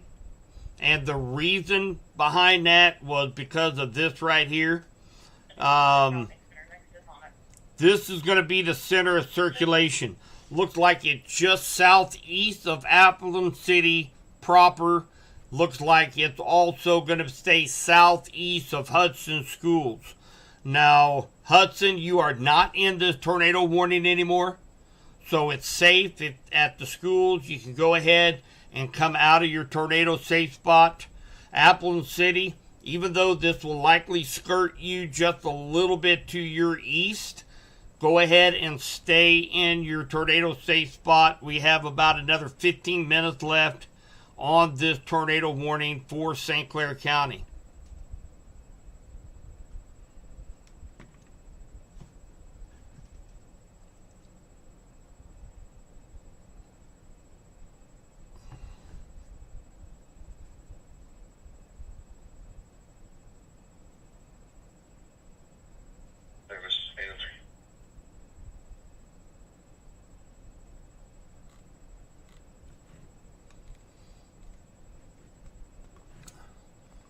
I'm going to pull this out here real quick. So, the only severe warning that we have right now in west central Missouri is going to be for this tornado warning in northeast St. Clair County. There is still quite a bit northwest St. Clair County, including Appleton City. There is still quite a bit of rotation with it, even though it's rather broad. but we will see if it tightens up any.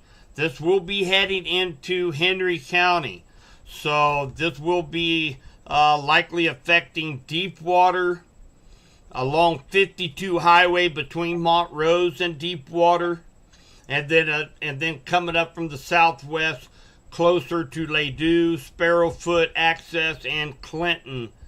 So we will be watching this very closely here over the next few minutes. But right now, this is really the only severe warned storm we have now here in west central Missouri, and that's for that tornado warning for northwest St. Clair County.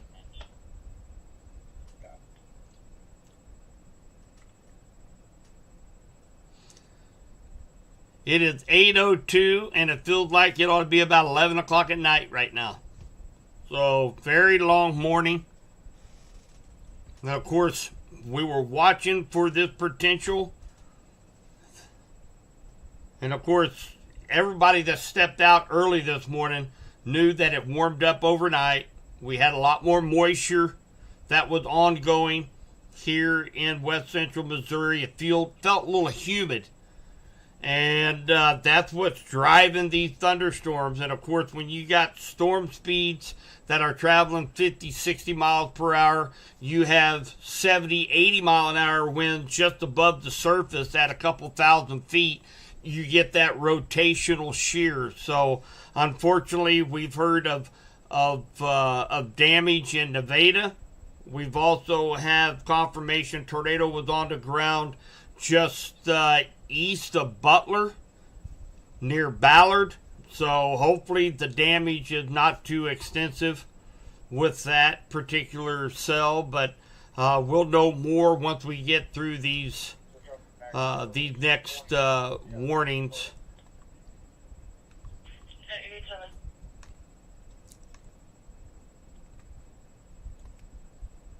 Still showing a little bit of rotation right now.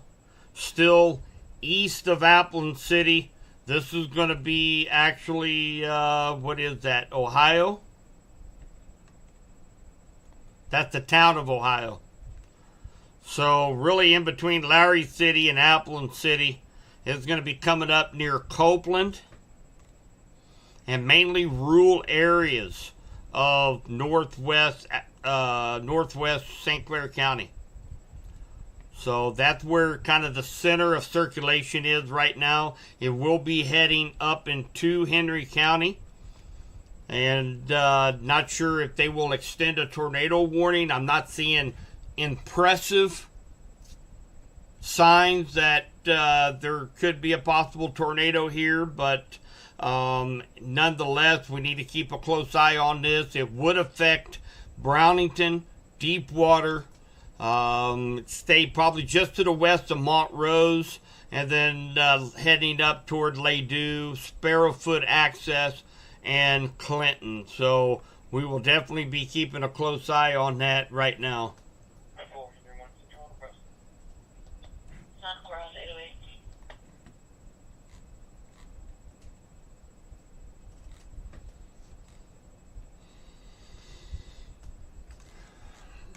So again, National Weather Service just mentioned to me that they should be working properly now, the weather radios. So hopefully weather radios are working. Again, this just drives home the fact that you have to have multiple means to be able to get watches, warnings, and advisories. That's why it's so important to have an app on your phone. Cell signals hardly ever go down. They do occasionally, but always have an app on your phone that will notify you in case of a warning. Just one that came into Bates County, they moved into Henry County earlier, right when the weather radios went down. So if people were relying on weather radio, it would not have gone off. So that's why it's so important to have other apps on your phone.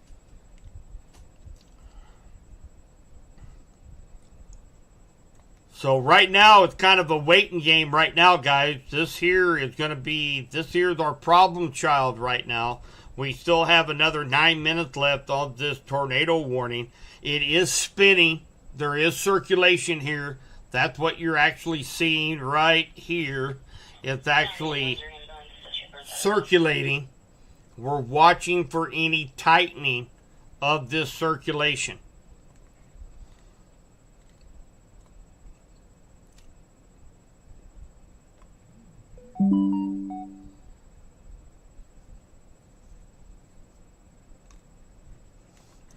With these, all right, so we have another severe thunderstorm warning, and it's going to be with this cell down here that is southeast of Nevada, that is going to be moving up into St. Clair County. So you've got eastern Vernon County, southwestern St. Clair County. You guys are under the gun under a severe thunderstorm warning for 1-inch hail and 60-mile-per-hour winds associated with this cell right down here.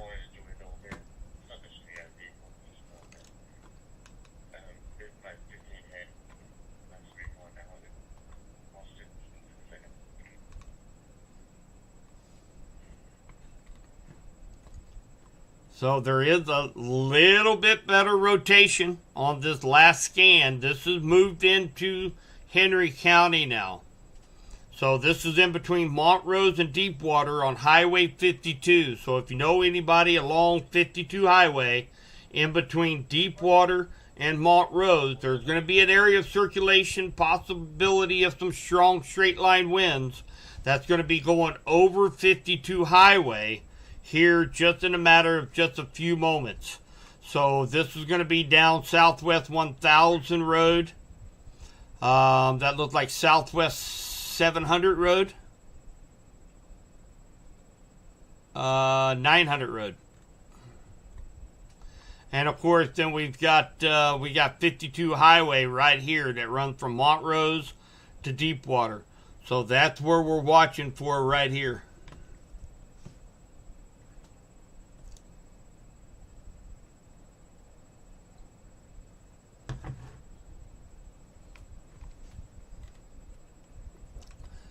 Lakeland is, let's see here, Osceola. So, my gosh, now we have another big circulation down here.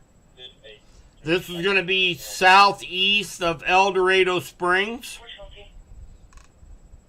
And definitely seeing some signs of some very narrow rotation. This is going to be southwest of El Dorado Springs, south of 54 Highway. So definitely be keeping an eye on that one. And then, of course, we're watching very closely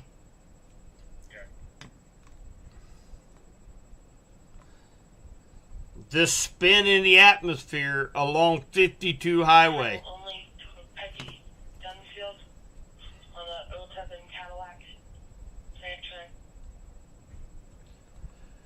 And guys, unfortunately, my weather radio did not go off for St. Clair County.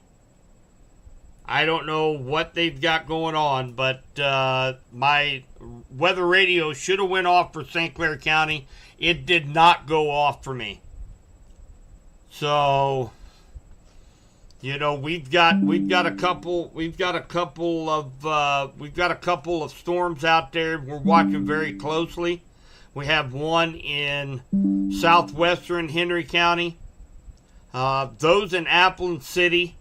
And again, it looks like it had pretty much moved to the north of Appleton City. So even though you're still under a tornado warning, right now you're pretty much in the clear if you're in Appleton City.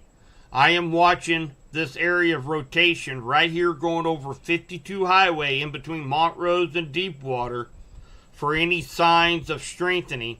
And also right down here just southwest of El Dorado Springs, we have another circulation that's developing down there that will likely stay on the east side of Vernon County and southwest St. Clair County. We'll be watching that very closely over the next few minutes. For those of you that have any family down here in Joplin, Carthage, Webb City, Carl Junction, there is a tornado warning for that area. But we are going to concentrate on these cells up here in west central Missouri. So, all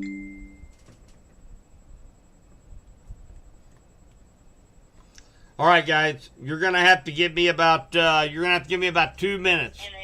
So I need to use the restroom for about the last 2.5 hours. Give me 1 moment.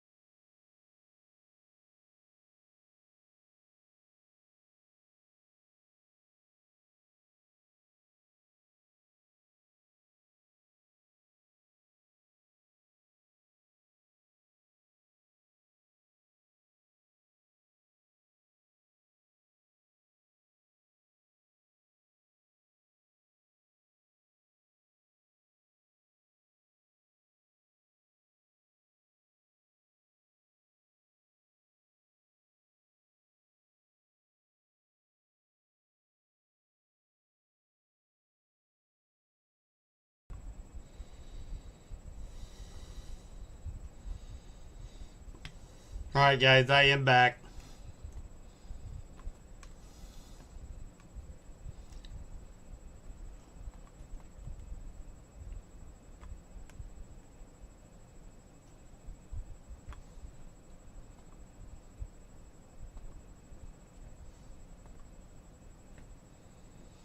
Alright, so we do have this cell that's coming up on Clinton right now.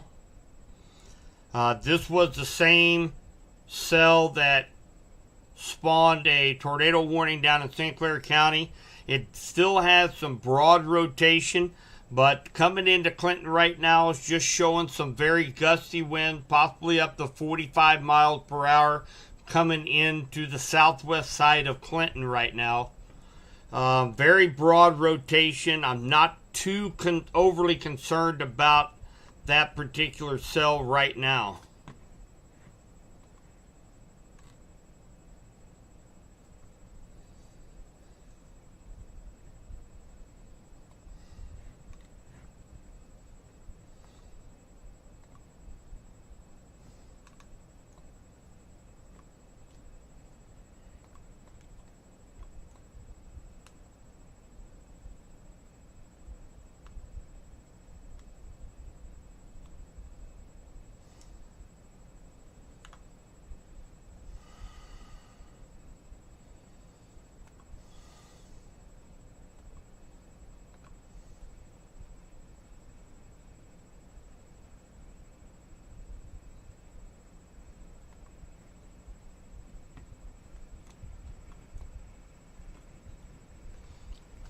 So taking a look at this cell down here near El Dorado Springs right now, still showing pretty good rotation. Went through El Dorado Springs, right? It's very broad, probably some strong straight line winds through El Dorado Springs. Not showing any tightening up.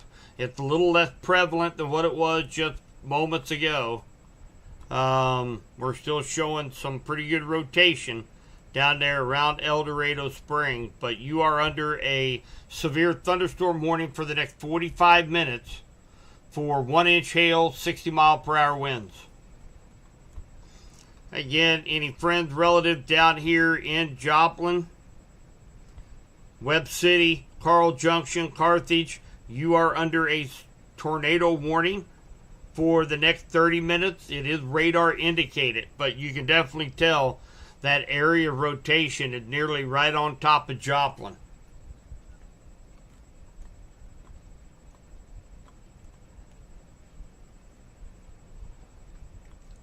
So keep that up right now so I can take a look at both of the storms there. I've got both of my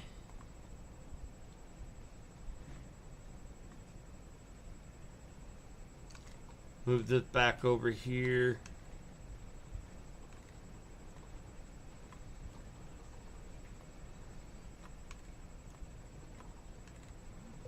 Okay, there it is. That's what I was looking at right there. We have a new tornado warning. I was just confirming that right now with that. So we have a new tornado warning. This is going to be for St. Clair County, southern St. Clair County. This is going to be northwestern Cedar County, southern St. Clair County, east central Vernon County until 8:45.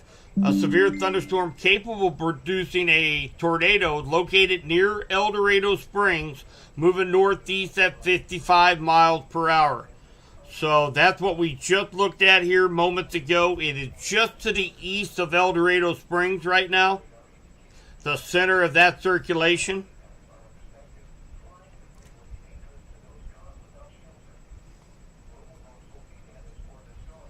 Maybe a small debris signature just east of El Dorado Springs. We'll wait for another cycle of radar to make sure that's not just a little stretching of the radar. But nonetheless, we've got a tornado warning ongoing for El Dorado Springs, Roscoe, Collins, Wablo. You're not in that warning polygon right now, but you're awfully close to. You're going to be awfully close to this storm. So I know we have a lot of schools in session right now. Want to make sure everybody. We want to make sure everybody stays safe. And again, center of circulation is to the east of El Dorado Springs. And again, I'm starting to see a little bit of a debris signature just to the northeast of El Dorado Springs.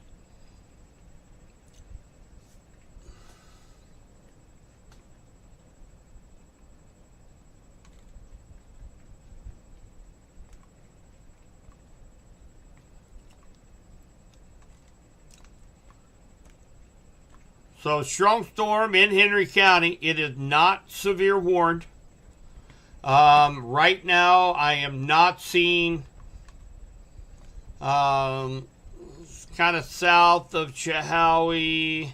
Not seeing a whole lot here in Henry County right now. Show you guys what I'm looking at. Couple small rotation tracks right here. This is what I'm focusing on right here. So we have two areas of rotation. We have one right here at just east of El Dorado Springs. And we also have another one down by Montevallo. If I'm saying that properly, Montevallo. So definitely keeping an eye on that as well. So one right here and another one looked like right down here at the tip of the cell is where those areas of rotation are currently at.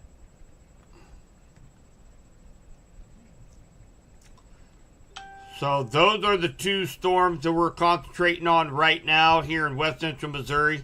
We have one up here in Henry County, watching for any signs of rotation out of that cell. And then, of course, we have a brand new tornado warning for El Dorado Springs, Collins, Roscoe, down in southern St. Clair County.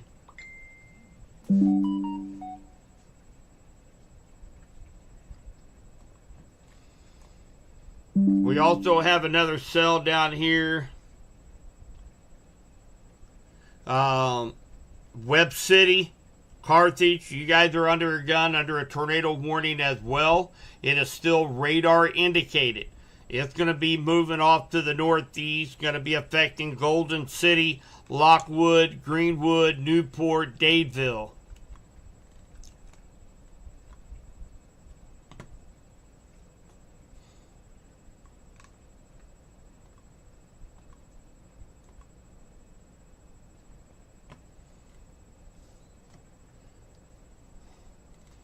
Looks like this thing had maybe shifted just a little bit further north. This is kind of to the west of Roscoe. Seeing some rotation just to the southwest of Roscoe. This is going to be north of El Dorado Springs.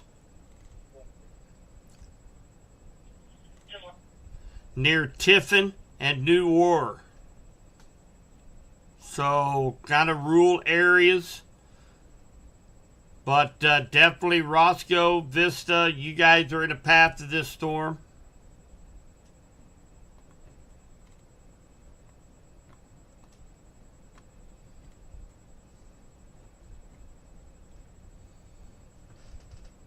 We still have 3 areas of circulation. Of course, that's the biggest one right there. Just kind of northeast of El Dorado Springs. Just barely inside of the tornado polygon. Thank you, Lucky, for your support, buddy. I appreciate that super sticker.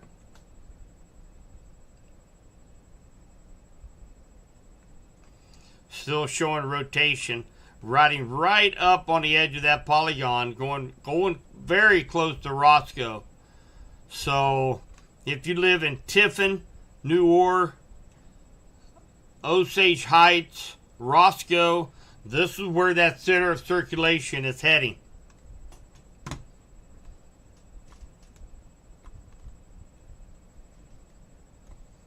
Take a look here at this cell here. Just east of Clinton.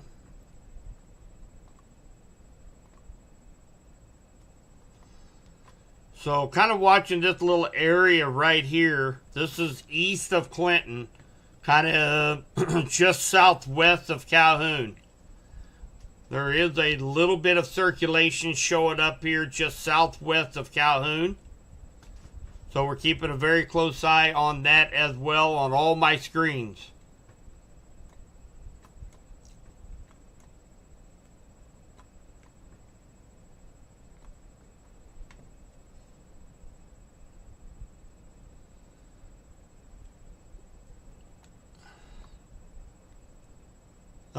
Sarah, you guys are good to go. If you're in the Golden Valley Memorial Hospital Clinic, you guys are good to go. You need to go ahead and you guys can get out of the basement. You're in the all clear at Golden Valley Hospital.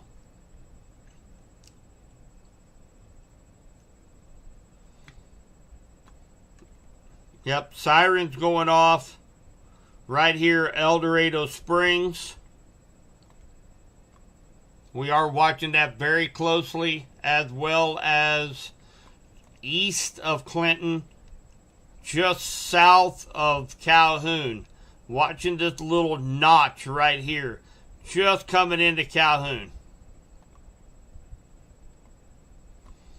Give it a second for it to kind of load up. So yeah, this is a little area right here. It does have some spin to it. Just making sure that it's not going to intensify any, like some of these other storms have further south.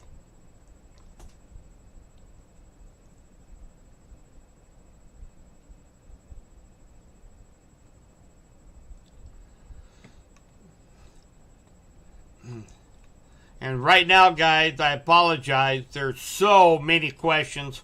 Over 700 some odd questions. I'm a one-man show. I cannot answer all the questions. We are actually dealing with the 2 prevalent storms here in west central Missouri, and that's the one down in southern St. Clair County, down around just east of El Dorado Springs. This is going to remain north of Stockton, and this is going to look like it's going to be heading up close to 13 Highway, Osceola, although you're not in that tornado polygon. Between Larry City and Osceola, you guys need to be prepared for some strong straight line winds and the possibility of this thing even extending the tornado warning closer to your area. So that's for Larry City and Osceola and points in between right now.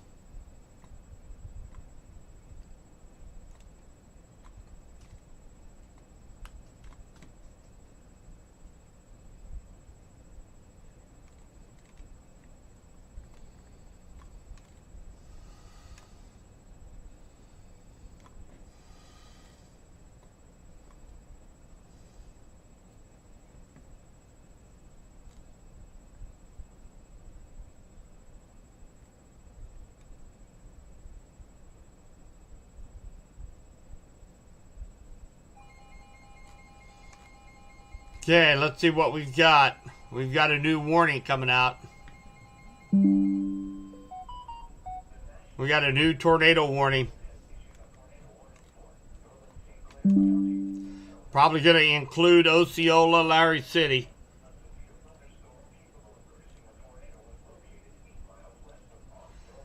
Yep, that's what it is. So what we just got done talking about, guys, this has strengthened up just a little bit. It is just northwest of Osage Heights. They issued a new tornado warning that's going to include Larry City, Osceola, Chalk Level, Fox Run, Browns Ford. It does not include Iconium or the Boy Scout Bartle Reservation as of right now. But Osceola, you're under the gun. Larry City, go ahead, take your tornado precaution. Go to the lowest portion of your homes. Go to the center part of your house away from windows.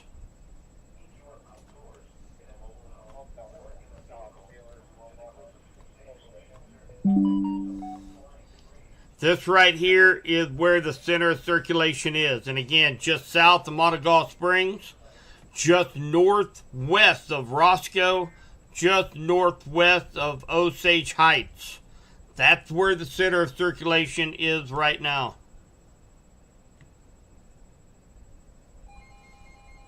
All right, looks like we have another warning coming out, guys.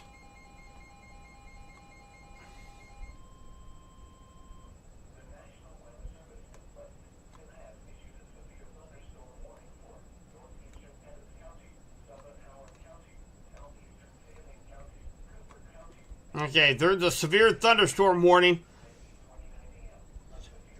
Includes part of Pettis County, but I'm going to tell you guys, if you know anybody just southwest of Pilot Grove, that is a strong reflectivity for a possible tornado just southwest of Pilot Grove, near Pleasant Green, Harrison, Hoffman.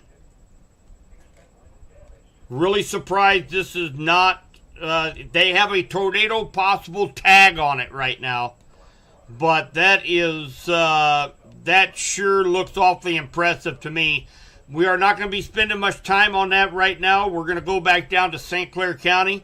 But again, if you know anybody in this area from Bel Air, Pilot Grove, Hoffman, Harrison, Pleasant Green, go ahead and have them take their tornado safe spot, guys, because that's, I'm really surprised that is not tornado warned right now.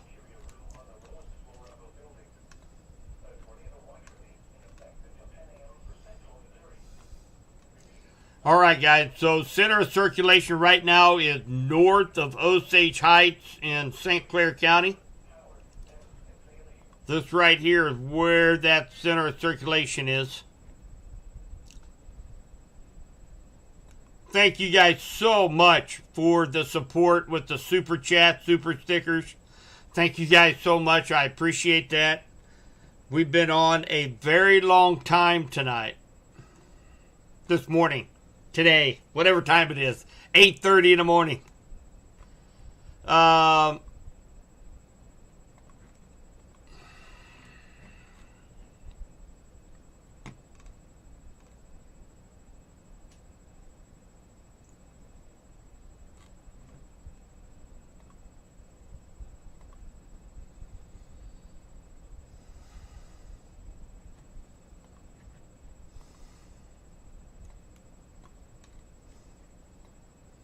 All right, guys. So again, anybody in Osceola, Larry City, anybody that is planning on driving or is driving between Osceola and 13, you do not want to be on 13 highway right now. So if you are, say, down in Vista, or if you're up there toward Deepwater, go ahead and pull over. Go ahead and take a little break. Let this cell get past you on 13. And then go ahead and continue your drive. You do not want to be on 13 highway between Larry City and Osceola. You're going to be right in the path of this tornado. I'm going to take a look at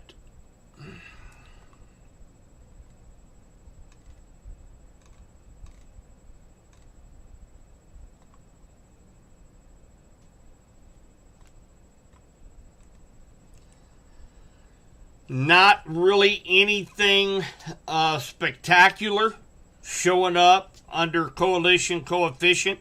What that means is that this particular radar will show the different sizes of particles that are in the air. And of course, raindrops are all going to be about that same size.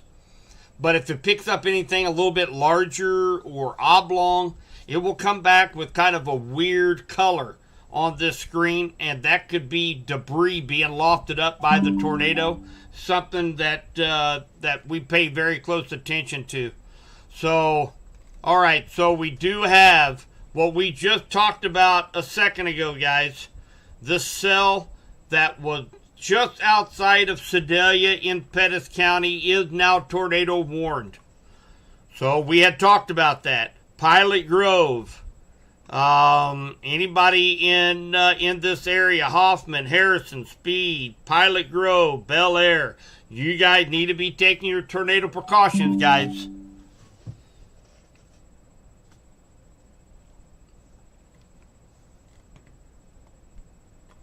A lot to look at here.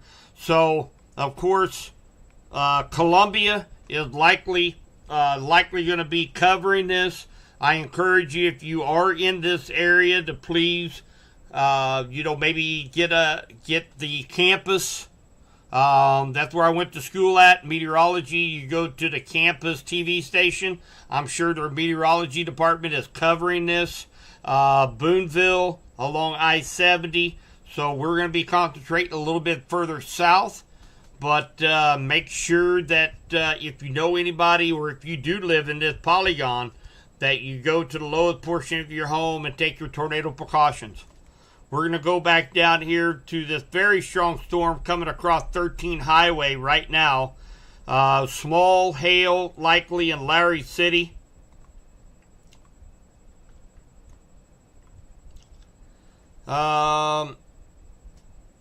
Rotation not quite as impressive as what it was a little bit ago. Still a little bit of rotation just west of Osceola.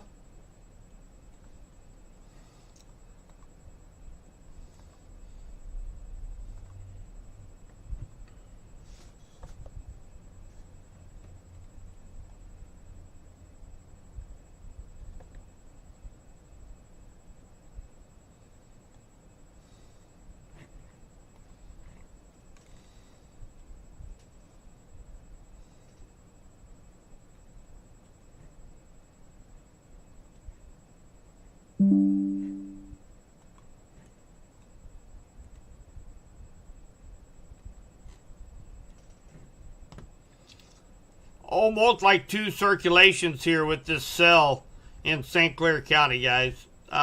Seeing one just to the west of Osceola, and also seeing one just south of Larry City. Both of them are going to be crossing over 13 Highway. So if you're in between Larry City, Osceola, or if you're driving along 13 Highway, say south of Clinton, north of Vista, go ahead and pull over, let these circulations pass 13 Highway, and then go ahead and get back on and continue your drive. But, yes, so Osceola, Larry City, you guys are still under the gun. You need to be in your tornado safe spot. And again, nothing too impressive, but nonetheless, a couple circulations. You are under a tornado warning. Go ahead and respect the polygon and stay in your safe spot for about the next 20 minutes or so.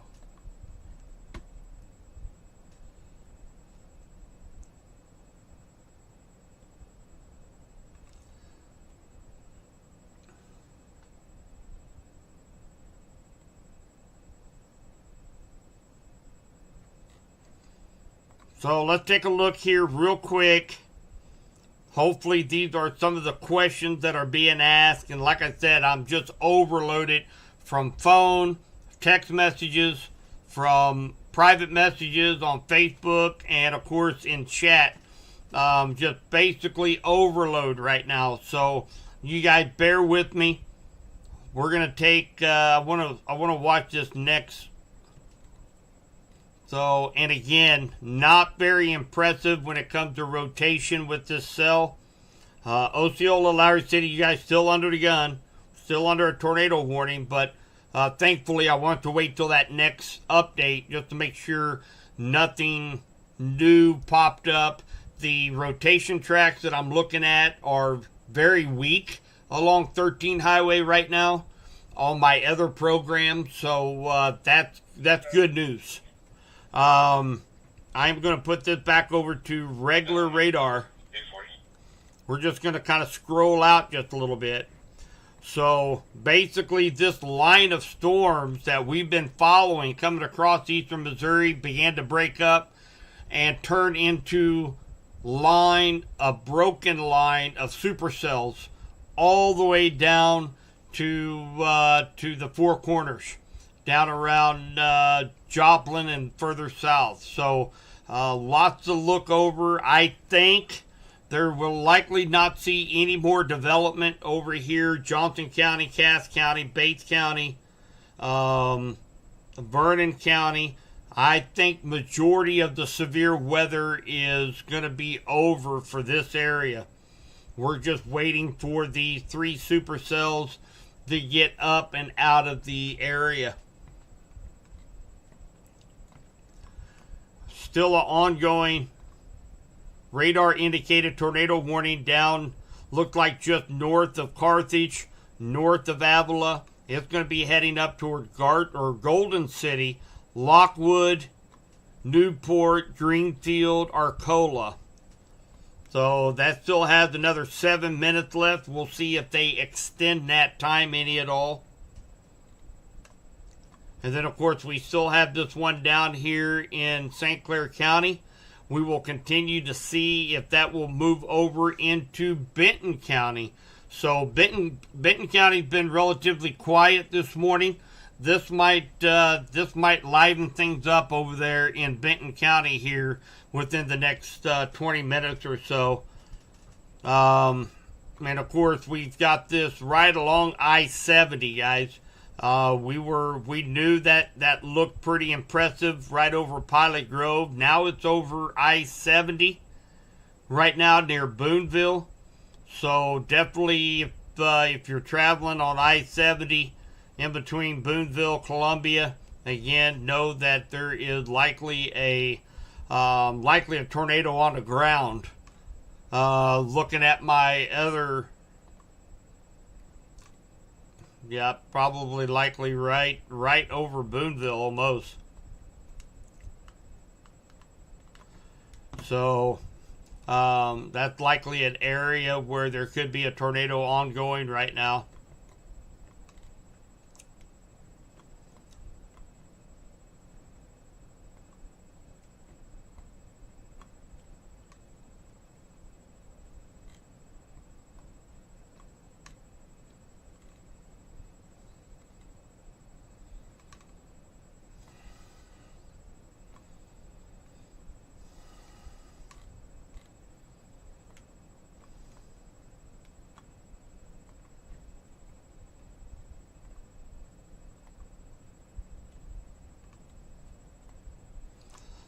Leesville, just east of Deepwater, Brownington, Tightwad. You guys are getting hit with probably some small hail, probably torrential rains right now.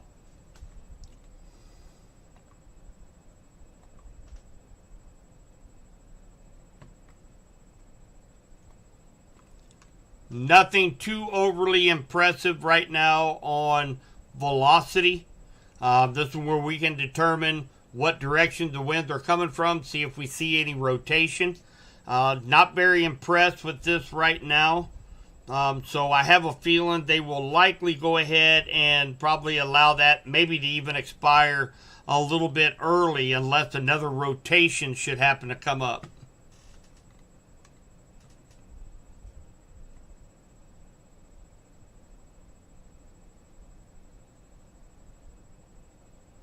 Kaylee, thank you so much for the kind words. I sure appreciate that. Thank you.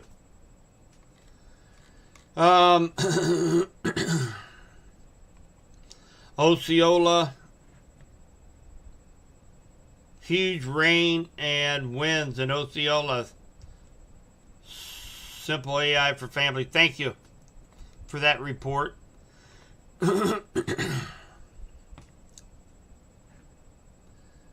Rain started east of Deepwater. I'm going to send it back over to regular radar here. We kind of take a look here. So, yeah, from Vista up through...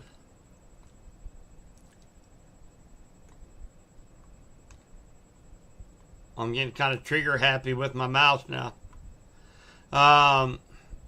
Osceola all the way up. Larry City looks like it has crossed you now. Cross 13 Highway.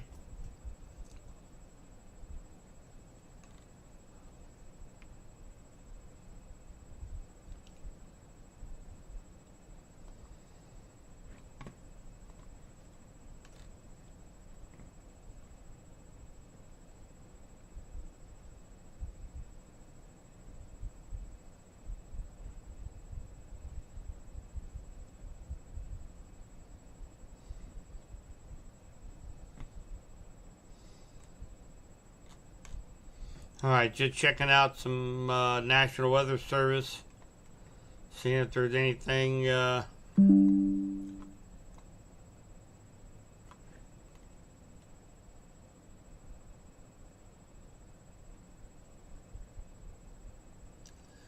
Yeah, Rick.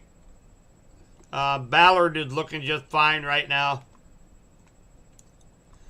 and like I said, there's gonna be some isolated showers and thunder showers behind this main line right now. But I'm not expecting those to be severe. That's going to be on the back. That's going to be kind of on the back side of the best ingredients for thunderstorms and rotating thunderstorms. So may get a few thunder showers on the back side, but really, Cass County, Bates County, Vernon County, Johnson County, you guys are behind this. I really think the severe threat is probably pretty much over for this area out here.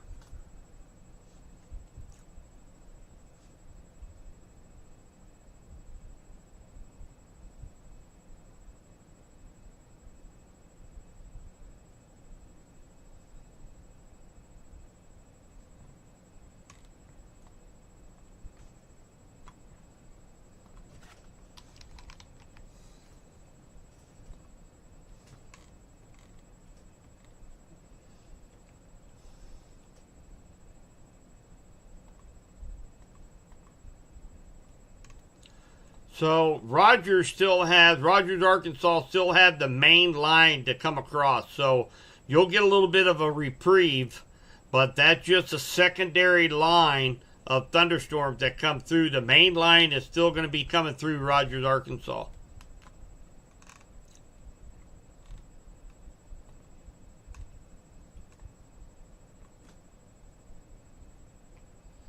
Yeah, we've had several, Katie. We've had several confirmed touchdowns. No, we had one just east of Butler. We had one just south of Ballard. We had one, I don't know, there's about 3 or 4 confirmed tornadoes in west central Missouri so far.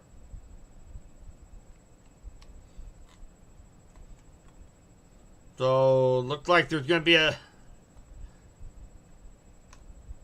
this right here, Golden City, that one that we were watching that come up through Carthage. This is kind of an extension. And this is going to be for Barton, Cedar, and Dade County. This is going to be extension. It's going to take it on up to Jericho Springs and eventually up to Stockton and on up through Humansville.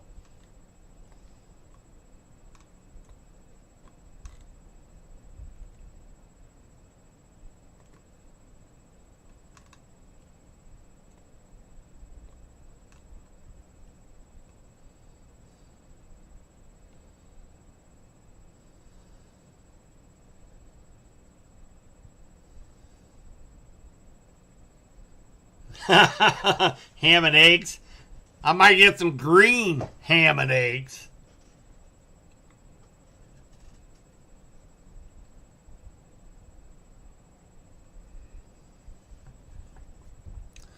Looked like the most dangerous cell here in west central Missouri, one we're keeping a close eye on. It's just about out of St. Clair County.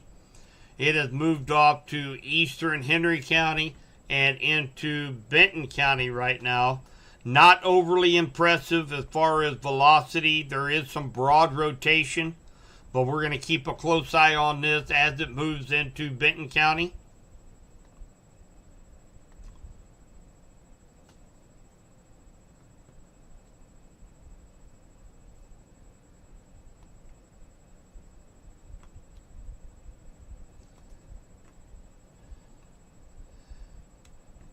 So far, all I've seen, Sheila, was radar indicated down around Joplin.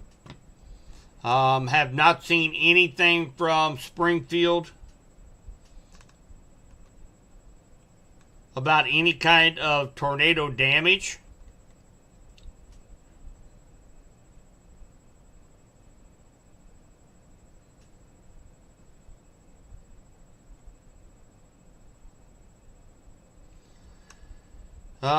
There was a report of a spotter reporting a tornado on the ground near Joplin Airport. And they mentioned that on TV Channel 7 in Joplin, Sheila. So that's all that I've heard of.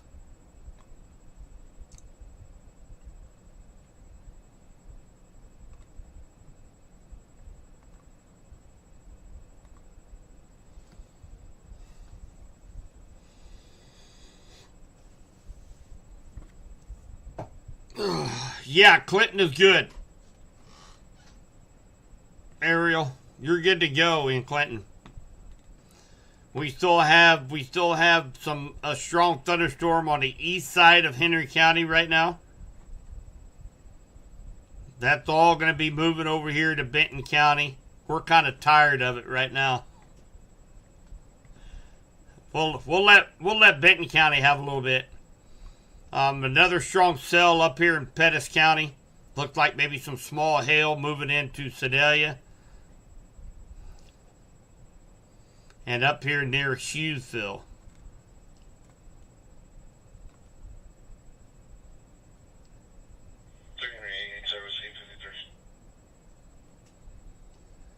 Thank you, David. So, referring to the Nevada tornado. Tornado track has been reported from the south through the east side of Nevada. Multiple semi-trucks have been overturned on I-49. Roofs are off of structures and trees are uprooted.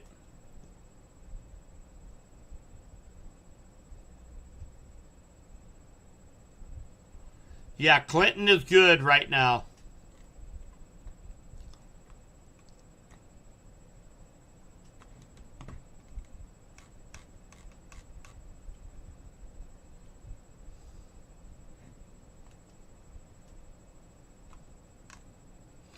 Let's take a look at this southern storm here. Holy cow. So this is just northeast of Golden City. This is northwest of Lockwood. Very strong rotation right there. You see where the purples and the blues meet. That is the rotation. Likely a tornado on the ground. Even though we're not necessarily seeing anything on coalition coefficient, this measures the particles up suspended in the atmosphere. We can sometimes see a debris ball. We did see a big debris ball in Nevada. Okay, so that last one looked like we do see a little bit of a debris signature east of Golden City. So that's likely a confirmed tornado on the ground right there, likely.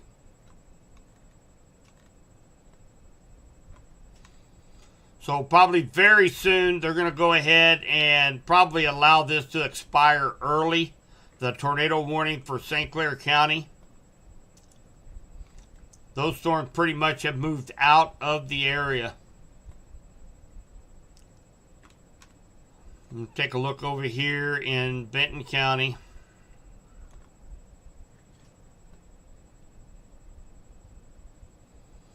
Pettis County's looking pretty good.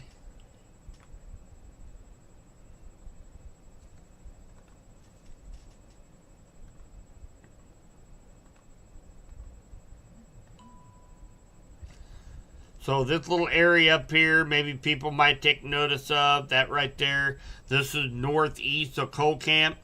I'm sorry, northwest of Coal Camp.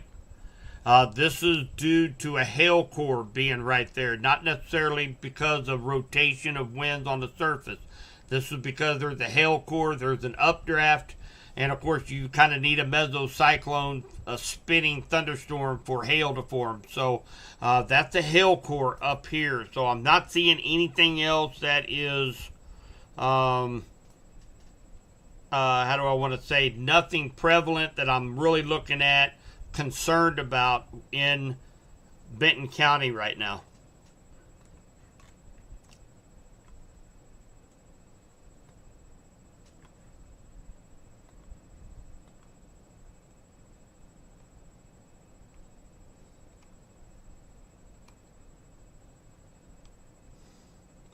Windsor, yes, you are in the clear.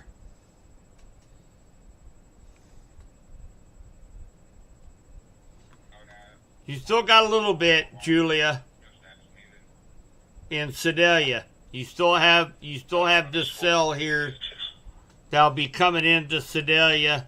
Let's get that through Sedalia, and then we should be able to put the all clear for Sedalia after that. But give it a few more minutes. Coal Camp, you're getting hit with moderate to heavy rainfall. Leesville, still, as this cell moves out of Henry County, Leesville, you're getting some moderate rainfall right now, but nothing severe here in Benton County or Henry County. And then we're going to have to watch this cell down here near Stockton. It does have a very good velocity signature. Down here just kind of northeast of Golden City. So we're going to watch that, see if it tracks up. Maybe hopefully moves a little bit further east. But that's Humansville, Wablo, Hermitage. You guys would be under the gun if it continues the same track. Yes, Warrensburg is fine.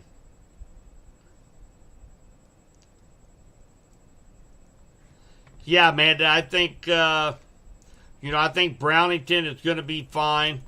And like I said, we got a couple little cells still down here, Fort Scott, Pittsburgh. Right now they're going into not very favorable environment for thunderstorms. So I'm going to be watching them, but I'm not seeing these things turning into anything other than just a rain shower, maybe a clap of thunder, just a garden variety thunderstorm.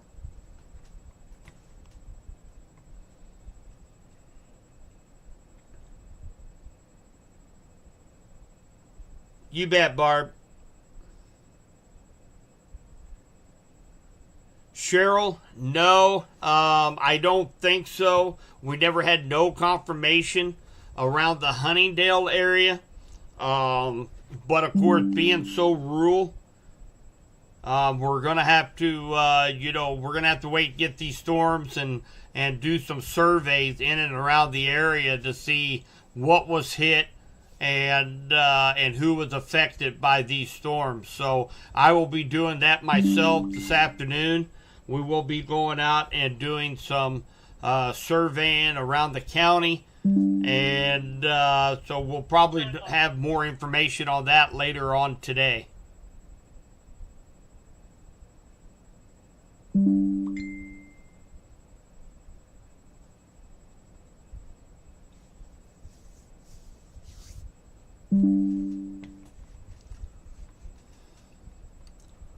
Yeah, it looked like Larry City, Osceola. You're clear from this line of storms. So, we are going to have to kind of watch these cells coming into Vernon County.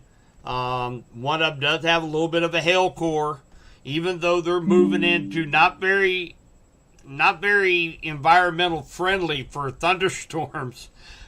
We still got to kind of watch these storms, but I think for the most part, the severe threat is pretty much over for west central Missouri, with the exception of Pettis County right now and northern Benton County. So we're still kind of waiting for these cells to move out of the area.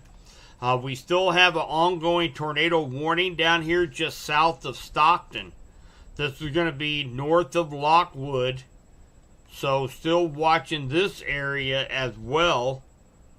It's going to continue to track up here to the northeast and maybe clip down around the Cross Timbers area, maybe southeast Benton County. We'll kind of have to see where this goes. You bet, Rochelle.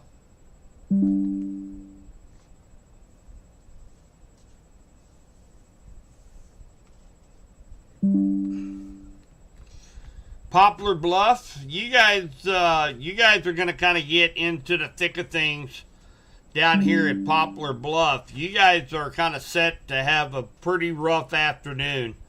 So definitely stay weather aware down there, as potential for a severe storm outbreak down there near the Boot Hills. So definitely be paying attention to the changing weather conditions today in Poplar Bluff.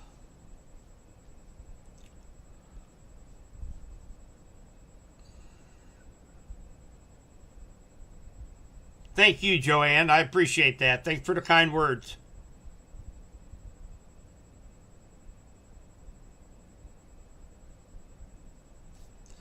Well, I did mention Nevada, and the only reason why I did is because of this. There's a couple cells down there. One of them has a hail core. Now, it's very small. Looks like it's going to track right over Nevada, kind of add insult to injury here, with potential to see some pea-sized hail. It is not severe warned. But I mentioned that because we need to kind of keep an eye on these cells. If they're able to tap into just enough of warm, moist air, just enough to get that thing going, these cells are still spinning. No matter how small they are, they're still spinning. The whole atmosphere is spinning right now. So if it can tap into any better ingredients, a little bit more instability, then we need to watch that over the next few minutes for any strengthening. But like I said, even these little showers and thunder showers up here in Bates County, Mound City, up here in Johnson County, they're spinning, and they're traveling very, very fast. That's why it almost seems like they have tails on them. A lot of these cells look like they got tails on them. It's because they're moving so fast, so radar can't hardly keep up with it. So they are spinning, so we just need to watch and see if they might intensify a little bit. But there's another warning that's likely going to be, let's see what that one is for. We got another tornado warning.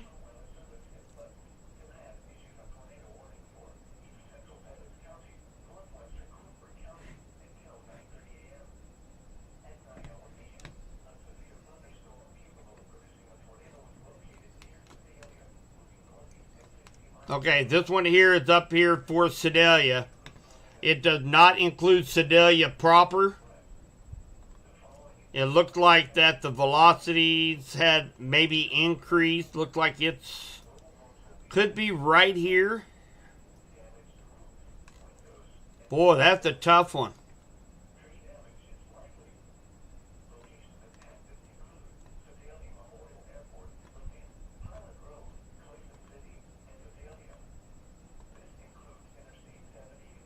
There we go. That's a little better.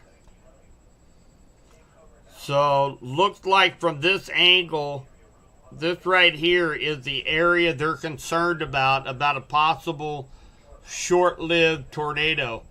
I'm not picking up a whole lot on rotational tracks. I'll show you guys what I've got.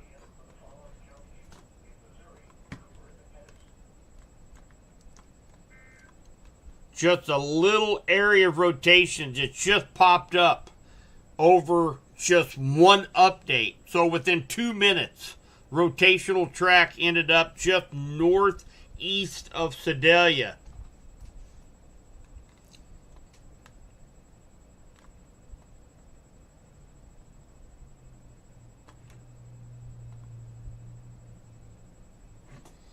I am going to go ahead and take the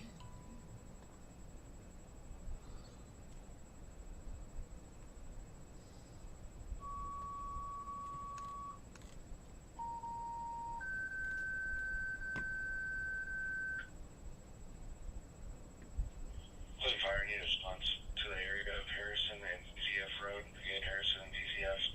RP's advising there's a pole just east of Jim Sporting Goods that's been sparking and making noises. Not sparking anymore, but still making a lot of noise. Time guns 9 or 6. So again, we do have a tornado warning right now for just northeast of Sedalia. It does not pertain to Sedalia city limits. It is just to the northeast of Nevada. Let's take a look here real quick. 314 inches, just 9 or 6.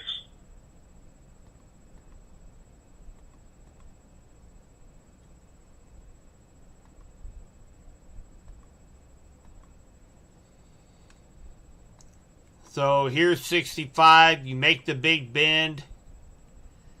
The S-curve. You're on that straightaway.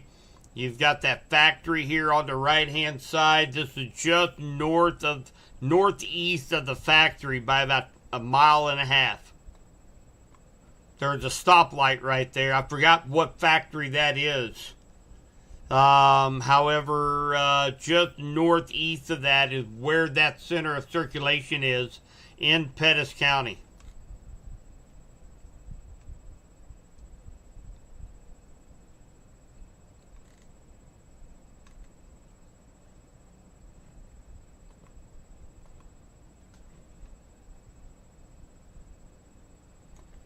So definitely be watching that here over the next few minutes.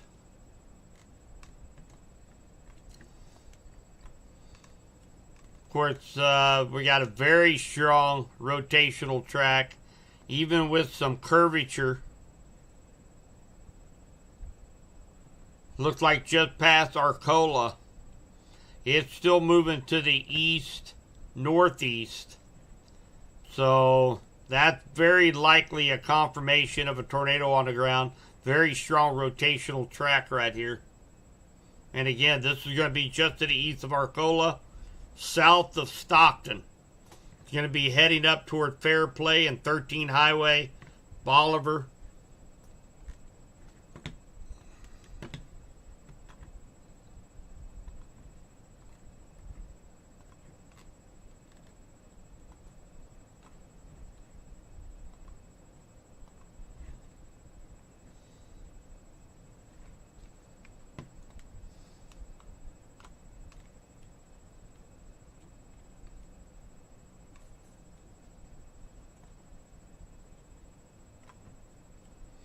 So Smithton, Otterville, I do know we have some members of Subby's Weather Talk in this area.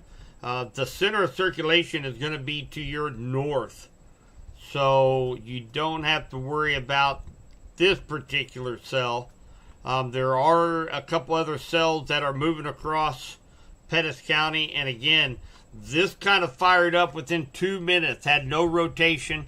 2 minutes later, it had rotation and tornado warned cell. So these things are spinning like a top. Like I'm telling you guys, they're spinning. So if they can tap into anything, they're going to instantly, they are surface-based storms. So it doesn't take much. And we could have another tornado warning here in Pettis County or with any of these cells right now. So this cell down here in Vernon County, of course, it's just staying just to the north of Nevada. Looks like the small hail associated with that. It is not warned, but still kind of a robust thunderstorm down there.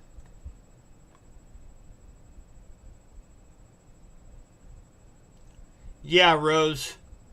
So it does not, and it did not pertain to Sedalia proper. Had a circulation develop just northeast of Sedalia. So, and the circulation now is well off to the northeast. Let's take a look at the circulation. It's right here. So there's the current rotation. Just northeast of Newland. This is going to be north of Clifton City, northwest of Pleasant Green, and it's going to be really heading up into pretty rural area.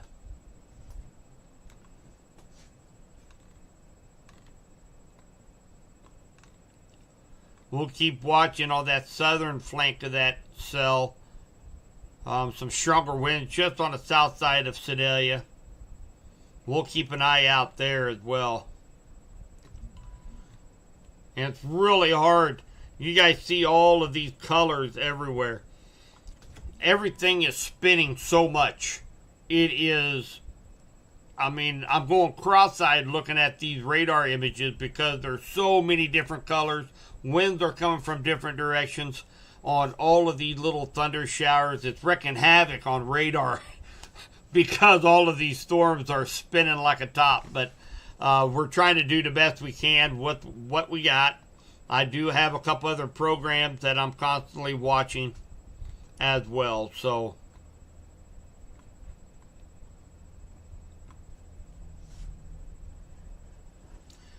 no, Craig, I wish I could tell you the winds will die down, but unfortunately they're only going to get stronger.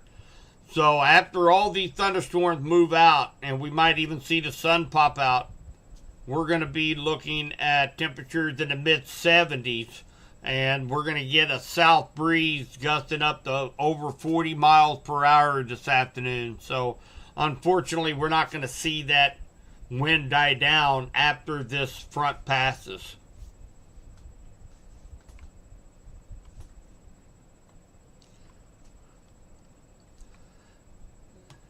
Angela, as long as Sedalia does not get a round 2, there's another round 2 this afternoon. West Central Missouri will likely be out of that round 2. Springfield might be in that round 2. So stay weather aware.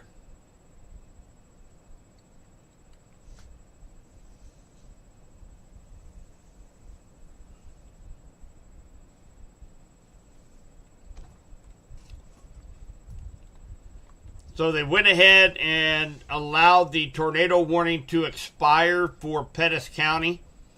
They just kind of extended it over a county. So right around the Pilot Grove area. That's going to be for northwestern Cooper County until 9:30. So, but Sedalia, Pettis County, you guys are looking pretty good right now. You are not in any warning. So they did allow that tornado warning to expire down around the Stockton area. So as of right now, West Central Missouri is now warning free for, I think, the first time in I don't know how many hours. So hopefully that's going to hold. But right now, all of West Central Missouri, we are not in any kind of warning right now. Nevada, you have a pretty robust thunderstorm. That's right down here. You got a pretty robust thunderstorm that's moving into Nevada. Maybe some small hail, but it is not severe at this time.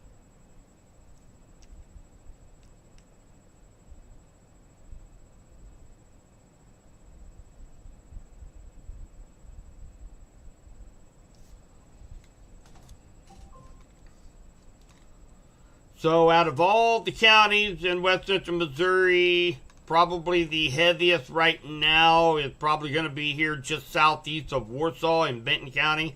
Maybe some small hail, some very heavy rains, but nothing severe with this cell as of right now. So we take a look at velocity.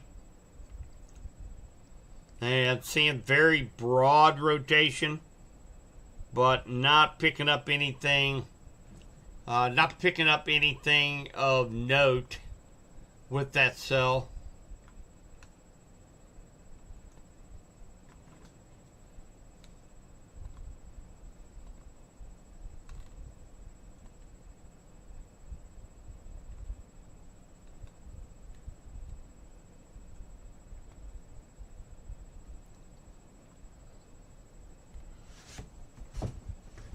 Oh.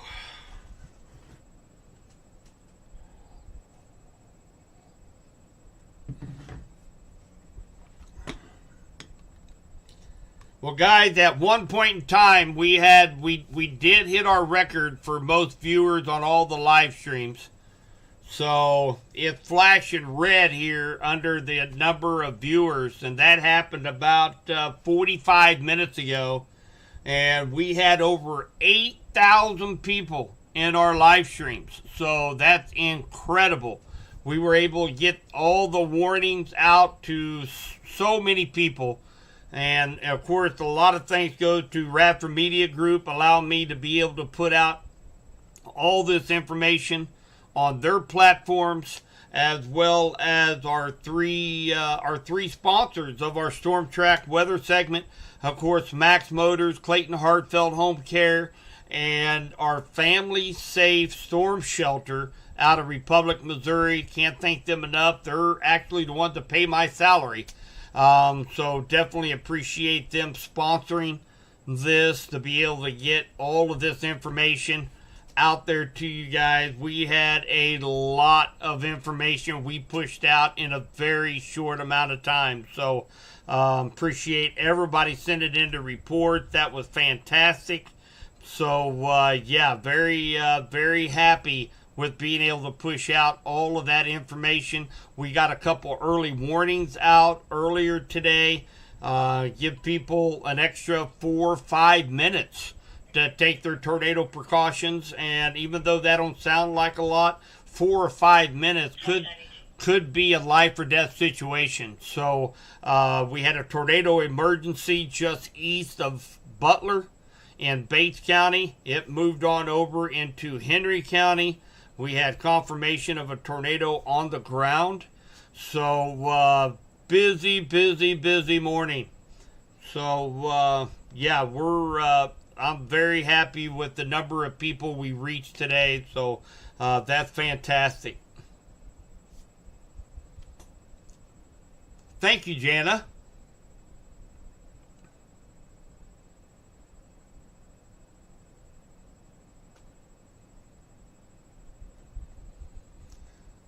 Michelle mentioned very little coverage from Springfield. And that's one of the main reasons why we set this up here a few years ago. And that's because we've got a row of counties that are on the southern end of Pleasant Hill reporting area. And we have a row of counties just on the north side of Springfield National Weather Service reporting area. So a lot of times those counties kind of get left behind when all heck break loose. So we needed something so that we could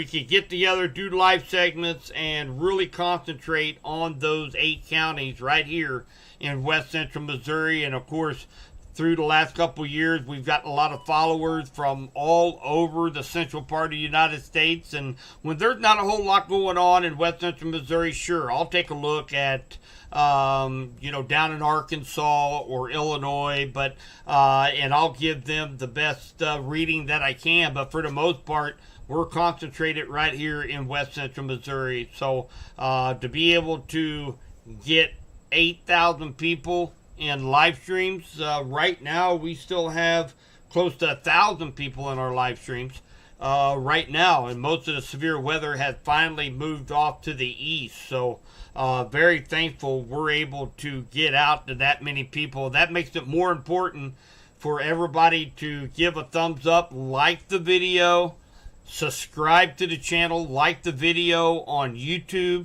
Because of their algorithms, the more likes we get on videos, the more apt that we will just pop up in people's streams. So if I'm sitting at home, turning on YouTube, and all of a sudden I see Subby's Weather Talk live weather coverage, well, what's that? Click on it. We can get more information out to people. So make sure you guys like those videos. I would appreciate it. It doesn't cost anything. Just give it a like. I'd appreciate it.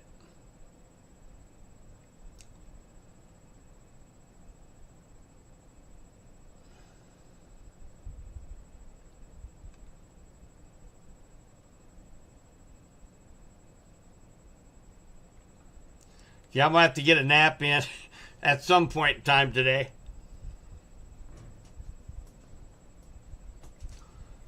So I'm still kind of hanging around. I kind of want to see what this cell down here in Vernon County does. It's going to be moving into St. Clair County here pretty quickly. Just kind of want to see what this cell is going to do, and then if it continues to maybe weaken or push on off to the east, then we'll probably pretty well done for the day. As we see some of these showers and thunder showers, they're really kind of falling apart, and we've worked over this area very much so here in west central Missouri. So we've had 2-3 rounds of severe weather moving through the same areas.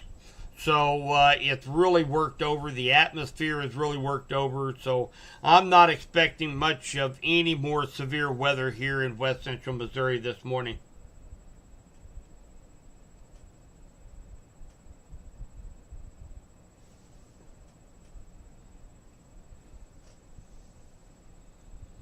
No, Melissa, I really think we are probably pretty much done with the severe threat for today. There is going to be a high risk down here in the Boot Hill. That's going to happen this afternoon. But I think we're going to be out of that area. But we are going to be getting into an active stretch over the next few days with rain chances, thunder shower chances. But the threat of severe weather through the weekend, it's just not looking like we're going to get any severe weather. Just good, welcoming rains and thunder showers through Sunday.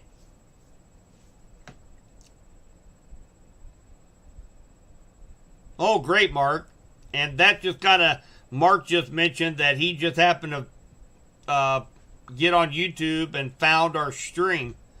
And then he subscribed. And then at 3:30 this morning in Hartford, Kansas, a storm came and you popped up on YouTube again. So, that's the reason, guys. The more likes we get, the more chances we can actually reach people that might need to hear of a strong cell or a strong storm in their area. So,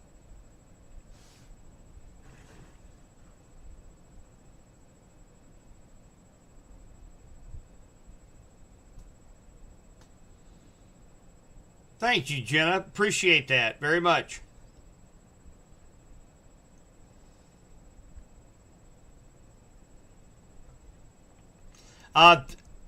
Valerie, I'm not sure exactly where you're at.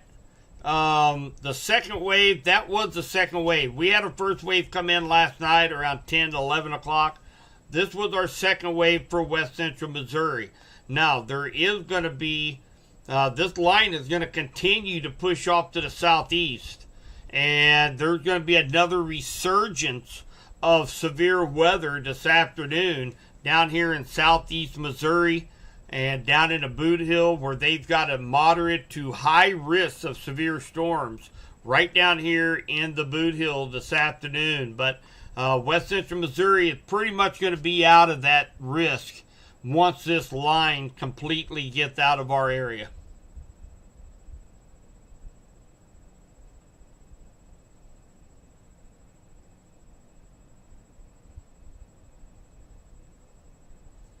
What's going on with Pettis County? Actually, nothing's going on in Pettis County right now.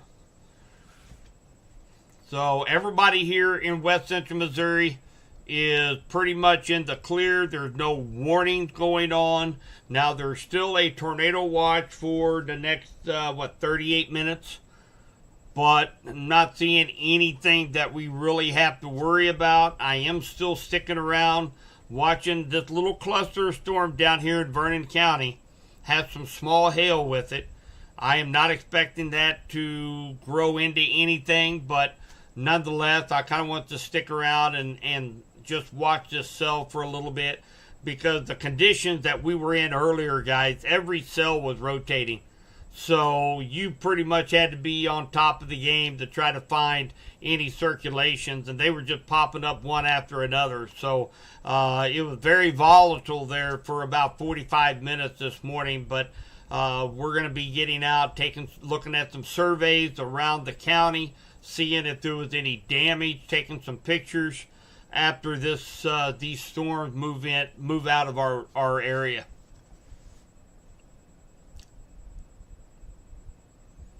I don't, Devin. I don't expect anything to happen with this cluster of storms. I really don't. It did have some small hail as it came through Vernon County, but like I said, the atmosphere is totally worked over right now because of all the storms. All the energy is out of the air, so I don't expect anything more here in West Central Missouri. About the only thing, maybe with this cell, you might get some small, maybe pea-sized hail, possibly, with the strongest part of this cell. But other than that, that's all I'm expecting.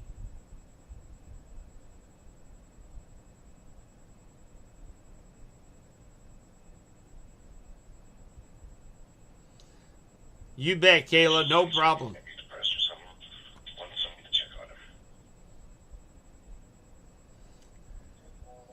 B Highway just outside of Green Ridge is closed, Misty. Is that due to high water or a pole over the road or what?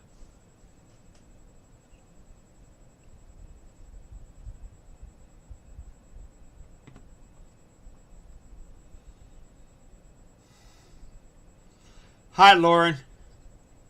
Hickory County.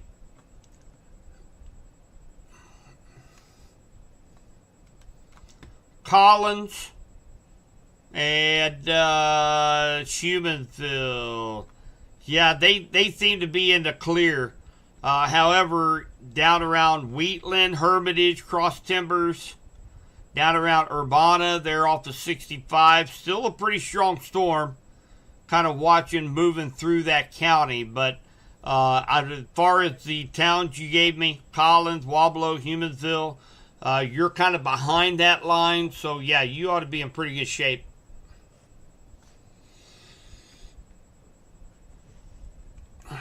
Boonville. Just for information, station of shed, not trailer. 10-4, we will spend that earlier today. I'll be around 4.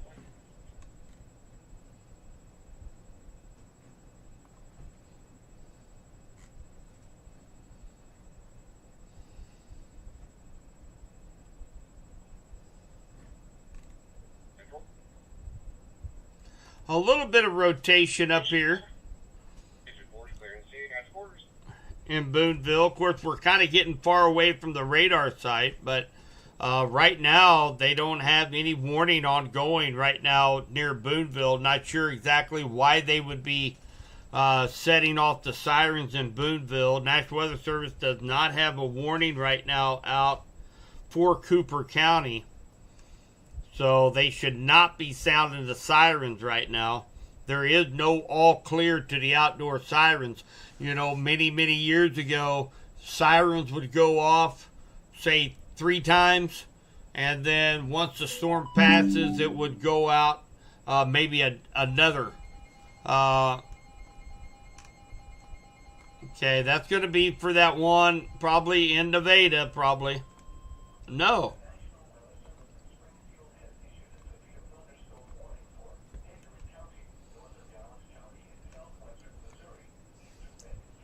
That's for this line of storms right here, guys, is what that's for. This cluster down here, Wheatland, Hermitage, Cross Timbers, moving to the northeast. It's going to clip the eastern side of Benton County. It's a big one. It's for Hickory County, northern Dallas, eastern Benton, northern Polk, western Camden, southern Morgan County. So again, that's for this line of storm from Stover all the way down across Timbers, Wheatland, Hermitage, and down just east of Flemington. So, and again, this is going to be for the possibility of seeing quarter-inch hail and 60-mile-per-hour winds.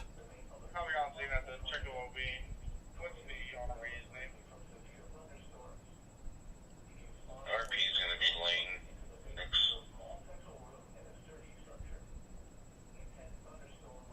Thank you, Gina. Thank you for the kind words. I appreciate that.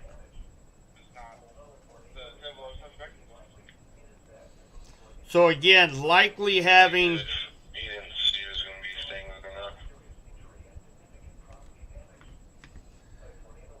This cluster of storms right down here near Hermitage is going to be moving northeast, and it's going to be clipping the eastern side of Benton County. Of course, that's going to include Lakeview Heights. That's also going to include the Big Buffalo Reservation, Boyers Mill, Riverview, Hastane, Majorville, Edwards, Fristow, Nobby, and Walker's Corner. So remember, these cells are moving to the northeast like this. So it's going to come up through eastern side of Pettis County.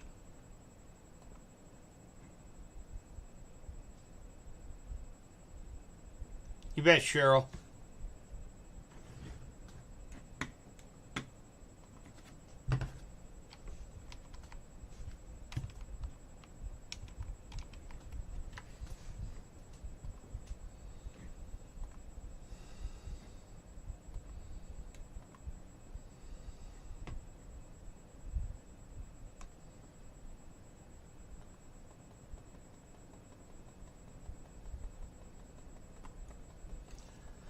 So, guys, if you were waiting to get into our group,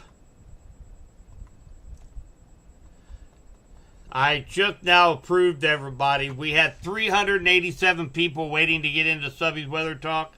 I appreciate you guys sharing that out. Of course, did have to...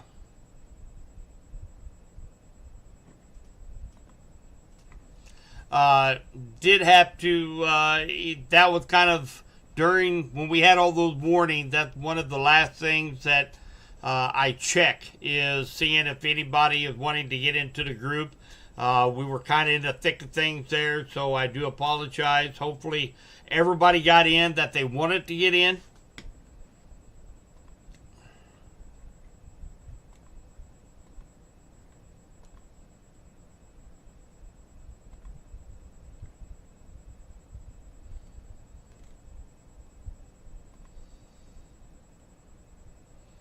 So we do have picture from Storm Chaser Andy Hicks, Bates County. I'll show you guys.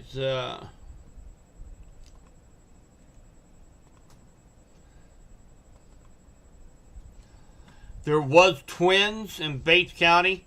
We were looking at two different circulations in Bates County earlier today, and there were two circulations.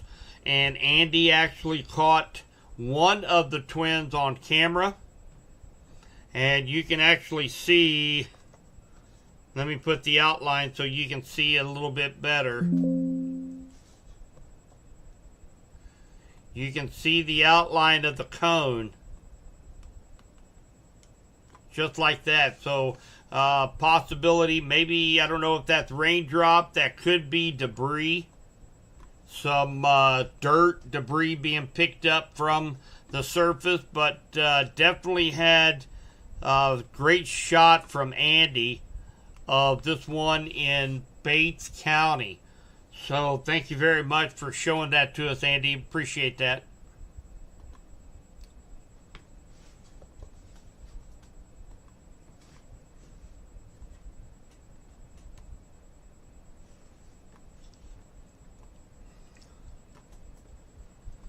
So this is not in Benton County. This is down just south of Hermitage, just east of Elkton. I'm not real familiar. There's Elkton, just east here, right around Pittsburgh, Pomme de Terre Lake. There is some rotation tracks on this. It's likely coming from this hail core, this purple area right now, but I'm keeping a close eye on that particular cell right now. Just some very strong returns on radar up here in eastern Benton County. Some heavy rain, maybe some pea-sized hail up here in eastern Benton County. But definitely keeping an eye on this area here just to the east of Elkton. This is just south of Hermitage. He'll be moving on up toward Climax Springs, Max Creek area, Urbana, right along that 65 highway corridor.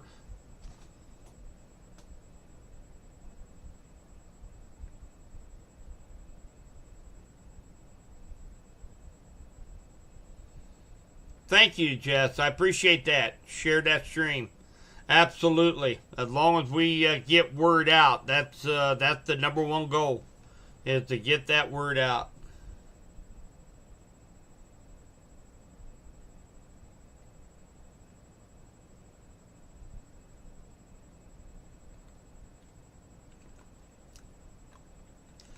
Yeah, I think Appleton City is in good shape right now, Lauren. Right down here, we do have some showers and some thunder showers that is ongoing in St. Clair County. Not expecting them to be severe. Also for Henry County, there's a little cell just northwest of Clinton right now. Came across 7 Highway. And again, not expecting these to be severe. We do have, of course, a strong cell right over Hermitage, almost just to the east of Hermitage. We also have just southeast of Coal Camp. It's going to be heading over to Versailles and Stover area. Probably have some maybe nickel to dime size hail over there. We do have a new tornado warning up here near Fayette. And of course, if anybody has any students that go to University Central Methodist, that is where they are housed at Fayette. They are under a tornado warning. It is radar indicated. It is not confirmed, but definitely Fayette is under the gun for a tornado warning right now. So hopefully we just have a few more minutes left. Get these cells out of Benton County, out of Hickory County, and I think we should start quieting down a little bit here in west central Missouri. You bet, Barb. Take a look real quick at good old Lakeview Heights.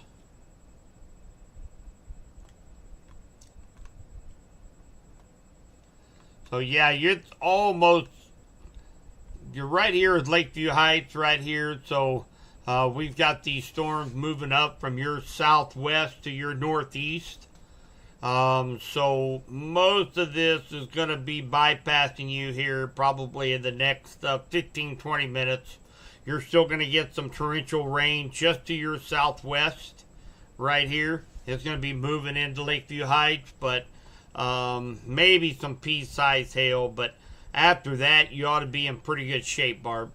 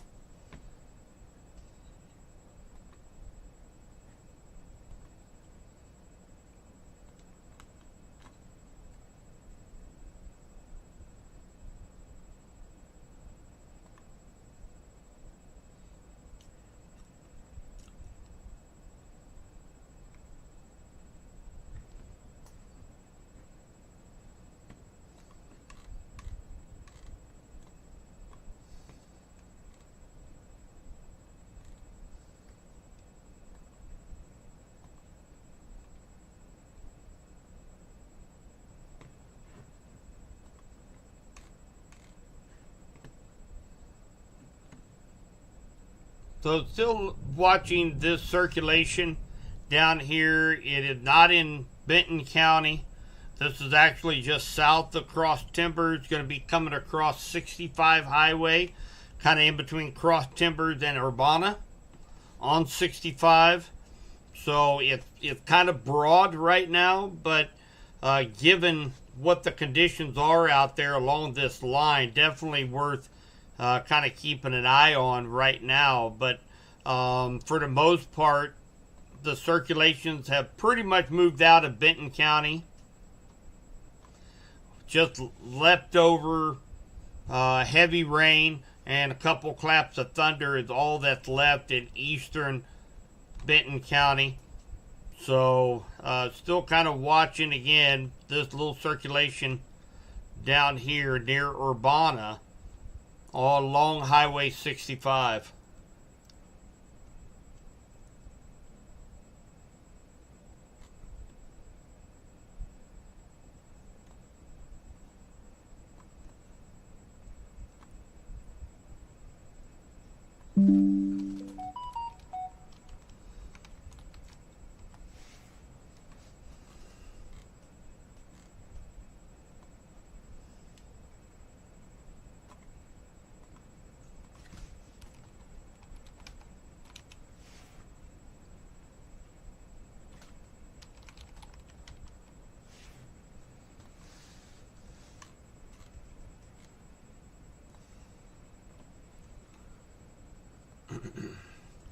That very well might have, Misty, as you know, that's when that was this cell here.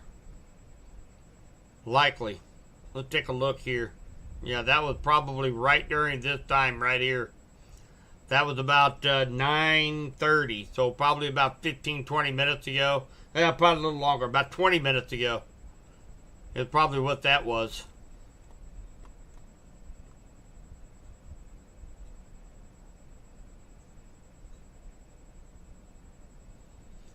Oh, Michelle's about 2 miles to Lakeview Heights. Those are my old stomping grounds. That's where my daddy-o was born, Lakeview Heights. Well, I think he was born in Kansas City. That's where he grew up at, in Lakeview Heights. That's where his parents lived. Spent many summers down there at Lakeview Heights. Bolivar along 13 Highway. You guys are getting to get some pea-sized hail as well here very soon.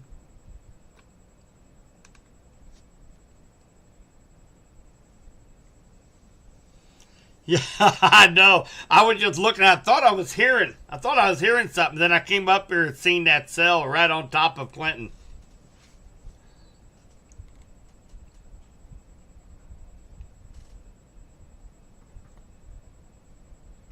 Hi, Kyra.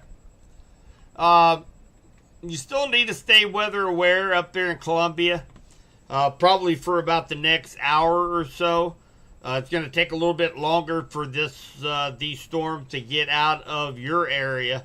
Maybe even a little bit longer than that, because all of these storms down here are actually moving your direction. If we put that into play, you notice they're all going to be moving northeast. And they're actually kind of going into a little bit better environment right along this front. So you get a little extra lifting. That's the reason why we're starting to see a few of these storms pop off up here around this front that you see draped across here. So we probably have a little bit of a wind shift line. You have a little bit more instability. So definitely want to stay weather aware for probably at least the next hour or better there in Columbia.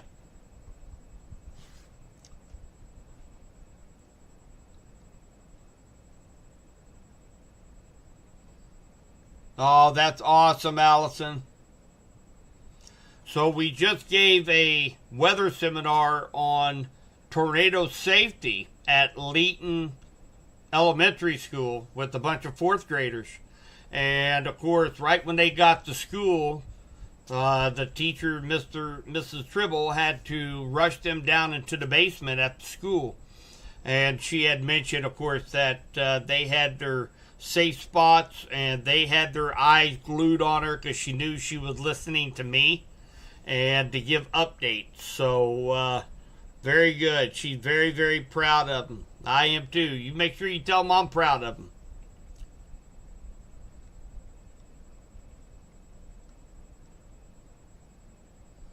Hi, Michelle. How do I send a picture of it just raining? We are on Lake of the Ozarks. You want to send a picture? If you want to send a picture, you can go over to Subby's Weather Talk group, or you can just go right there on Subby's Weather Talk West Central Missouri advisory page, and you can. You're not going to be able to post there because that is actually a page. You can't post on that. But go to Subby's Weather Talk group. We have several thousand people in it, and you are able to post pictures there.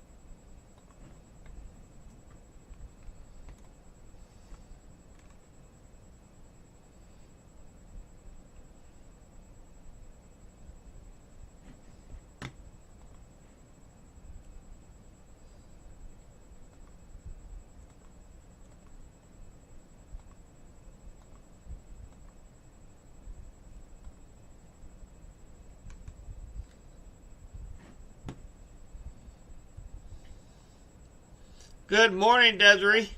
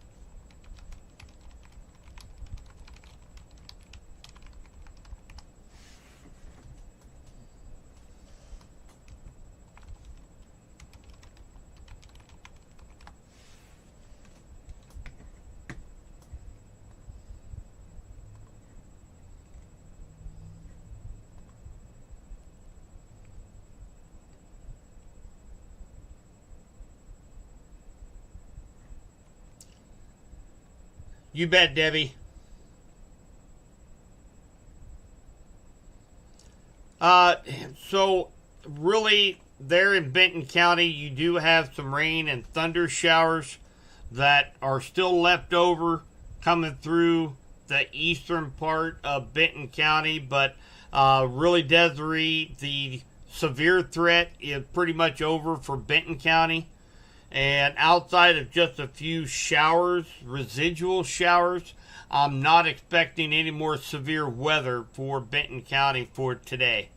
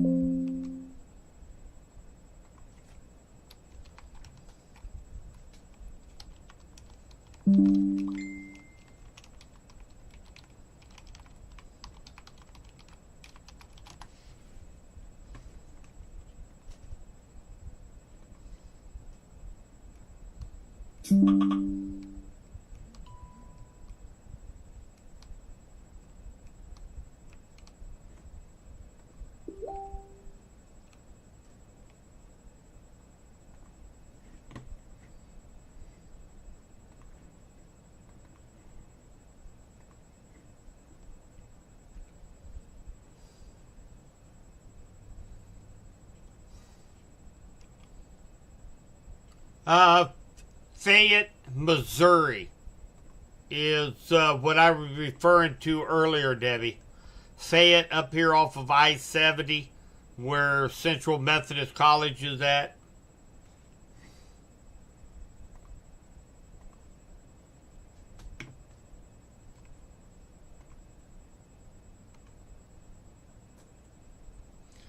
So I'm going to share this with you guys. This was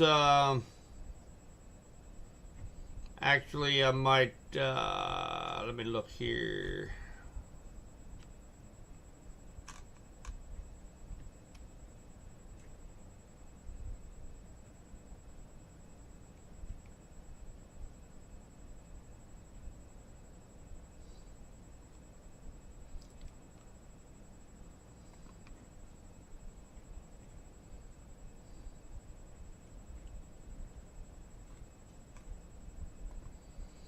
So seeing some horrible damage coming out of Nevada, guys.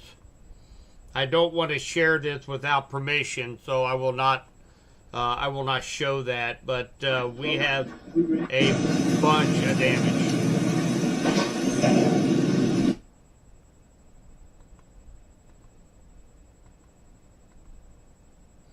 There is a bunch of damage in Nevada.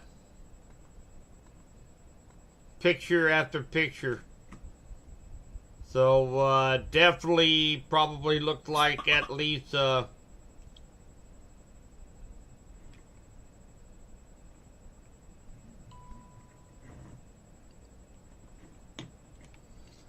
lots of damage. Lots of thoughts and prayers need to go out those down in Nevada.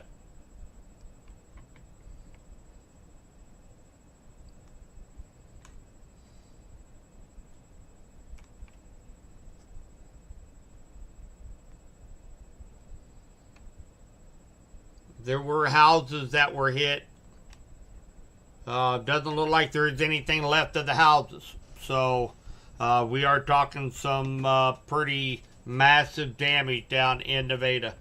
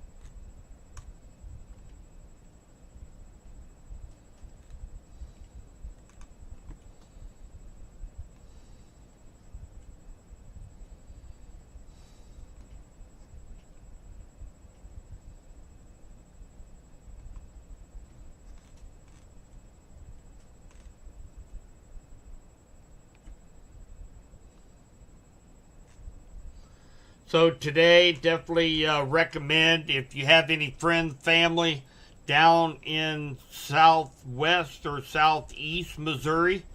You guys have probably seen him on a couple of our streams here. So Storm Chaser Matt Jones.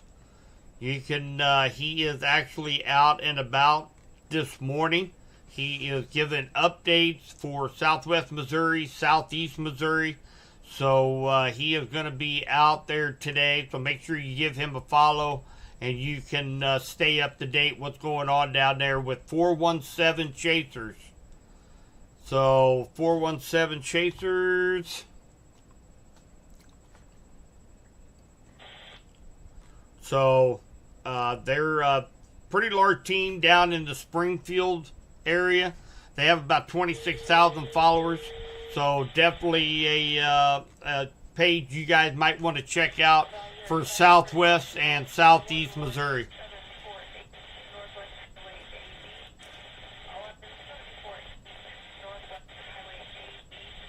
Yeah, Justin, you got hit hard.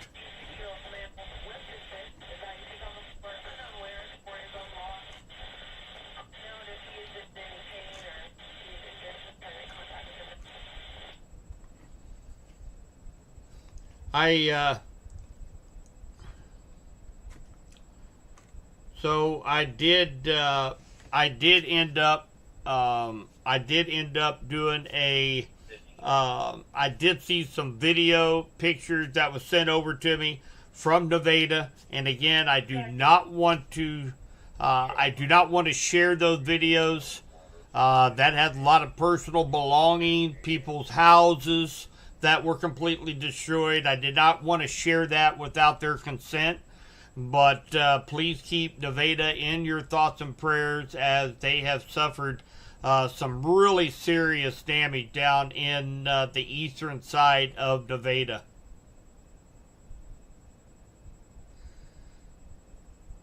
Yeah, Justin, that was confirmed. It had a debris signature. It was confirmed by the National Weather Service based on radar and debris signature. And then, of course, after I seen all that damage, houses are completely destroyed.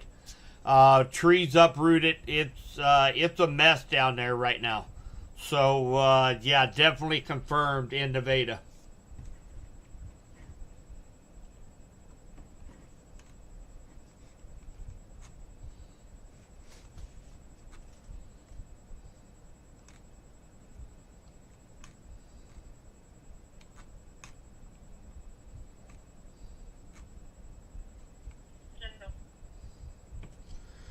Okay, so Bates County also just mentioned that all of their assets in Bates County have been deployed to Vernon County to assist in a tornado recovery. Please pray for the community, as there's been a lot of damage, but by the grace of God, no fatalities so far. Our staff responded within minutes of the tornado being confirmed with damage on the ground. So another great thing Bates County doing over there. We appreciate them helping out Vernon County. They help out all the communities around Bates County. So very proud of the Bates County Sheriff's Department, and proud of our Henry County Sheriff's Department. They're doing a fabulous job reworking the entire community. So very proud of law enforcement here, of course, over the last few weeks with our severe weather, and how they're really reaching out to the communities. So great job, Bates County Sheriff's Department.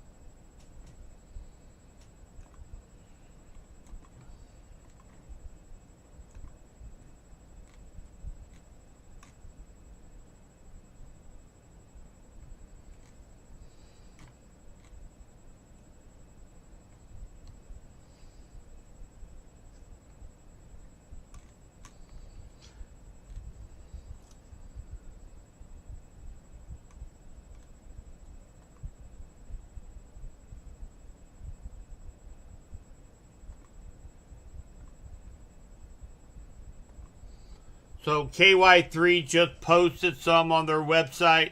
I shared the link on Subby's Weather Talk group if you guys want to go over there. And they do have a link to their website. You can go on there. Hopefully they have more pictures and video like what I seen. But if anybody wants to go over and see some of the damage in Nevada, I did post that there in my in Subby's Weather Talk in our Facebook group.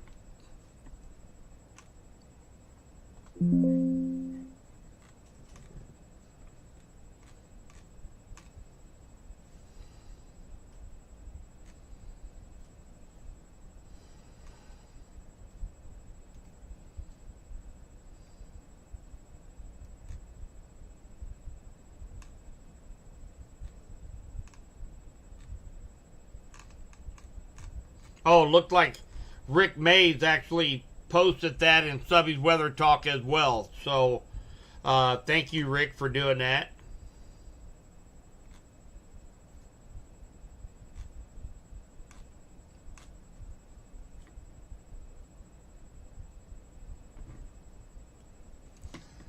Stephanie, this is our first tornado warning. We are originally from California, California.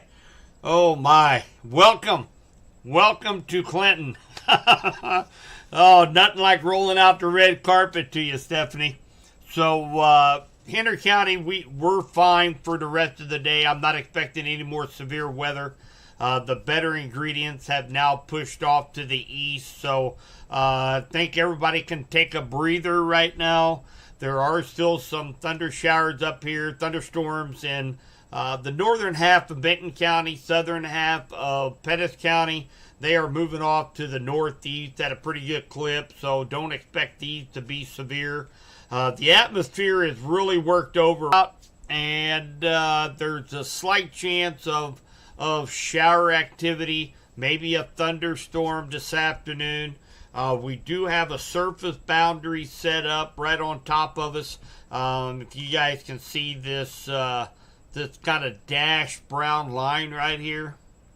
So that's what's called a surface boundary. So I don't know if I could bring that up or not. Let me look here.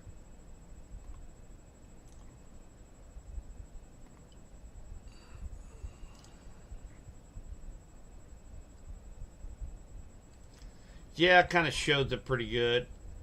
So I'm going to bring this over.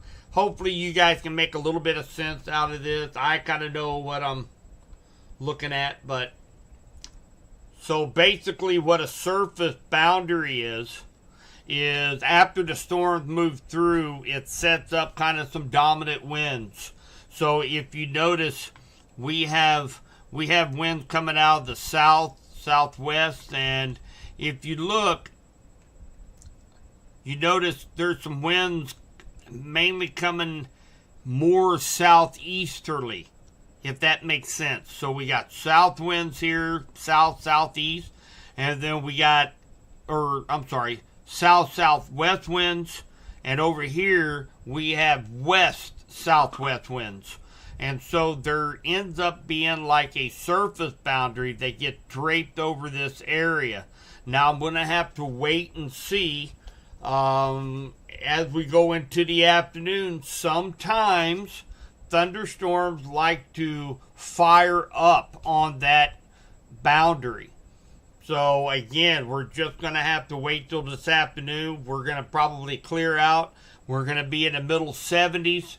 So we'll just have to see how this interacts with this afternoon's weather. But for now, all of West Central Missouri, I believe, is in the clear for the time being.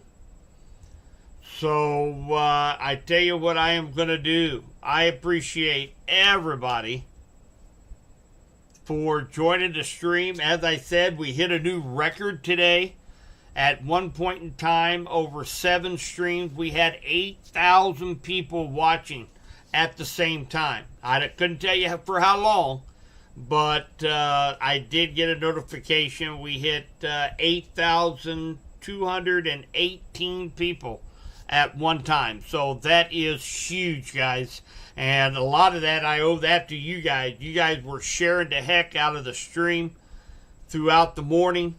So hopefully we were able to get that information out to everybody. and who knows, times like this, down in Nevada, we were screaming and hollering for everybody to take cover down in Nevada.